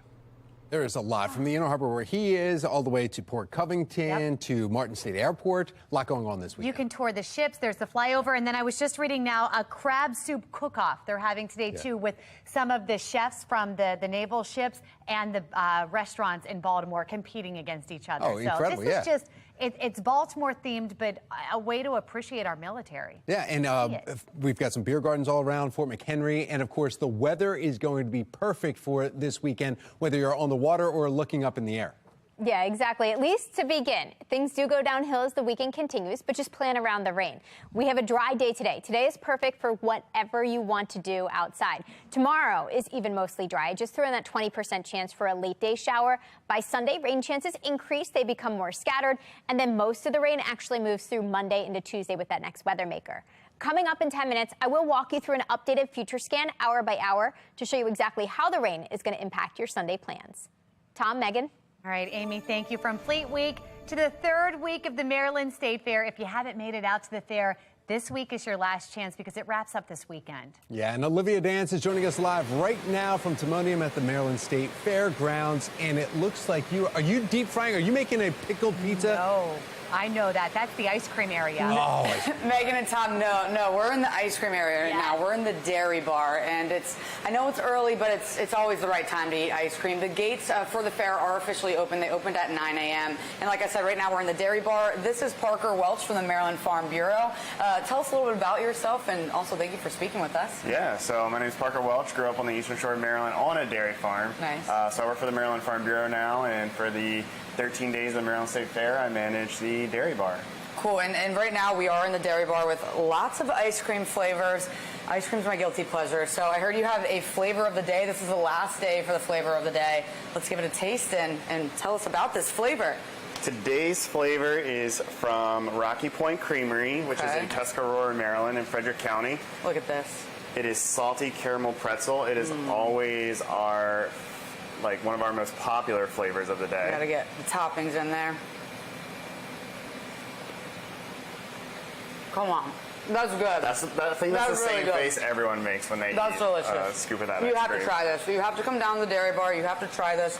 Is there another flavor that's like to die for that we have to try? So selfishly, I order key lime pie and graham cracker, and I recommend that to folks. A little scoop of key lime, a scoop of graham cracker. Let's give it a try. I think this is my excuse to just keep eating ice cream right now.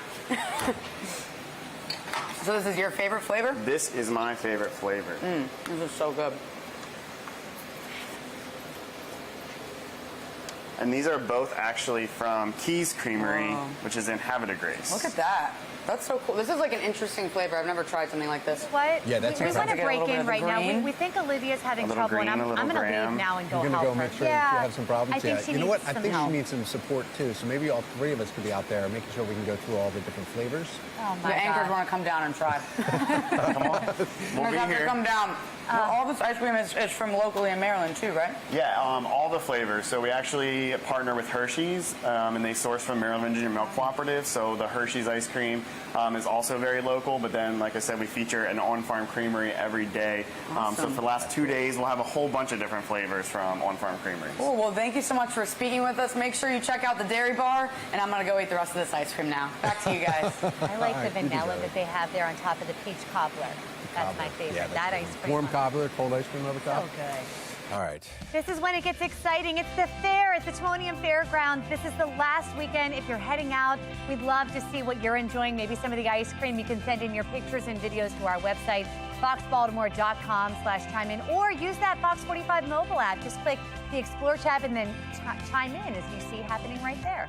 Baltimore Ravens just 2 days away from taking on the Jets. Quarterback Lamar Jackson has yet to sign, though, an extension with the team. How Ravens fans are reacting ahead of the drama of this big game. And the world is mourning the death of Queen Elizabeth II. How lawmakers on Capitol Hill are paying tribute to Britain's longest ruling monarch.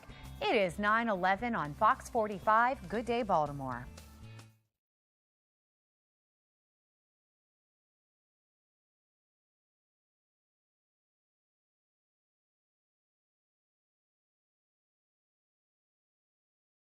Thinking Steelers-Bengals is why we were going against each other.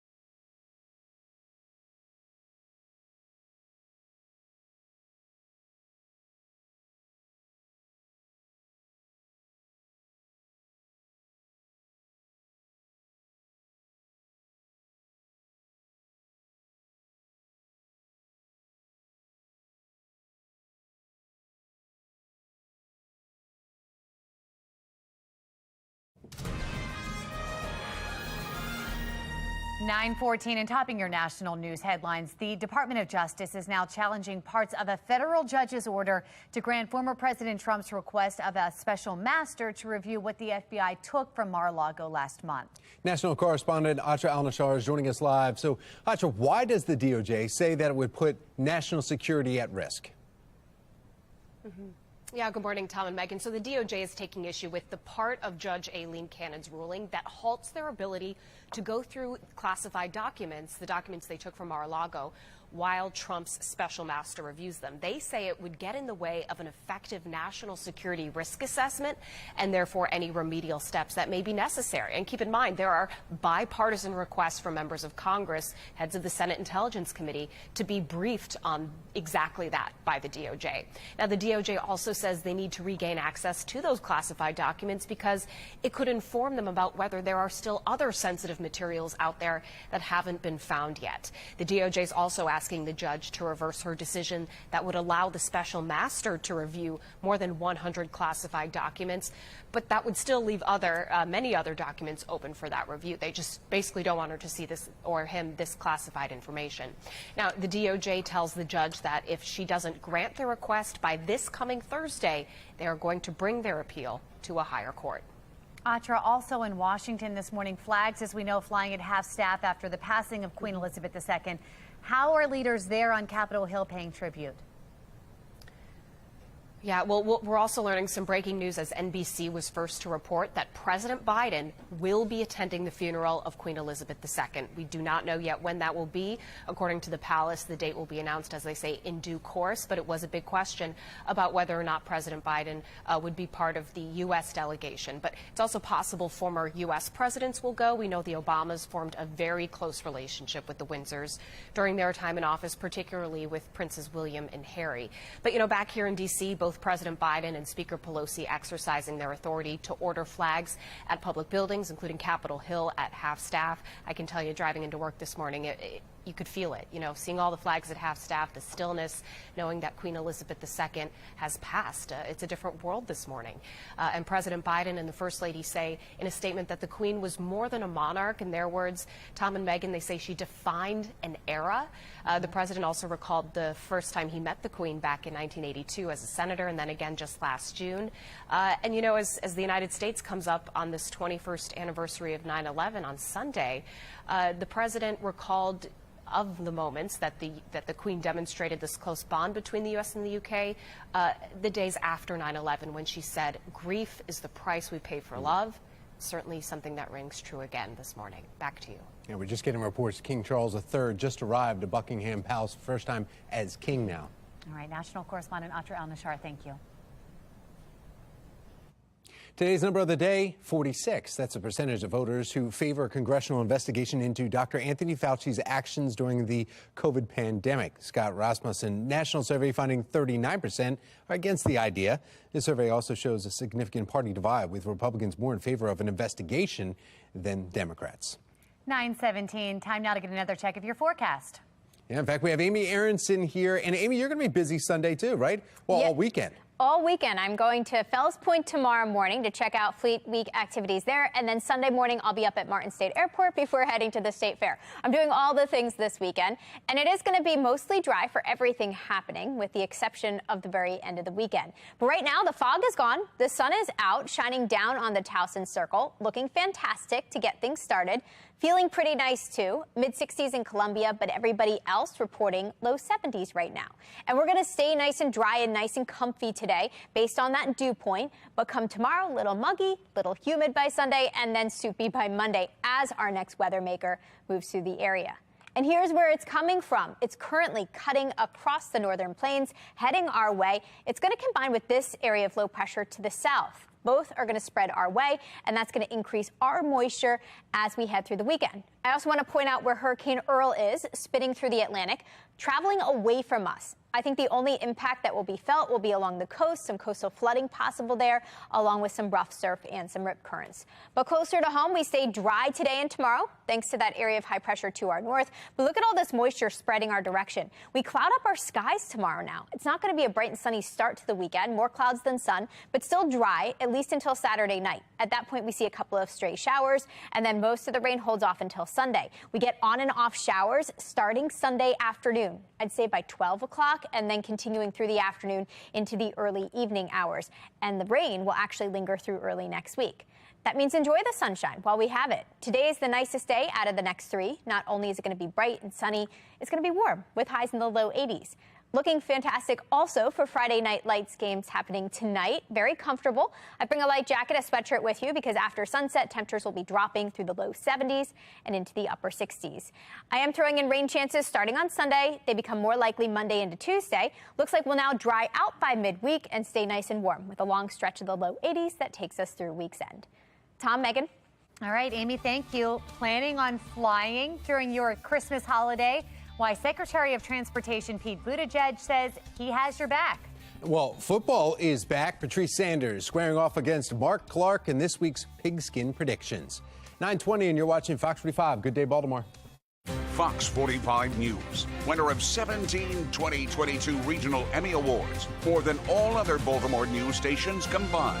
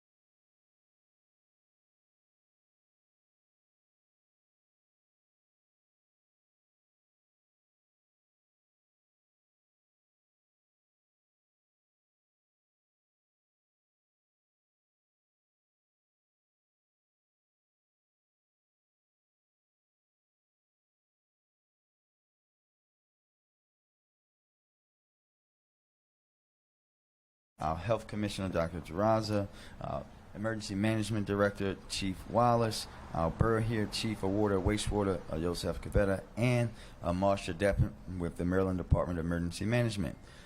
This morning we have great news to share with you all.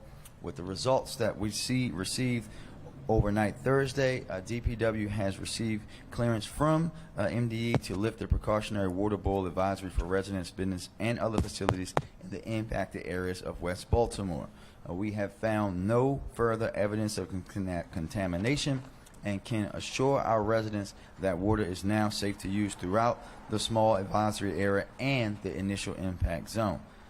The health and well-being of our residents is our top priority, and we will keep working diligently to determine the source of the contamination and monitor for illness in partnership with our local healthcare providers. Thankfully, we are now at this point, and we will continue to track the situation. As a part of our post-incident procedures, DPW will continue to inspect our water system and identify what went wrong.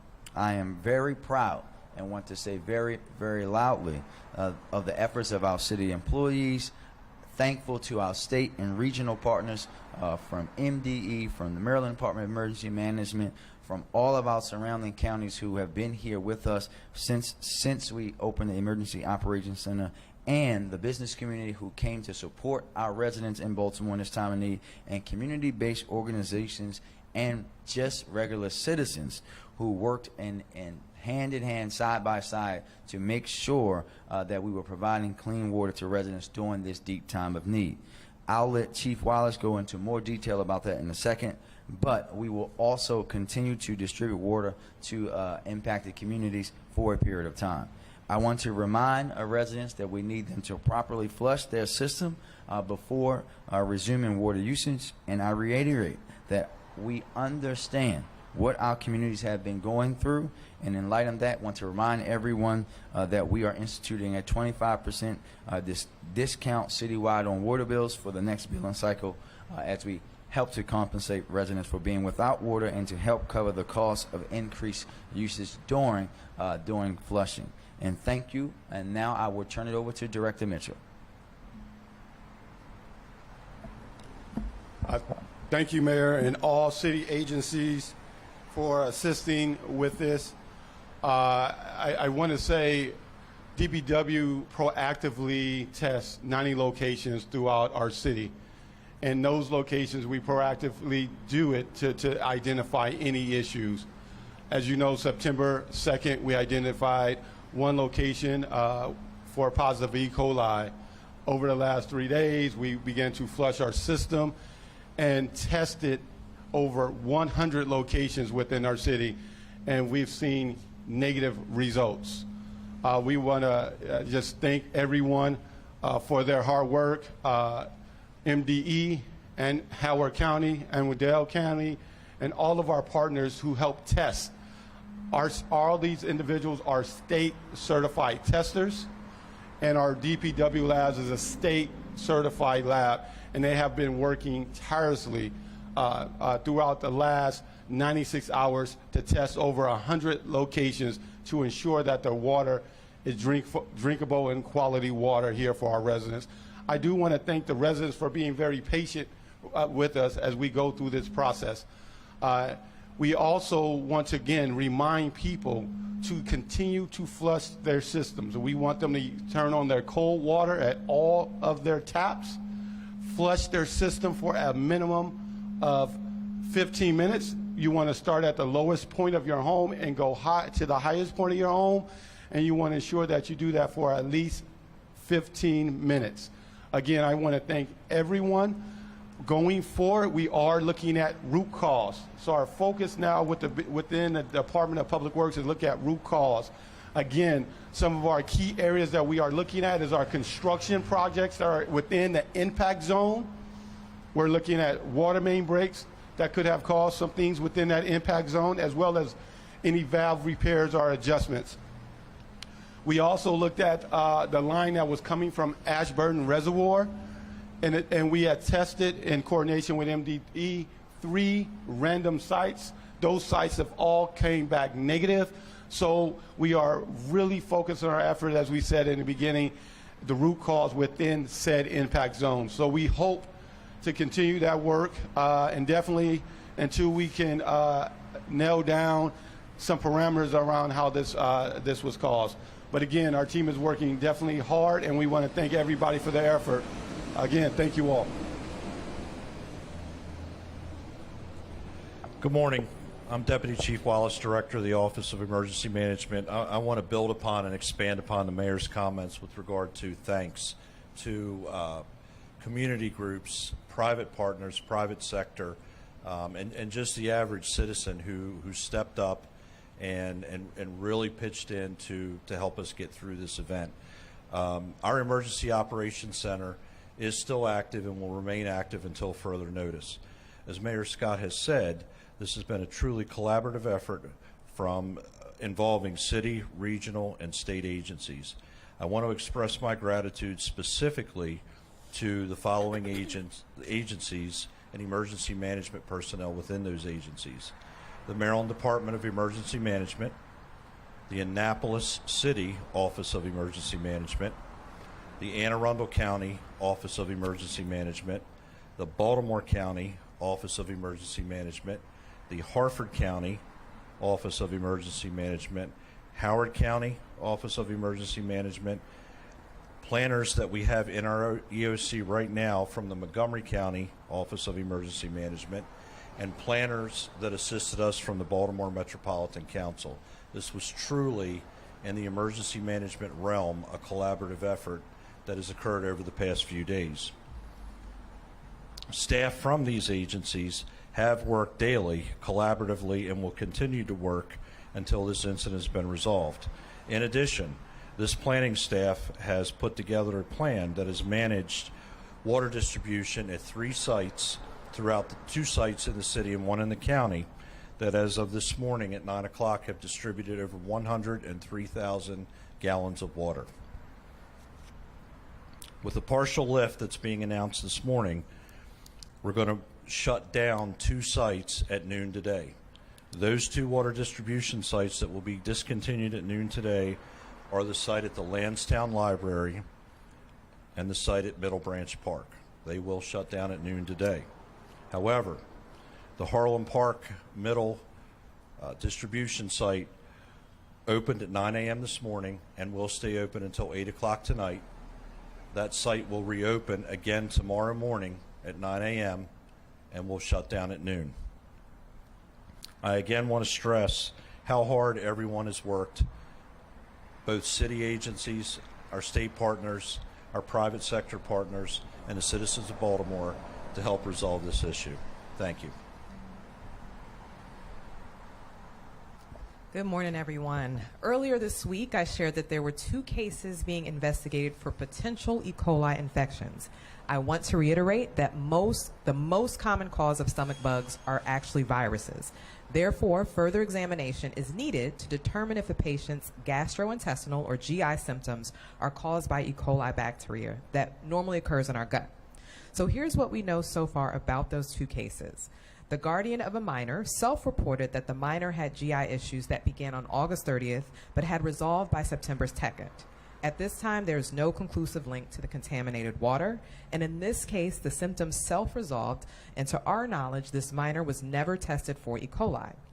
The second individual is currently hospitalized for E. coli bacteremia, and their prognosis is improving. And in this case as well, we have not found a definitive link to contaminated water. As for everyone else that was under the boil water advisory, please follow DPW's guidance for flushing your water systems at your homes and businesses and empty all your ice trays. For the next few days, it is still necessary to be observant for possible symptoms because E. coli infections can present themselves up to 1 week after exposure. This means that exposures right before the advisory was lifted could present as GI issues next week. So I'd like to reiterate that healthy adults usually recover from infection with pathogenic E. coli within a week. Young children and older adults do have a greater risk of developing a life-threatening form of kidney failure if infected with pathogenic E. coli. Signs and symptoms of pathogenic E. coli usually begin 3 to 4 days after exposure, but can occur up to a week. Those signs and symptoms include the following: diarrhea, which may range from mild and watery to severe and bloody, stomach cramping, pain or tenderness, and or nausea and vomiting in some people. Please contact your doctor if you develop diarrhea that's persistent, severe, or bloody. And again, remember to discard all stored water, drinks, or ice that could have been contaminated. We will continue to monitor for further cases of water contamination and E. coli infection. But I'm also very grateful for the efforts of this group standing behind me and so many others that were able to keep the broader public safe. Thank you. Thank you again. And just as we close, just around, this is a full lift of the advisory, and want to thank our residents, our businesses, our community who stepped up, our elected officials, and soon to be elected officials who have stepped up. Councilman Bullock, Senator Hayes, Delegate Ampry, everyone, Westmore, everyone who has stepped up, Councilman Costello, to help people get water. And with that, we will take questions. Sir? Yeah. Oh, hold on one second. Yeah, Scott Wyckoff from WBAL Radio.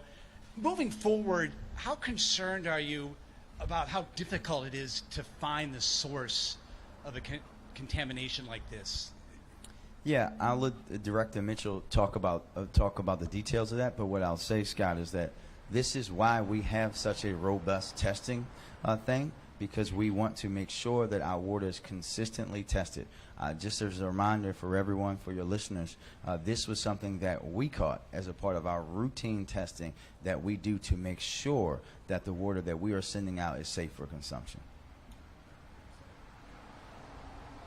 No, I thank Mayor Scott, but I think he said that our robust, proactive testing protocols are there to ensure that our water quality is safe. We take 360 samples every month within our entire distribution center so that we understand, the hydraulics of our system and test key points so that we understand that our water that's going through those systems are within our limits. And so it's critical that we continue that work, and it's critical that we continue to do our root cause analysis so that we can make sure that this doesn't happen again. Since this isn't a perfect science, potentially, I mean, could the search for the contamination end up maybe not finding it out? It definitely could be inconclusive. And it could be a multiple of things that happen, right? A water main break. It could be a construction project that's outside of our utility. So it could be a hybrid of things. And we're going to do our best to look at the science and look at the data and try to figure out a conclusion. Yeah, I think they do that to you on purpose, I think. I know, it's ridiculous. My apologies if this is a bit redundant, but can you please explain, maybe this is a question for Director Mitchell too, how, if we don't know the cause, we know that it's not continuing contamination, and we know that there's no chance that contamination could resume in the system if we don't know exactly where it came from? Yeah, I'll start, and I'll say again that this is why we test, right?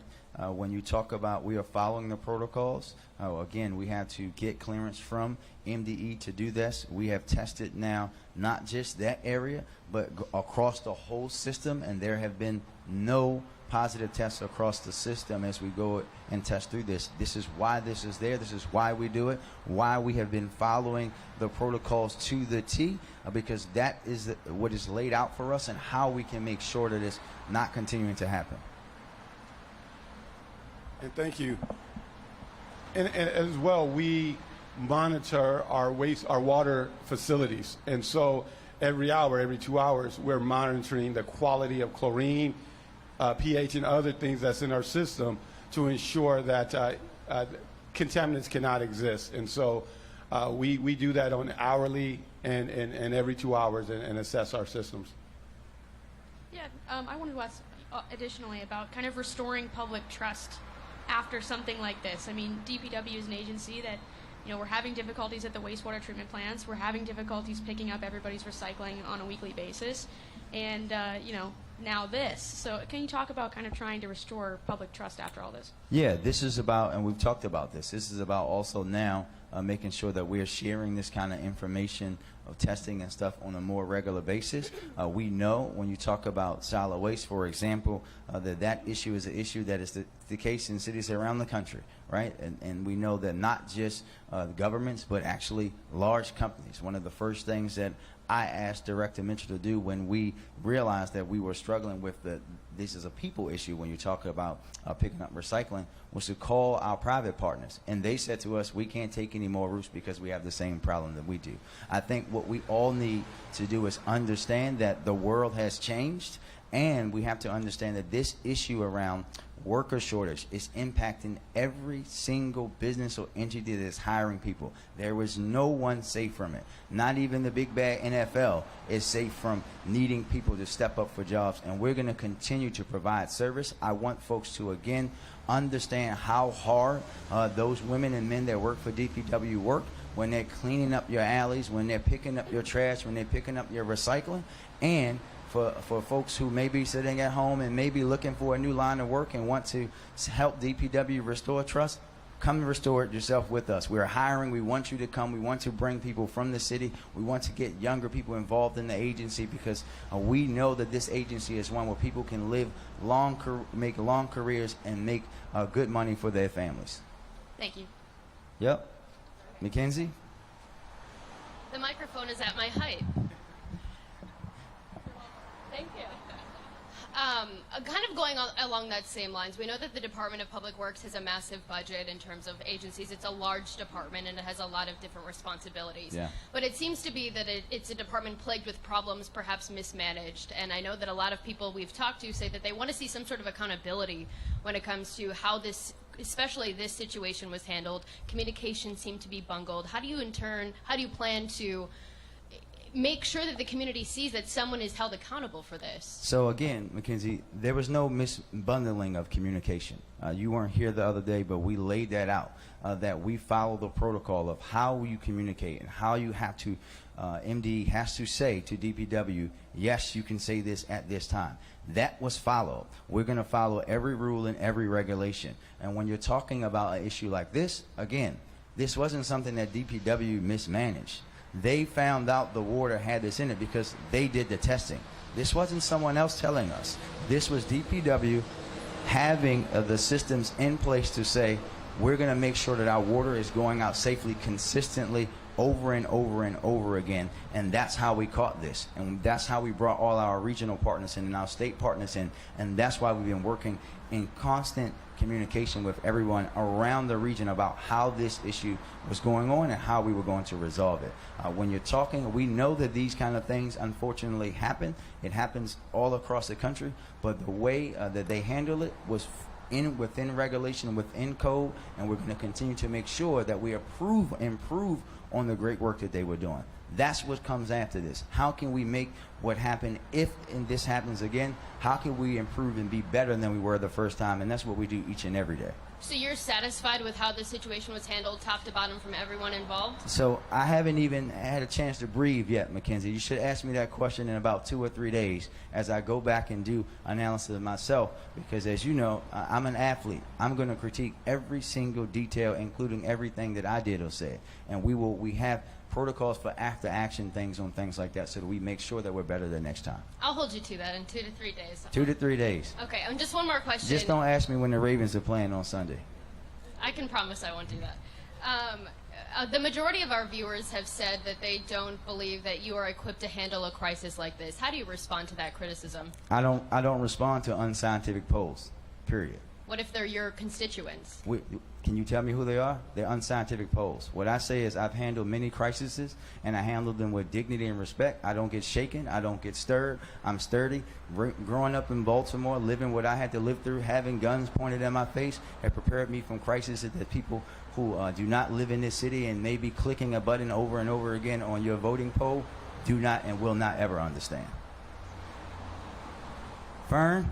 You are listening live there as the mayor responds to what's been happening with the water boil advisory. Now it has been lifted. Everyone is now said that to be safe to drink the water once they flush their systems out. Yeah, they said 100 plus all negative coming back now. Dr. Letitia DeRaja, health commissioner, though, also saying that there are 2 cases. One, though, they say is a minor not connected. She thinks with this, no connections have been made there. The other person is hospitalization with E. coli.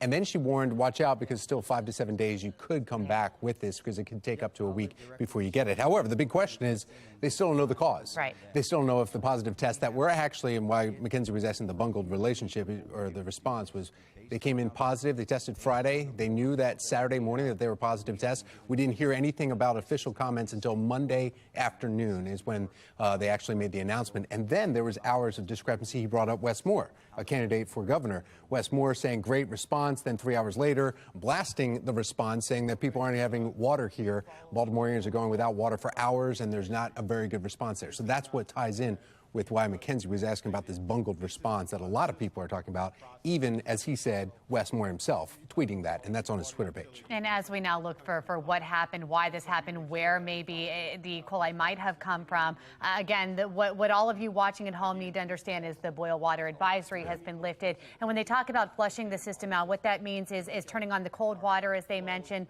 letting it run for 15 minutes. You start at the lowest point of your home, and then you work to the highest point, and at that point, then it would become safe to drink the water again. So that's first and foremost, and now in the coming days, we'll be looking into the causes. Distribution centers closing down, Lansdowne Library and Middle Branch shutting down. The only one will be open until tomorrow at noon. Harlem Park distribution for clean drinking water from the city. All right, we'll have much more on this coming up. It's 9:44, and you're watching Fox 45. Good day, Baltimore.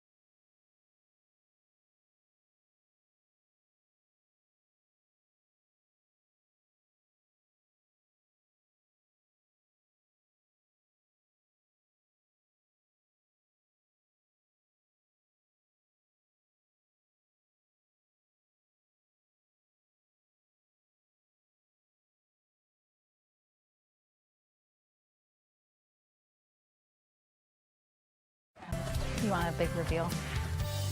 It is time now to meet our Pet of the Week from the Maryland SPCA. This morning we have Brittany Roger joining us here, and it's time for today's edition of What's in the Box? What's in the box, Brittany? Wait till you see. Who do we have here? Hold on. I might have to motivate them to come out because I gave them a little treat. Oh, and you know I'm allergic to cats, and I don't care when sorry. they're this cute. I'll take one. Yes. Who do we have here? You have Petrie, the little gray one. Oh my goodness, here, I'll give you some food. Yeah. Tell me about these buddy. little kitties. They're 8 weeks old. Petrie's a boy, and this is his sister, Ducky.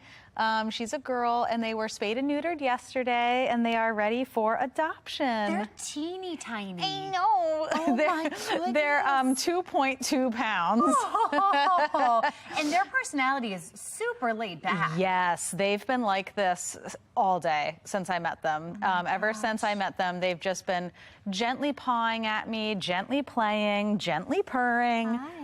There's nothing abrasive about these little...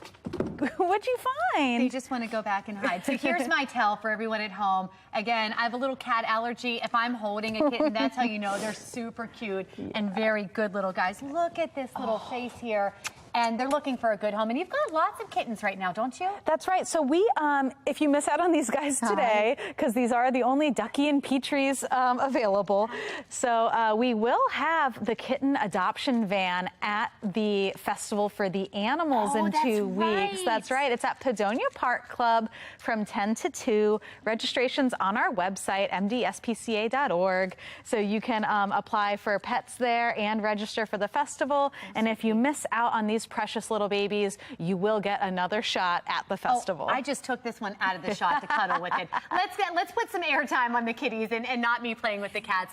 Thank you so much as always. And again, this is Petrie and Ducky. All right, meteorologist Amy Aronson here. Look at these little cuties. I mean, they're I think the food might be kicking in. They're getting energetic. They are so cute.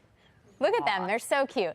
Beautiful day looking down at the Inner Harbor. Sun shining down and reflecting off the water right now. Temperatures are already starting to warm up. We're in the low 70s. We end up in the low 80s today. Today is the pick out of the next 3. Clouds unfortunately return tomorrow, and then I am tracking some showers as early as Sunday. Lots happening on the weather map here. A couple of features I want to point out. First, we've got Hurricane Earl well off the East Coast, sending some rough surf, some rip currents, and even some coastal flooding issues to our coast today, and actually as we get into the weekend. But for us, our concern is this weather maker. That's going to travel eastward and arrive here by the end of the weekend, along with that area of low pressure off to our south, sending us all that moisture. Rain chances will be increasing with each passing day, but today they're non-existent. A nice, dry, bright, sunny day ahead of us. Temperatures warm their way through the 70s into the low 80s this afternoon. Tomorrow morning, the clouds make a speedy return. Not quite as bright and sunny. We'll be in and out of the clouds for the first half of the day, but then they take over and really fill in Saturday evening. And at that point, we could see a couple of sprinkles.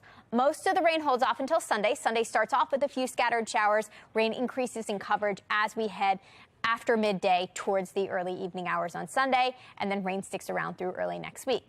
If your Friday night plans take you out to Camden Yards, going to be a beauty for that. We start off with some sun at first pitch, but then after sunset, skies quickly clear and temperatures quickly fall into the cooler low 70s. And if you're going to be out and about at that game tonight, something you can check out is the September full moon, the harvest full moon. And that's because it happens near the fall harvest, the closest to the fall equinox coming up later in September on the 22nd. And farmers actually used to use the moonlight during this time of year to get their work done because they have more of it, because we see sunset earlier and sunrise a little later. And this is all peaking at 6 a.m. tomorrow, and the next full moon would be October 9th, so in just about a month.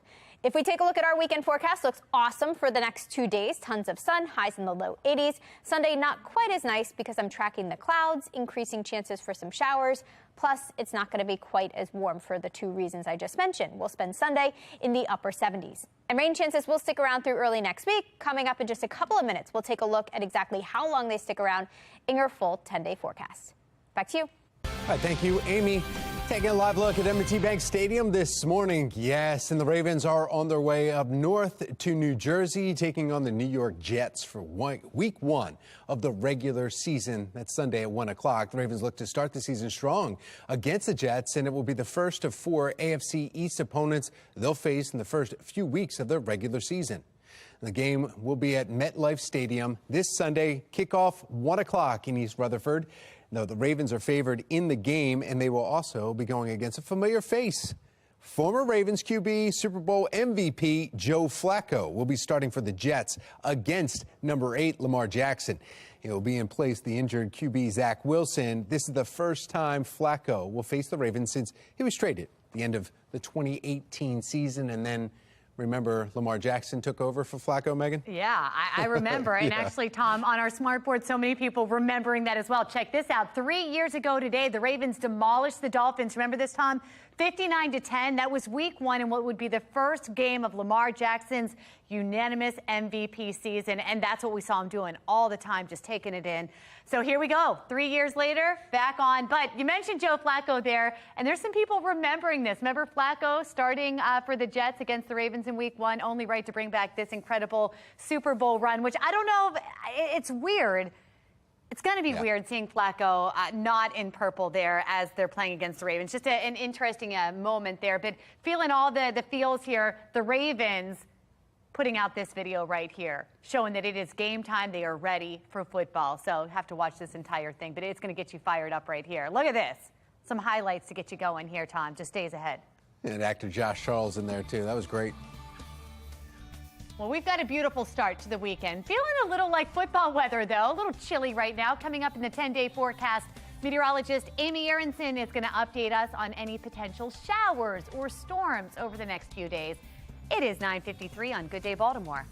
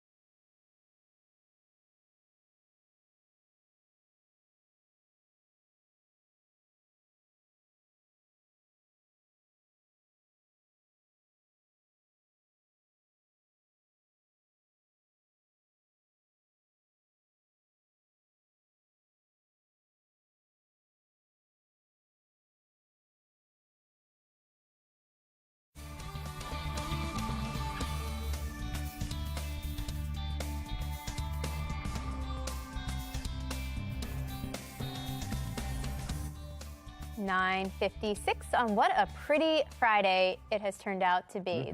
The fog is gone. We see Camden Yards in the distance. That will be busy tonight. M&T Bank Stadium empty for one more week, but we'll all have our eyes on the Ravens Sunday afternoon. And the forecast does go downhill as the weekend continues. Looks great today, tomorrow, but after that, clouds move back in and the rain will follow. Some scattered showers on Sunday. Most of the rain comes through Monday into Tuesday, but most of the weekend is good for all the outdoor things happening. And there's a lot. 60s in the morning. That's the fall feels That's right the sign there. of fall. It's coming. Have a great weekend. See you Sunday at the fair.